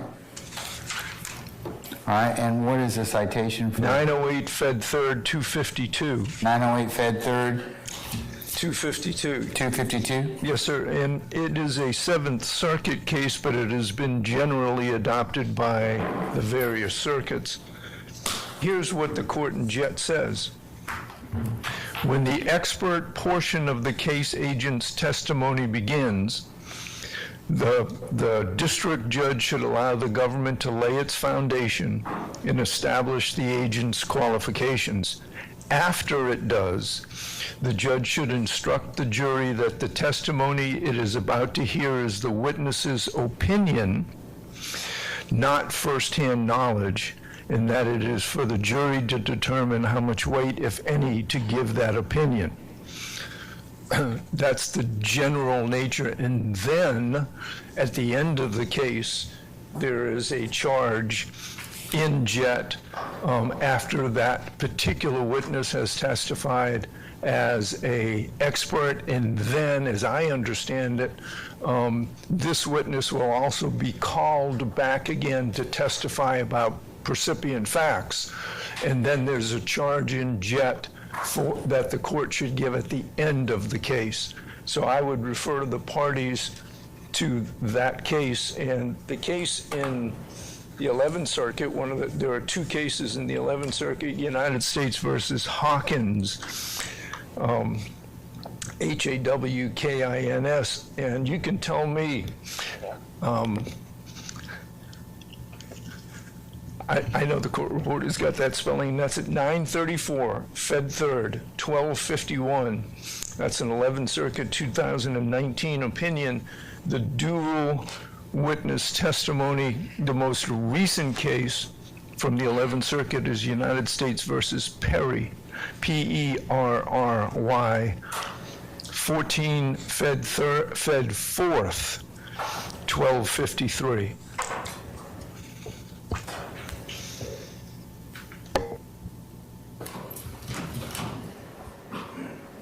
All right.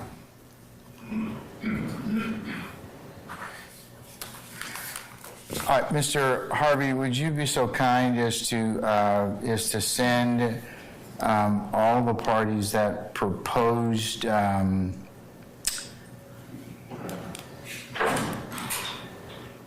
instruction or preliminary instruction for my consideration? Yes, sir.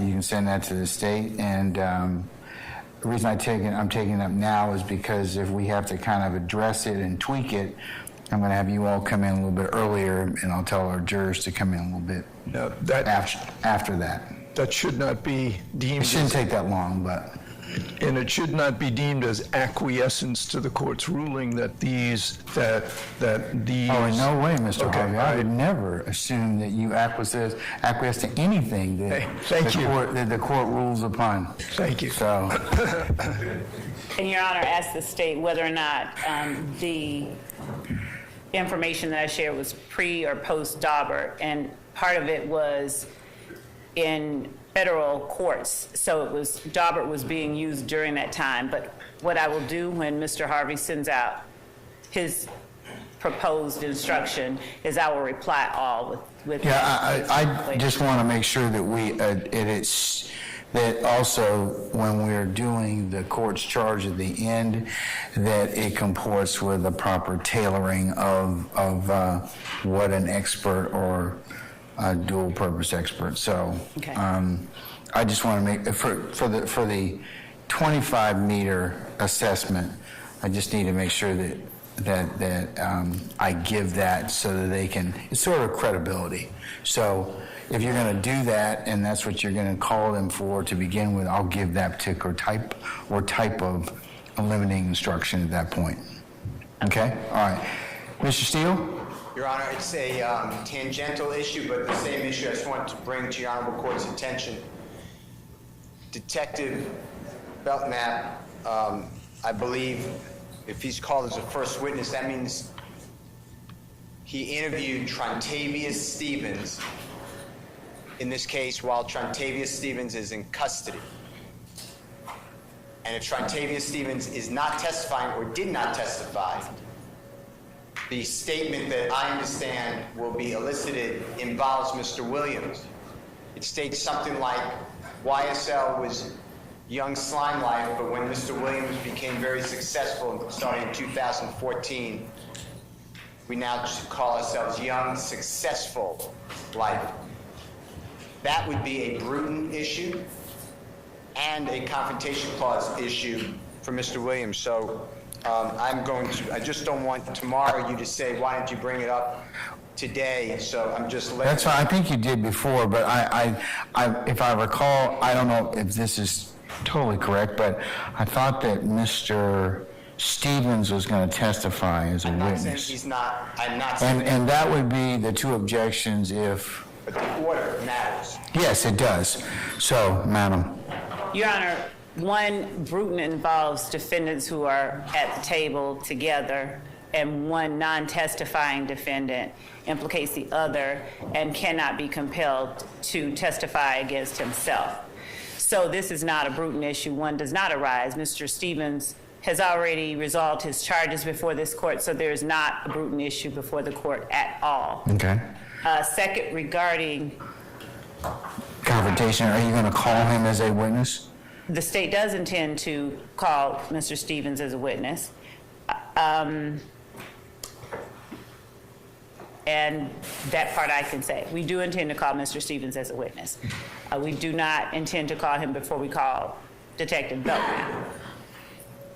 Okay. All right.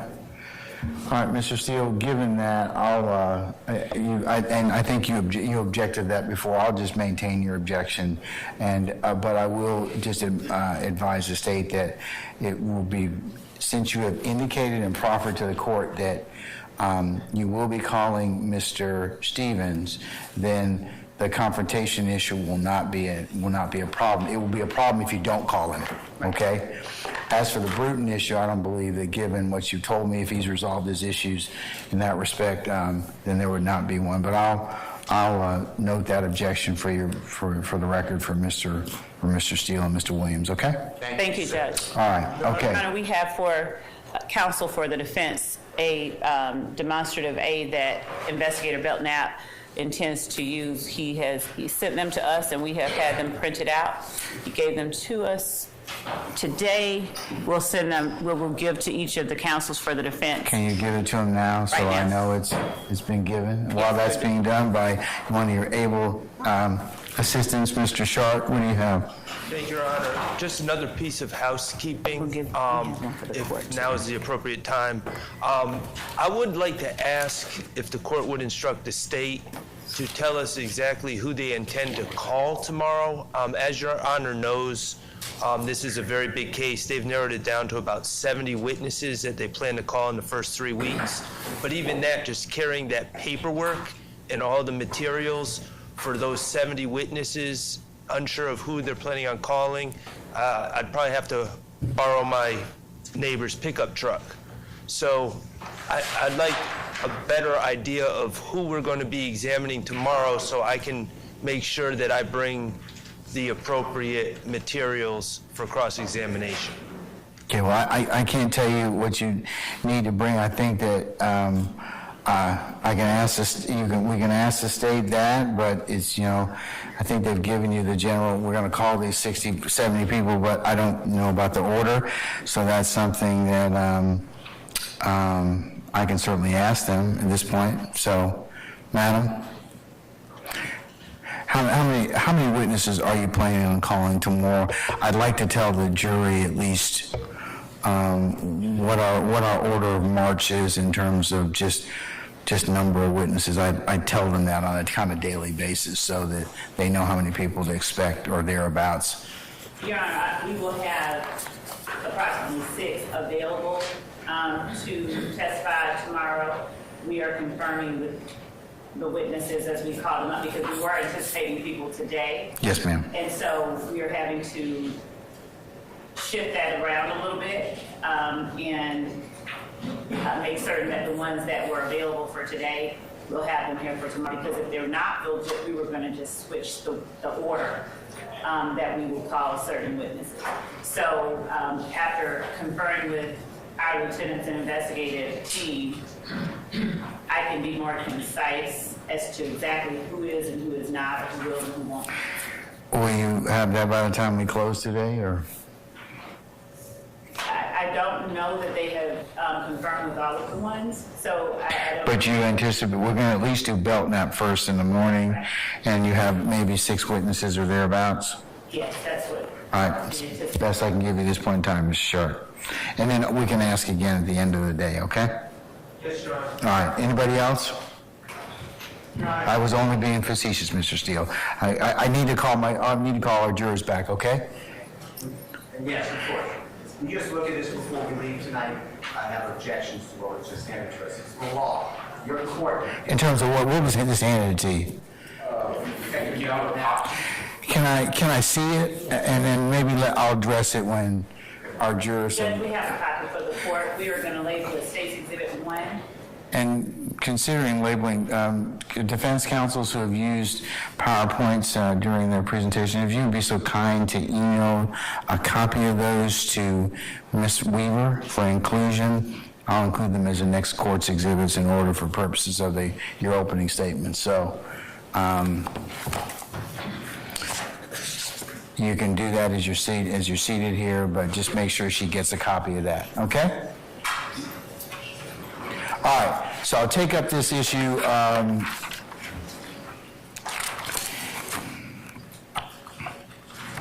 And I'll look at the PowerPoint as for Detective Belknap as we kind of finish up. So, unless there's anything else. Yes, ma'am. Your Honor, can I borrow it so I can label it? Now, you want to label it? We don't want to put it. All right, can we call for our jurors? Okay, thank you, madam. Thank you, Your Honor. Mr. Botts, were you rising to get up, just a stretch, or? If you have a what? Mr. Harvey, no acquiescing proof. What about Mr. Harvey? He doesn't acquiesce to anything, he granted it. Oh, okay. So can we all join in whenever? At what, for non-acquiescence? This is a general rule, or specifically? There's a master rule. All right. I regret talking to you, I really do. Okay, all right, okay. We call our jurors, please. Thank you.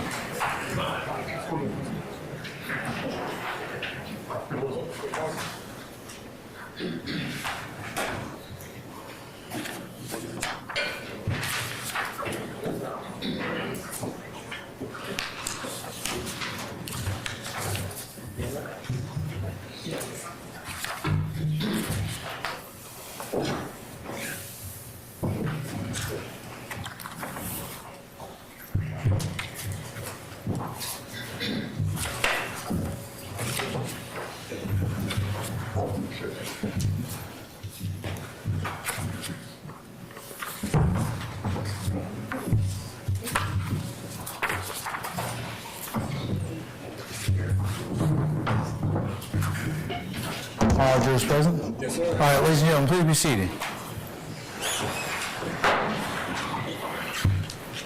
All right, Mr. Matthews, you can conclude your opening statement at this point in time, sir. Go ahead. Thank you very much, Your Honor. We're almost there, ladies and gentlemen. We're almost there.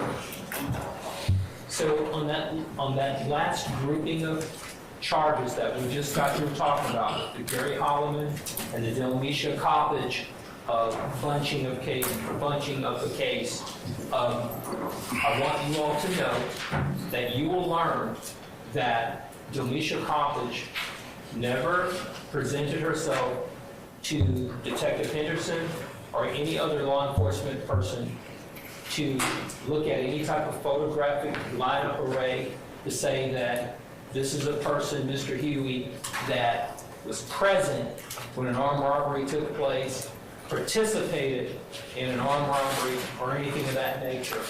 So that there was no photo lineup that ever took place with Delmisha Coppage, okay? Now let's move to this last series of groupings of cases. Count 44.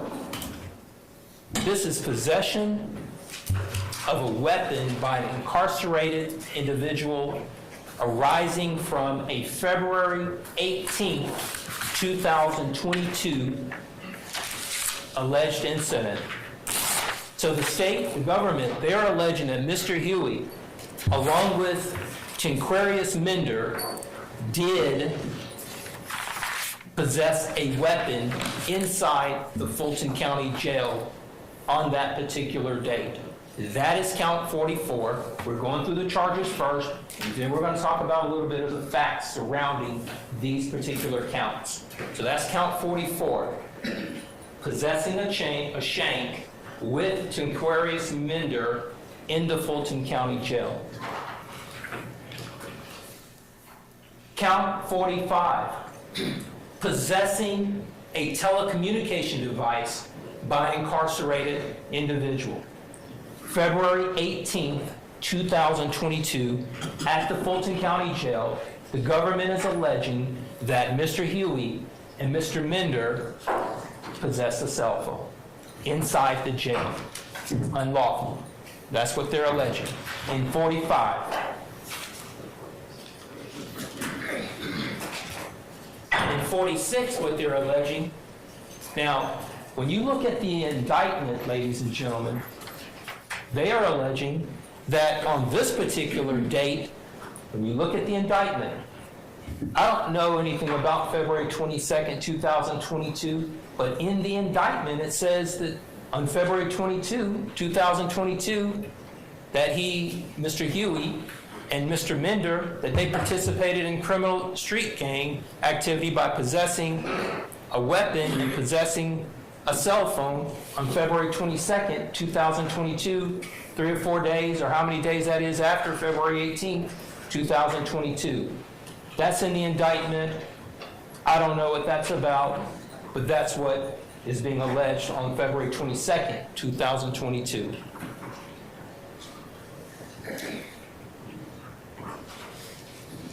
That's a stock photo of the Fulton County Jail. Let's talk about it. Let's talk about February 18th, 2022, inside that facility. Now, what will the evidence show? Mr. Huey shared a cell with another inmate, Tinquarius Minder. Mr. Huey does not get to choose. This isn't the Holiday Inn, ladies and gentlemen. You don't get to choose your own room that you want to be in. Oh, I want to be on the 3rd floor. I want to be at the penthouse. No. Classifications, the jail, they decide where you will be inside their facility. All right? When you look at that indictment, when you get it back and after this trial is complete, you will learn that the government, they indicted Mr. Minder in this case as well. All right? He's one of those 28 people in this indictment. Now, we're going to get to asking questions at a stage in this proceeding where witnesses will come into court. And whatever witnesses they decide to bring in to this courtroom, and whatever witnesses they decide to bring in and talk about these particular grouping of charges against Mr. Huey and against Mr. Minder, we're going to go through a question-answering process. We're going to have a conversation about it, right? And that conversation that we're going to have, we're going to be asking questions and trying to get our heads around the idea that the facility has made a decision to put two individuals who are on the same indictment in the same cell. Does that make any sense? So we're going to talk about that. Why would they do something like that? Why would that be a thing? To put two individuals that are on the same case in the same cell? Not the same pod, not the same facility, but the same cell. You'll learn that there are two people to a cell, right? Minder, who's on this indictment, didn't choose to be in that room on his own. Mr. Huey, who's in this indictment, didn't choose to be in that room. So there are two people in this room. Now, they do a raid, right? When they do this raid, they tell everybody, get down on the ground. Keep your heads looking down. Don't look up at us. That's what they say to all these guys that are inside this facility. Don't look up. You're on the ground. So they do this raid. You will notice, ladies and gentlemen, that if they play this video for you, they march straight to that particular cell and begin that particular location among the first of this particular pod. Two individuals on the same indictment in the same cell, and they go to that particular room during their first. Now, you will not hear any evidence that Mr. Huey claimed any shank.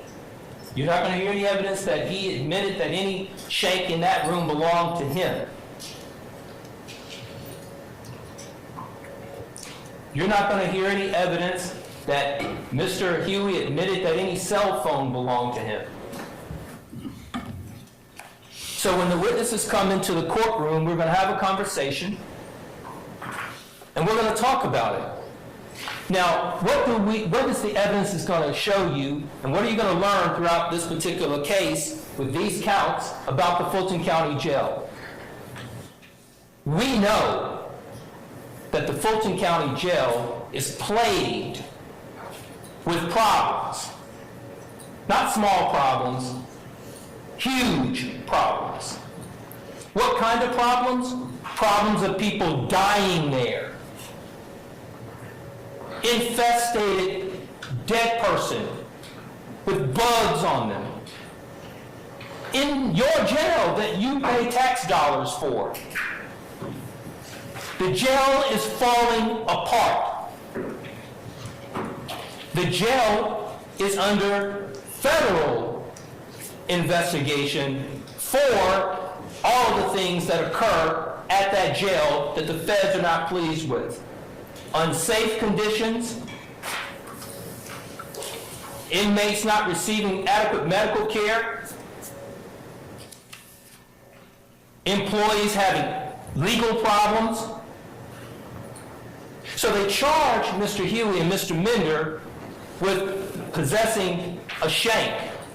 You will learn that there are cells that are left open.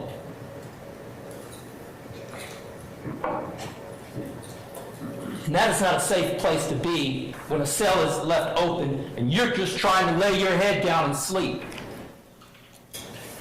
There are scenarios where you want the cell to be locked.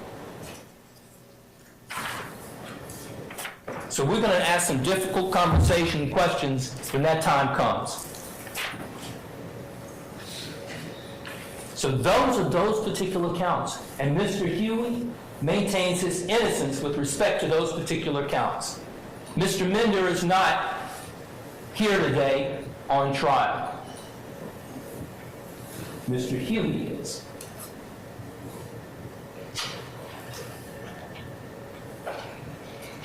Now, let's circle back real quickly to the count 1 RICO.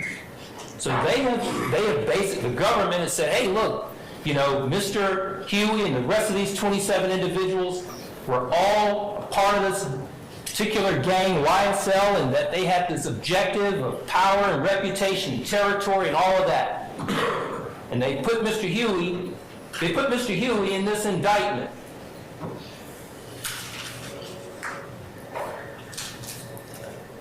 Over at 102, March 12, 2020. If he don't take it back, he gonna die. You heard Mr.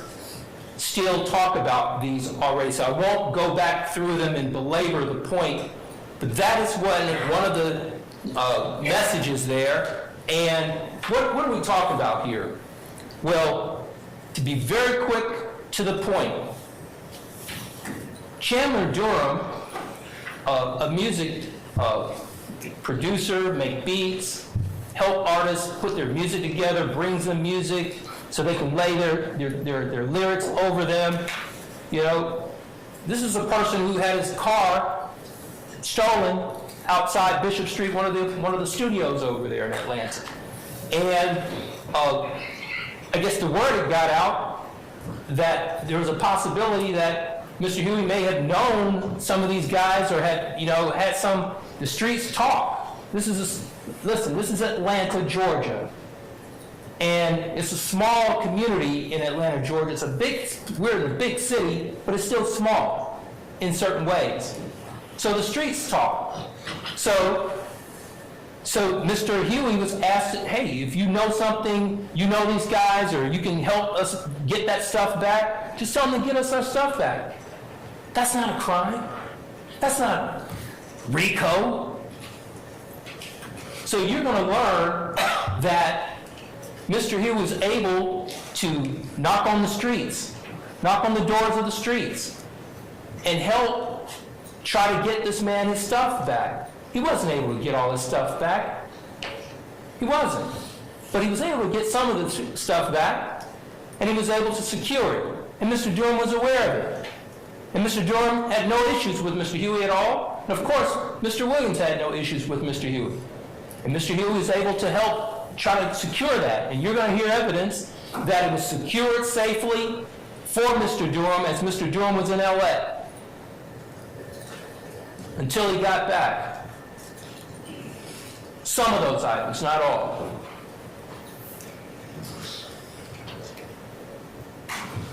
So this is the one where September 1, 2021, a recorded video called With Mr. Minder.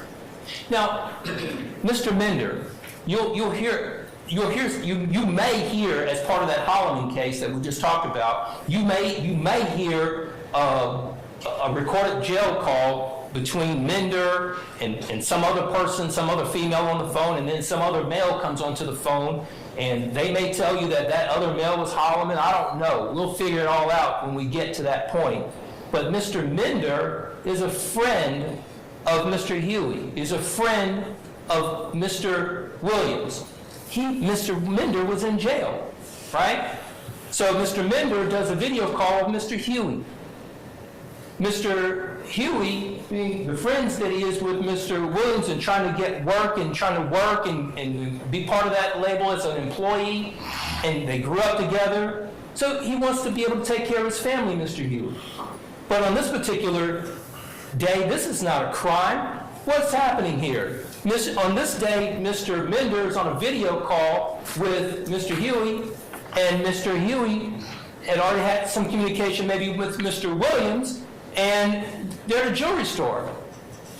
And you'll learn that just saying, pointing to Mr. Huey to take care of Minna's request, how is that RICO? How is that RICO? How in the world is that RICO? That's not a crime. It's not a crime. But somehow they decided to put it in this indictment for your consideration as an overt act.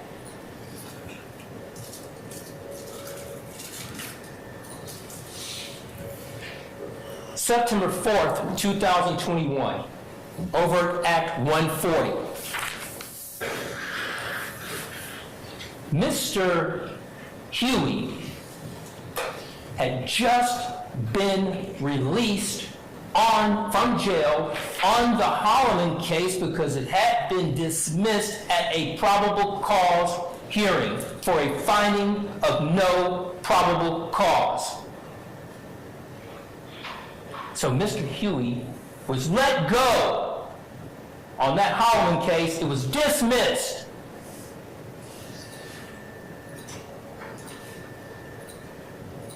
So he walks out of the jail. He and Mr. Williams are cool. They're friends. They grew up together in the South. So he's traveled with Mr. Williams before on his private jet. What's the big deal? That's awesome. So Mr. Huey, he says, from lockdown, we beat that case. We beat it. It was dismissed. Now it's back in this indictment. So Huey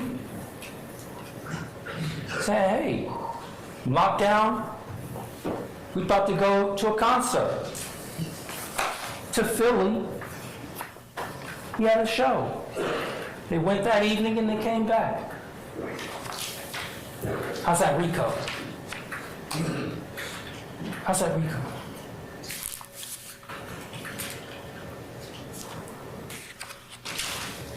This goes back, count overt act 150, that's again dealing with the Chandler Durham. And like Mr. Still said, they want to give you that particular text or that particular communication, but the one afterwards, I don't even know if he really did it. That's what they didn't put in this particular indictment. So they're cherry picking. Then here we go, overt act 123. Terroristic threats. This is an uncharged event on a text message that they got from Mr. Huey's phone. Justice Woodard is his lady. They have 2 children together. Mr. Huey has never been charged with a domestic violence offense. He's never been issued a TPO. This was a text message between a couple talking, how they talk.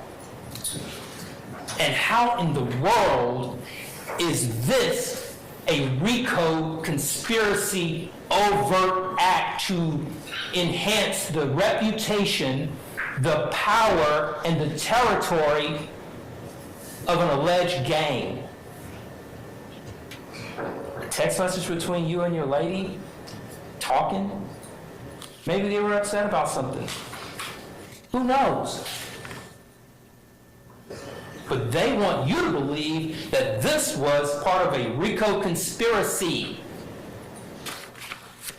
And the evidence, ladies and gentlemen, you will learn that the government hasn't specifically talked to Justice Woodard specifically about a terroristic threat of if you put the police on me, you're gonna die.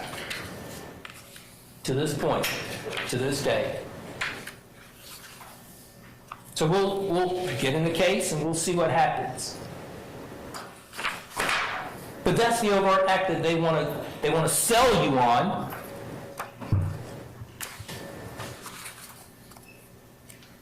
As being part of a RICO. So those are the overt acts that are uncharged. So it's not a crime, but it is a crime. So we'll deal with it. So, we're here, guys. We're here. We are at the conclusion of this presentation. I have said it, and I'll say it again. When we get through hearing all of the state's witnesses and the government's witnesses as it relates to all of these guys that are on this trial, including my client, Mr. Huey, we're going to come back to you. We're going to stand firm, look you all in the eye yet again, and we are going to say to you humbly and respectfully that on these grouping of charges, count 1, counts 3 through 7, and counts 14 through 23, and counts 44 through 46, Mr. Marquavius Huey is not guilty. Not guilty. Not guilty. So, continue to take notes as you choose. Continue to listen intently. And collectively, you will make a decision. And that decision will be not guilty for Mr. Marquavius Huey on these charges. Thank you. Thank you, Your Honor. All right, you're welcome, Mr. Matthews. Okay. Ladies and gentlemen, it is almost 6 o'clock, and I think it might be a stopping point for us today. What do you think? Okay, all right, okay, so let's wind things down for today then, for you all. Okay, first, when you go back in your headquarters, same thing, you're gonna probably know this script by the, well by the time that we spend with each other. Leave your notepads in the basket, take a juror sticker for coming here tomorrow morning.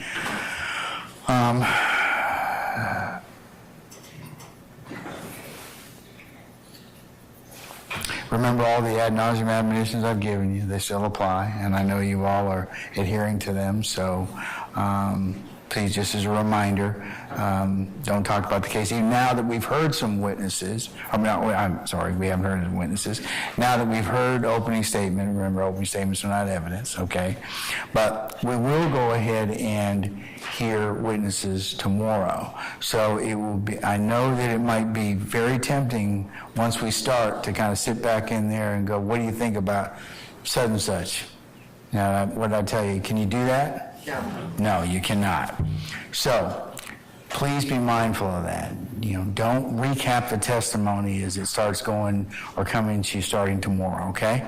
And don't critique or otherwise, talk about opening statements, because that would also be a violation at this point in time. I'll give you instructions on how you're supposed to, consider and deliberate this case at a certain time, but now's not that time. So right now, just remember the court's admonitions. I know it's also very tempting to listen to the case or on social media, as well as in the news. Remember, you can only consider what is brought before you in the four walls of this courtroom. Anything anybody else may speculate as to, say about this case or whatever is not for your consideration. You can only consider what's been presented to you lawfully in this courtroom. So again, don't listen to any of the news media accounts or go to any blogs or do anything that would be inconsistent with the court's ad nauseum admonitions, okay? Don't go by and visit any of the scenes or anything that may have been talked about in court today. And as long as you all do that, then we certainly will be able to continue to give all sides fair trial, just trial, lawful trial. All right, so tomorrow you're probably asking, what time are you going to come here? It's the question of the day, right? So, ladies and gentlemen, if I can have you here for 9:30 tomorrow morning for an anticipated 10 o'clock start time, and then we'll go ahead and call our first witness or witnesses. We should take a break sometime around the noontime hour, and we should work until sometime this time between 5 and 6. It is anticipated that we'll probably call 6 witnesses tomorrow or thereabouts, just for your planning purposes or just for those of you who are thinking, well, what are we going to do tomorrow? And then after tomorrow, Thursday, we'll have another working day. Friday, I can tell you at this point in time, you're going to have an administrative day, okay?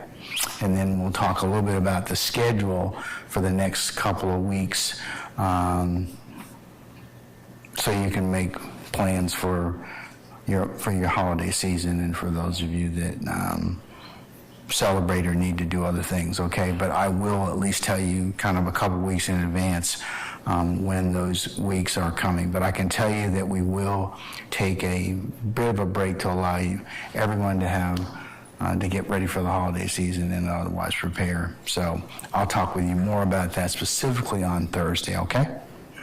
Or maybe even into the beginning of next week.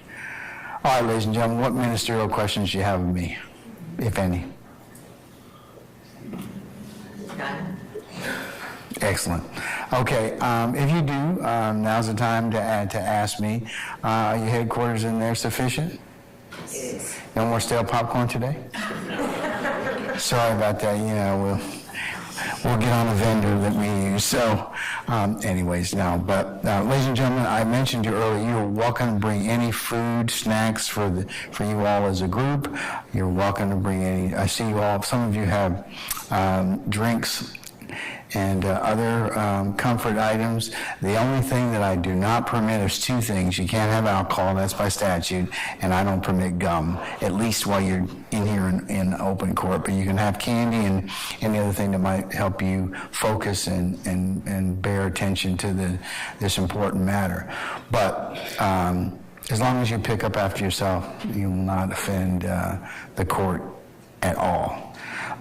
Bring yourselves a jacket. You can always, or something, you can take it off, take it on. As you can see, the courtroom here tends to be a little cold at times, but that's to kind of keep everybody comfortable since we have a fair number of people in the courtroom, okay?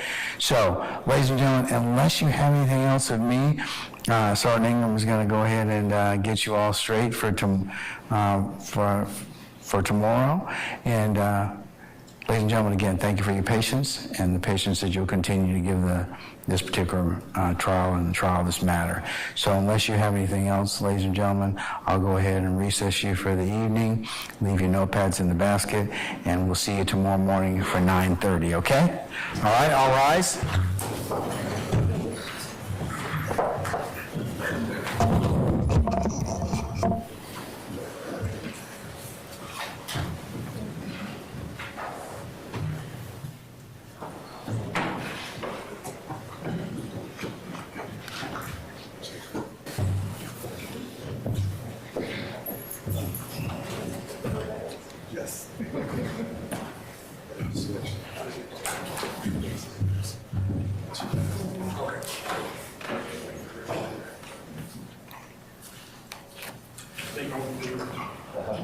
All right, jury has left us. Please be seated.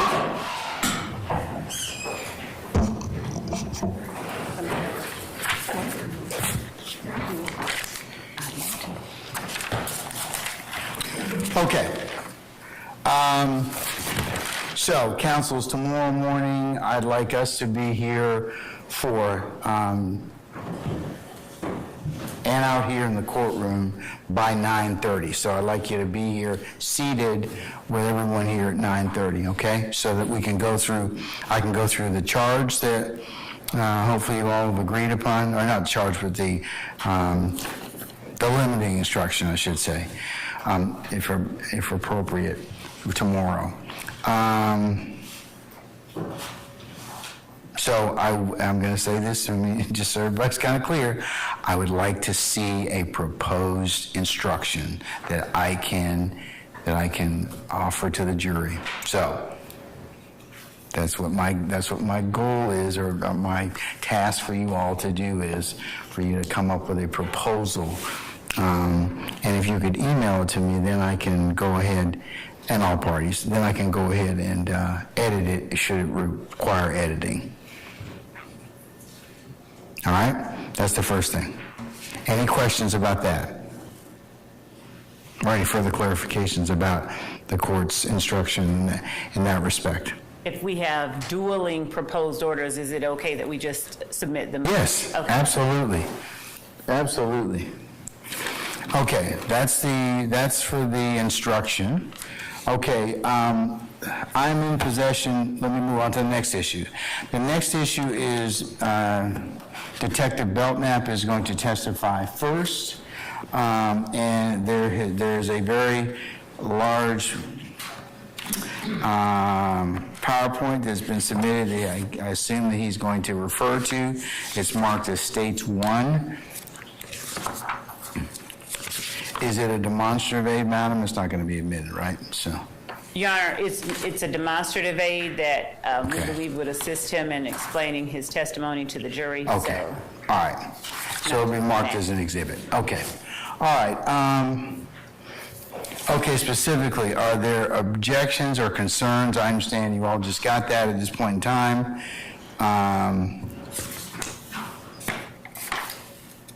If so, please tell me.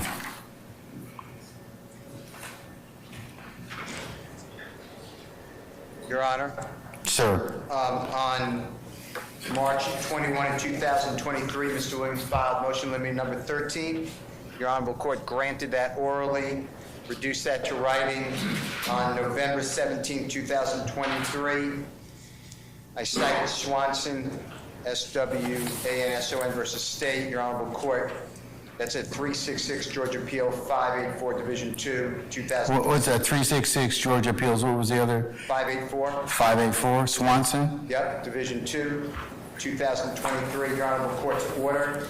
Reference Swanson, that an expert cannot discuss the law, expert cannot testify as to opinions on the ultimate legal conclusion is not helpful to the trier of fact for the witness to express their opinions using legal terms or offer legal conclusions. The court must remain vigilant against the admission of legal conclusions, and an expert witness may not substitute for the court in charging the jury. In critical law, that's what you granted as well. Under Swanson, this was already argued and ordered, and then as I look at what the state handed us, which I believe is State's number 1, if it's not, I'd like someone to correct me, but... It's States 1, sir. Thank you. And on the page that I have stapled together, on the back of the first page, it has a triangle that you specifically excluded in your order, that you would not allow the supposed expert, it's not helpful to the jury, to talk about a person, then the gang, and then the crime, and the enumerated offenses, and employed by, associated with, or participates in gang activity. The next slide, or any piece of paper, is entitled Criminal Street Gang Defined. That is the law. That is exactly what Your Honorable Court and Swanson says cannot be done by an expert. The jury doesn't get it from the expert, supposed expert.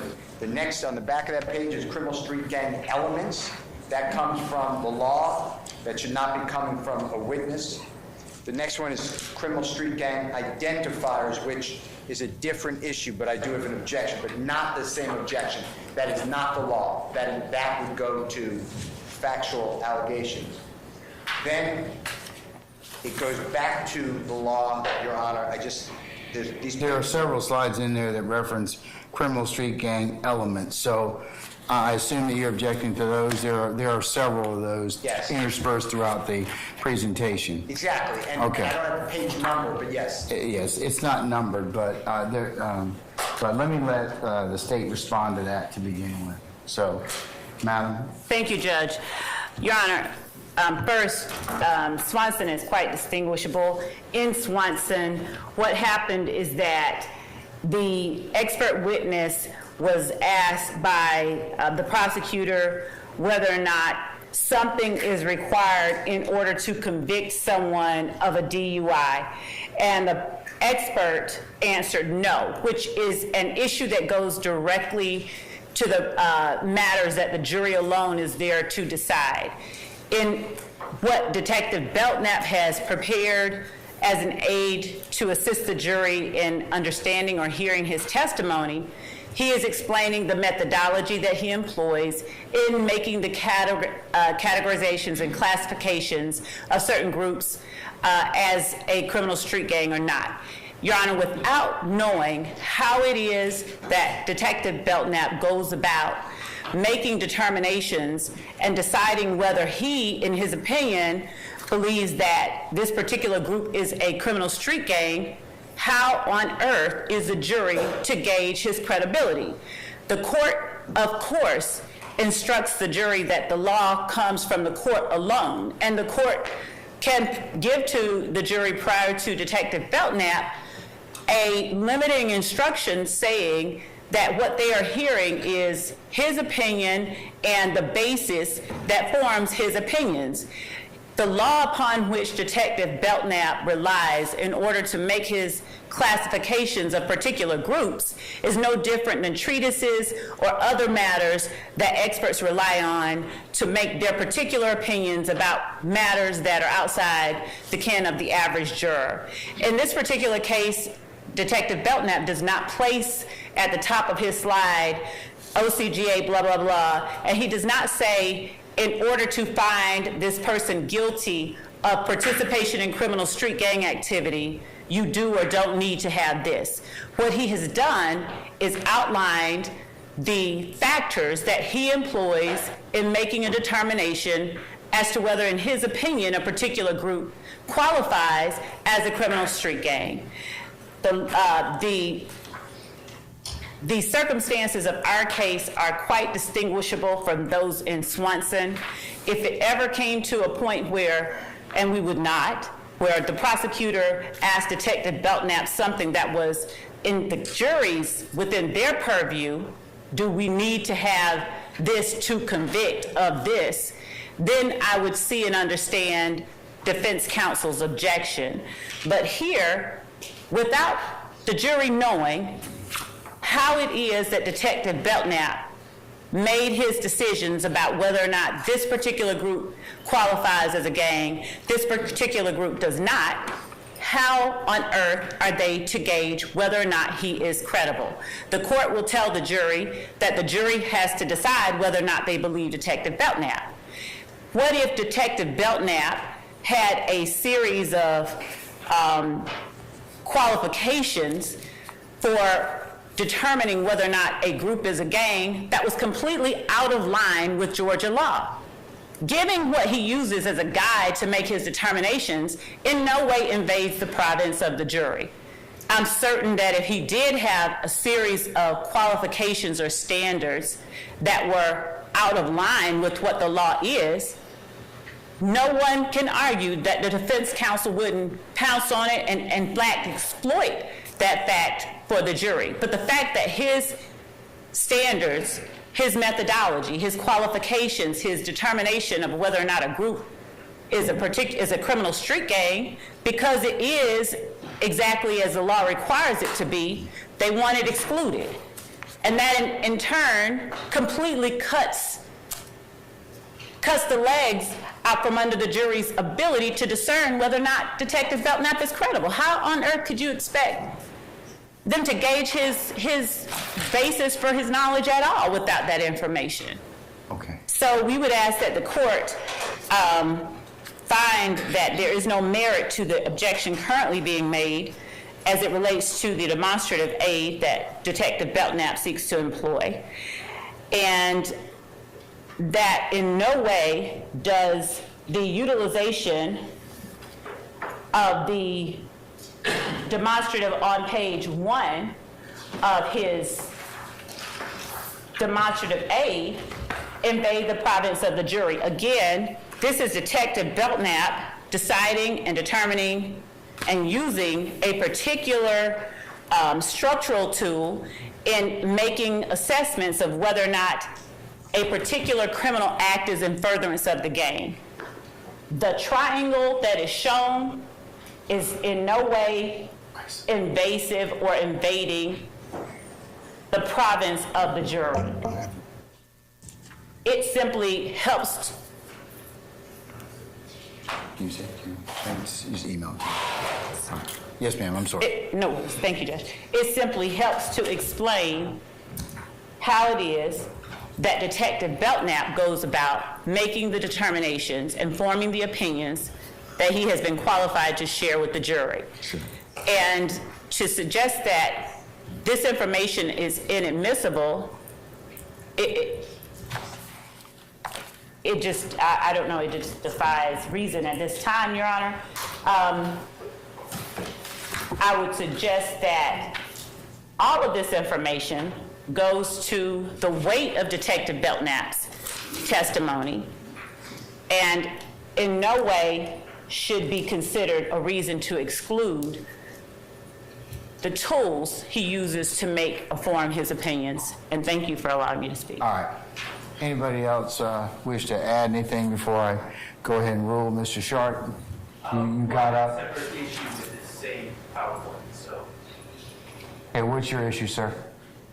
Your Honor, if you go to, there's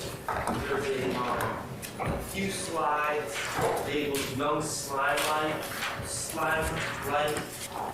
It's about, I'd say, halfway through. Okay, can you give me a slide? Is it the one that starts on October the 14th? Ms. Hilton and Ms. Page 22, if you count, Your Honor. Okay, hold on, just wait. Ms. Love, is it possible for you to ask Detective Belknap tomorrow, before he testifies tomorrow, to label or to number his slides so it would be easy for me to deal with these kind of queries? Absolutely. All right, that would be wonderful. So, can you give me what page it's near, Mr. Sharp? Where you just were, it starts on the one before there. Okay, all right. It says YSL criminal activity? Yes. Okay, all right. And it continues for, I think, 3 slides, including the one that you were just looking on. And it lists specific allegations that are not in this indictment, not charged as overt acts, that are criminal in nature, prejudicial, that discusses specific acts that Detective Belknap apparently wants to talk about to discuss the history of YSL as he sees it. And these don't involve any of our clients either. And O'Connell v. State, 294, Georgia, 379, certainly I understand the law that an expert witness can rely on hearsay. However, an expert witness may not be a mere conduit to hearsay. And right now, it appears to me that the state is planning on having this expert tell the jurors about all these other completely unrelated incidents that he had, to my knowledge, had no involvement in investigating, but certainly he would be testifying to hearsay. I don't think that they're planning on calling the alleged victims of all these incidents or anything like that. And it's just a bunch of other completely unrelated criminal acts that have nothing to do with this case and these specific charges that are going to be brought in through Detective Belknap as their conduit. And we would object to that under that O'Connell case. All right, sir. State, you want to respond to that, please? Yes, Your Honor. These particular incidents go to both, as in the case with Trontavia Stevens, matters that the detective, the witness, observed personally, and matters that other people observed as well. And an expert is allowed to testify that the basis for his opinion consists in part on these type of observations made by various persons. These matters are for the jury to decide what weight to give them. Of course, the argument can, and I'm certain will be made, that these people haven't come in here and the jury can decide whether or not it will disregard Detective Belknap's opinions because they are based on this information and the defense has convinced them that they should disregard it altogether because they haven't heard from a particular witness. But in no way should that be a reason to exclude Detective Belknap's testimony about certain information, certain incidents, certain interactions that form the basis for his opinion. These are things that he has observed during his experience as a law enforcement officer, including incidents involving alleged gang members, including, part of what he has testified about, part of what the court deemed portions of his methodology included his interactions with gang members, alleged gang members, and the information that they shared with him. What weight to give that should be left to the jury, and the information should not be excluded because essentially what counsels for the defense seem to want to do is to take away from the jury any information about what Detective Belknap bases his opinions on. And then it just leaves a bare opinion with nothing with which to gauge the credibility of those opinions. So respectfully, the state asks that the court not take away the jury's ability to weigh what weight it should give Detective Belknap's opinions by excluding the information that forms the basis of those opinions. And that information includes both the standards that he employs to classify groups as gangs. It includes the methodology that he utilizes to determine whether or not an act is in furtherance of a gang. And it includes his history and personal experience and those of law enforcement officers with which he has collaborated involving interactions with alleged and self-professed criminal street gang members. So we would ask that the court not exclude any of that testimony and information from the jury's consideration. Your Honor. Thank you. If you accept the state's logic in that Say again? argument, then why would they even have to call in any witnesses for any of these overt acts? Why bring in witnesses about Christian Eppinger allegedly shooting a police officer? Just have Belknap just tell them this is what happened. Why bring in witnesses to talk about armed robberies allegedly committed by Walter Murphy?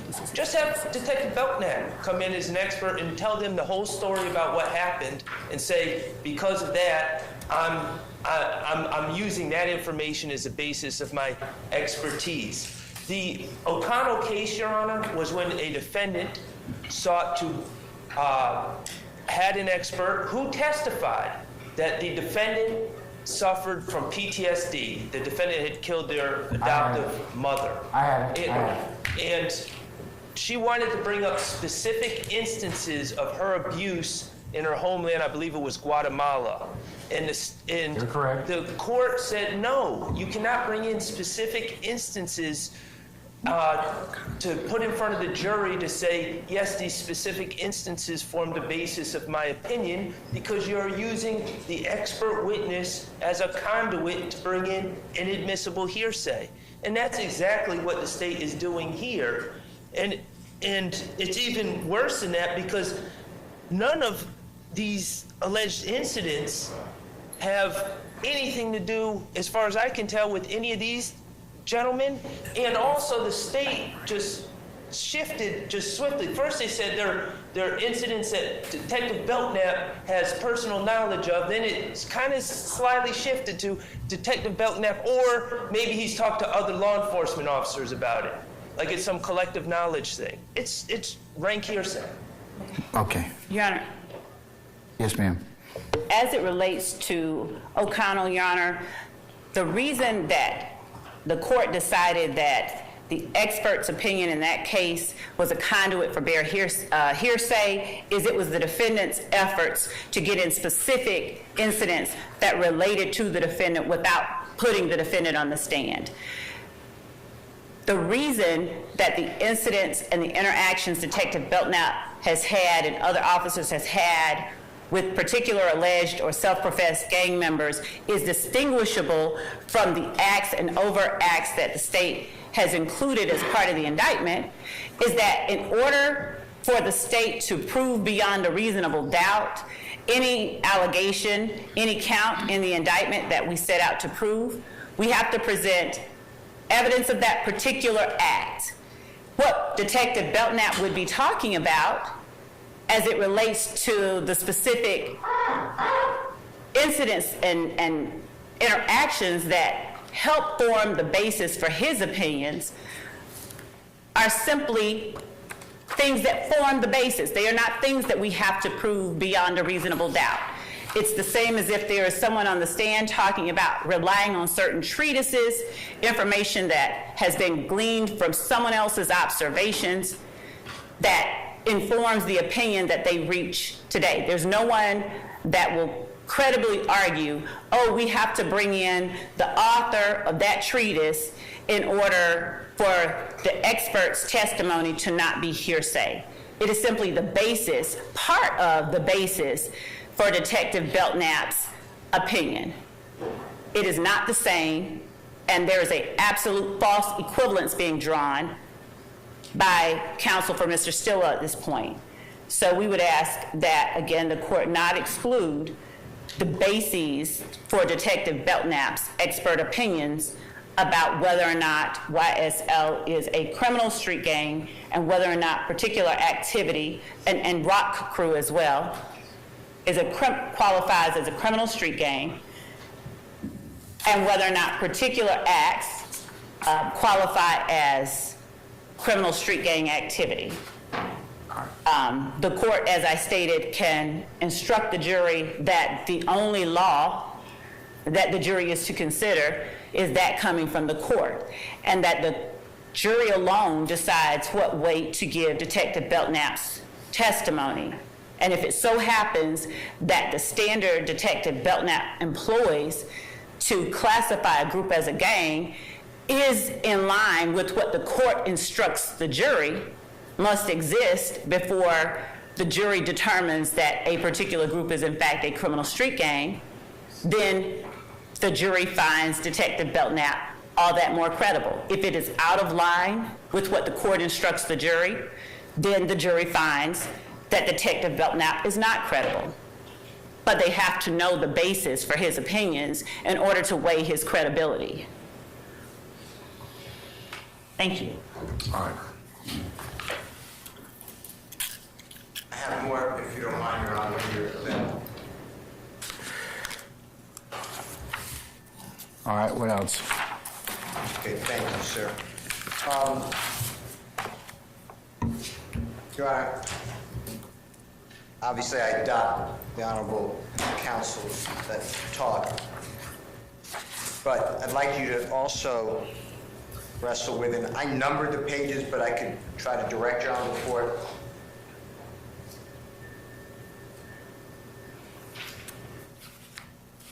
Yeah, page one. I have it on page 19. It says gang hand signs. And I just did page 1 would be page 1, and then you go to page 2. So I did not, it's not 1, 2, the front and back. It's just page 1 is in front. Page 1 is the back. The back of page 1 is 2 is the next page.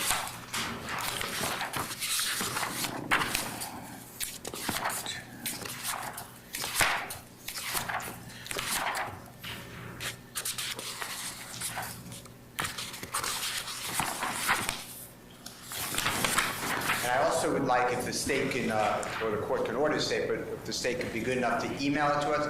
There's some pages I can't see, they're just too dark. Which one are you talking about in terms of gang tattoos? There's several. Gang hand signs. Gang hand signs, I think that is some gentlemen that have there's a picture with a Georgia Bulldog t-shirt. Is that correct? No, it's an RG, it says Rich Gang in white, and then an RG Rich Gang in red, where it's black and white, but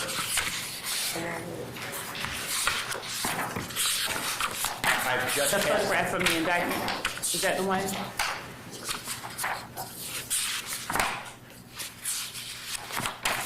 If I may, Your Honor, I will hold, or let the court hold the state's copy.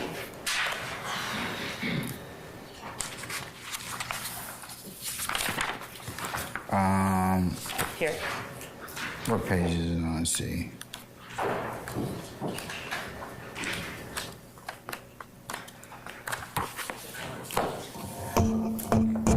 Oh, that's way in the back. Okay, all right. I think I've seen it. It's way in the back.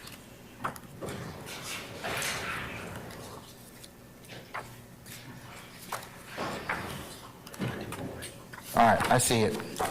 All right, one you're referring to, gang hand signs. Okay, what about it? Your Honor, you already ruled on this issue about the law, but you also ruled on the dual witness, which we'll get to the jury instruction.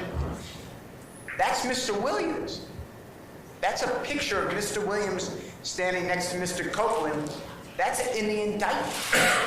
How is Detective Meltnap, the supposed expert, now coming in and telling the jury Mr. Williams is holding up a gang sign when A, is not even supposed to be talking about the evidence in the case if you're bifurcating it, and B, he shouldn't be telling the jurors that anyway. That is an intent. That would be for the jury. That's not beyond the ken of the jury. The next page, if you, not the back of it, but the next page, in Your Honor, Mr. Williams marked the pages, numbered them. May I approach if you need it? If they're page number, says he.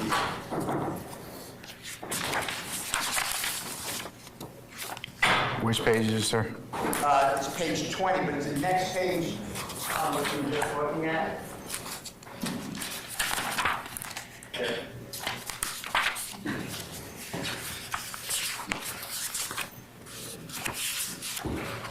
And Your Honor, if we could just clarify whether the issues are two separate ones so that we can address each one in turn rather than try to address 20 at the same time.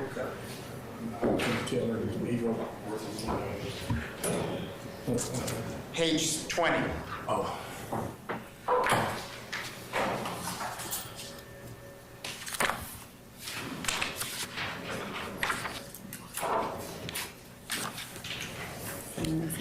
Two, I'm gonna mark it. 1, 2, 3,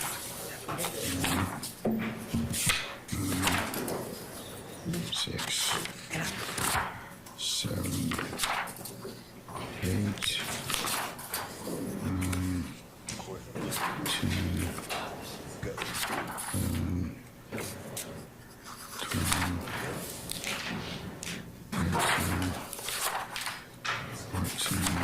Can you hear me, Miss Weeks? 15.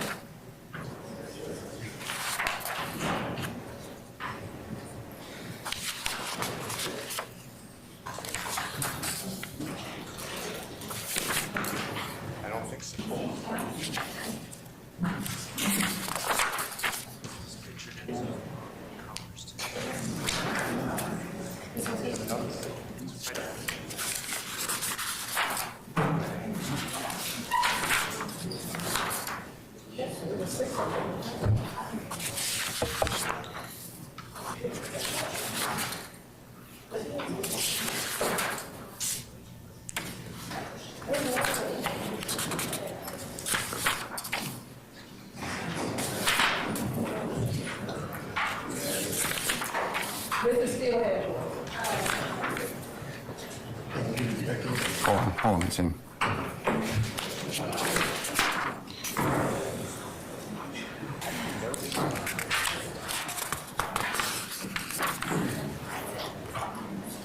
Yeah, Mr. Thank you.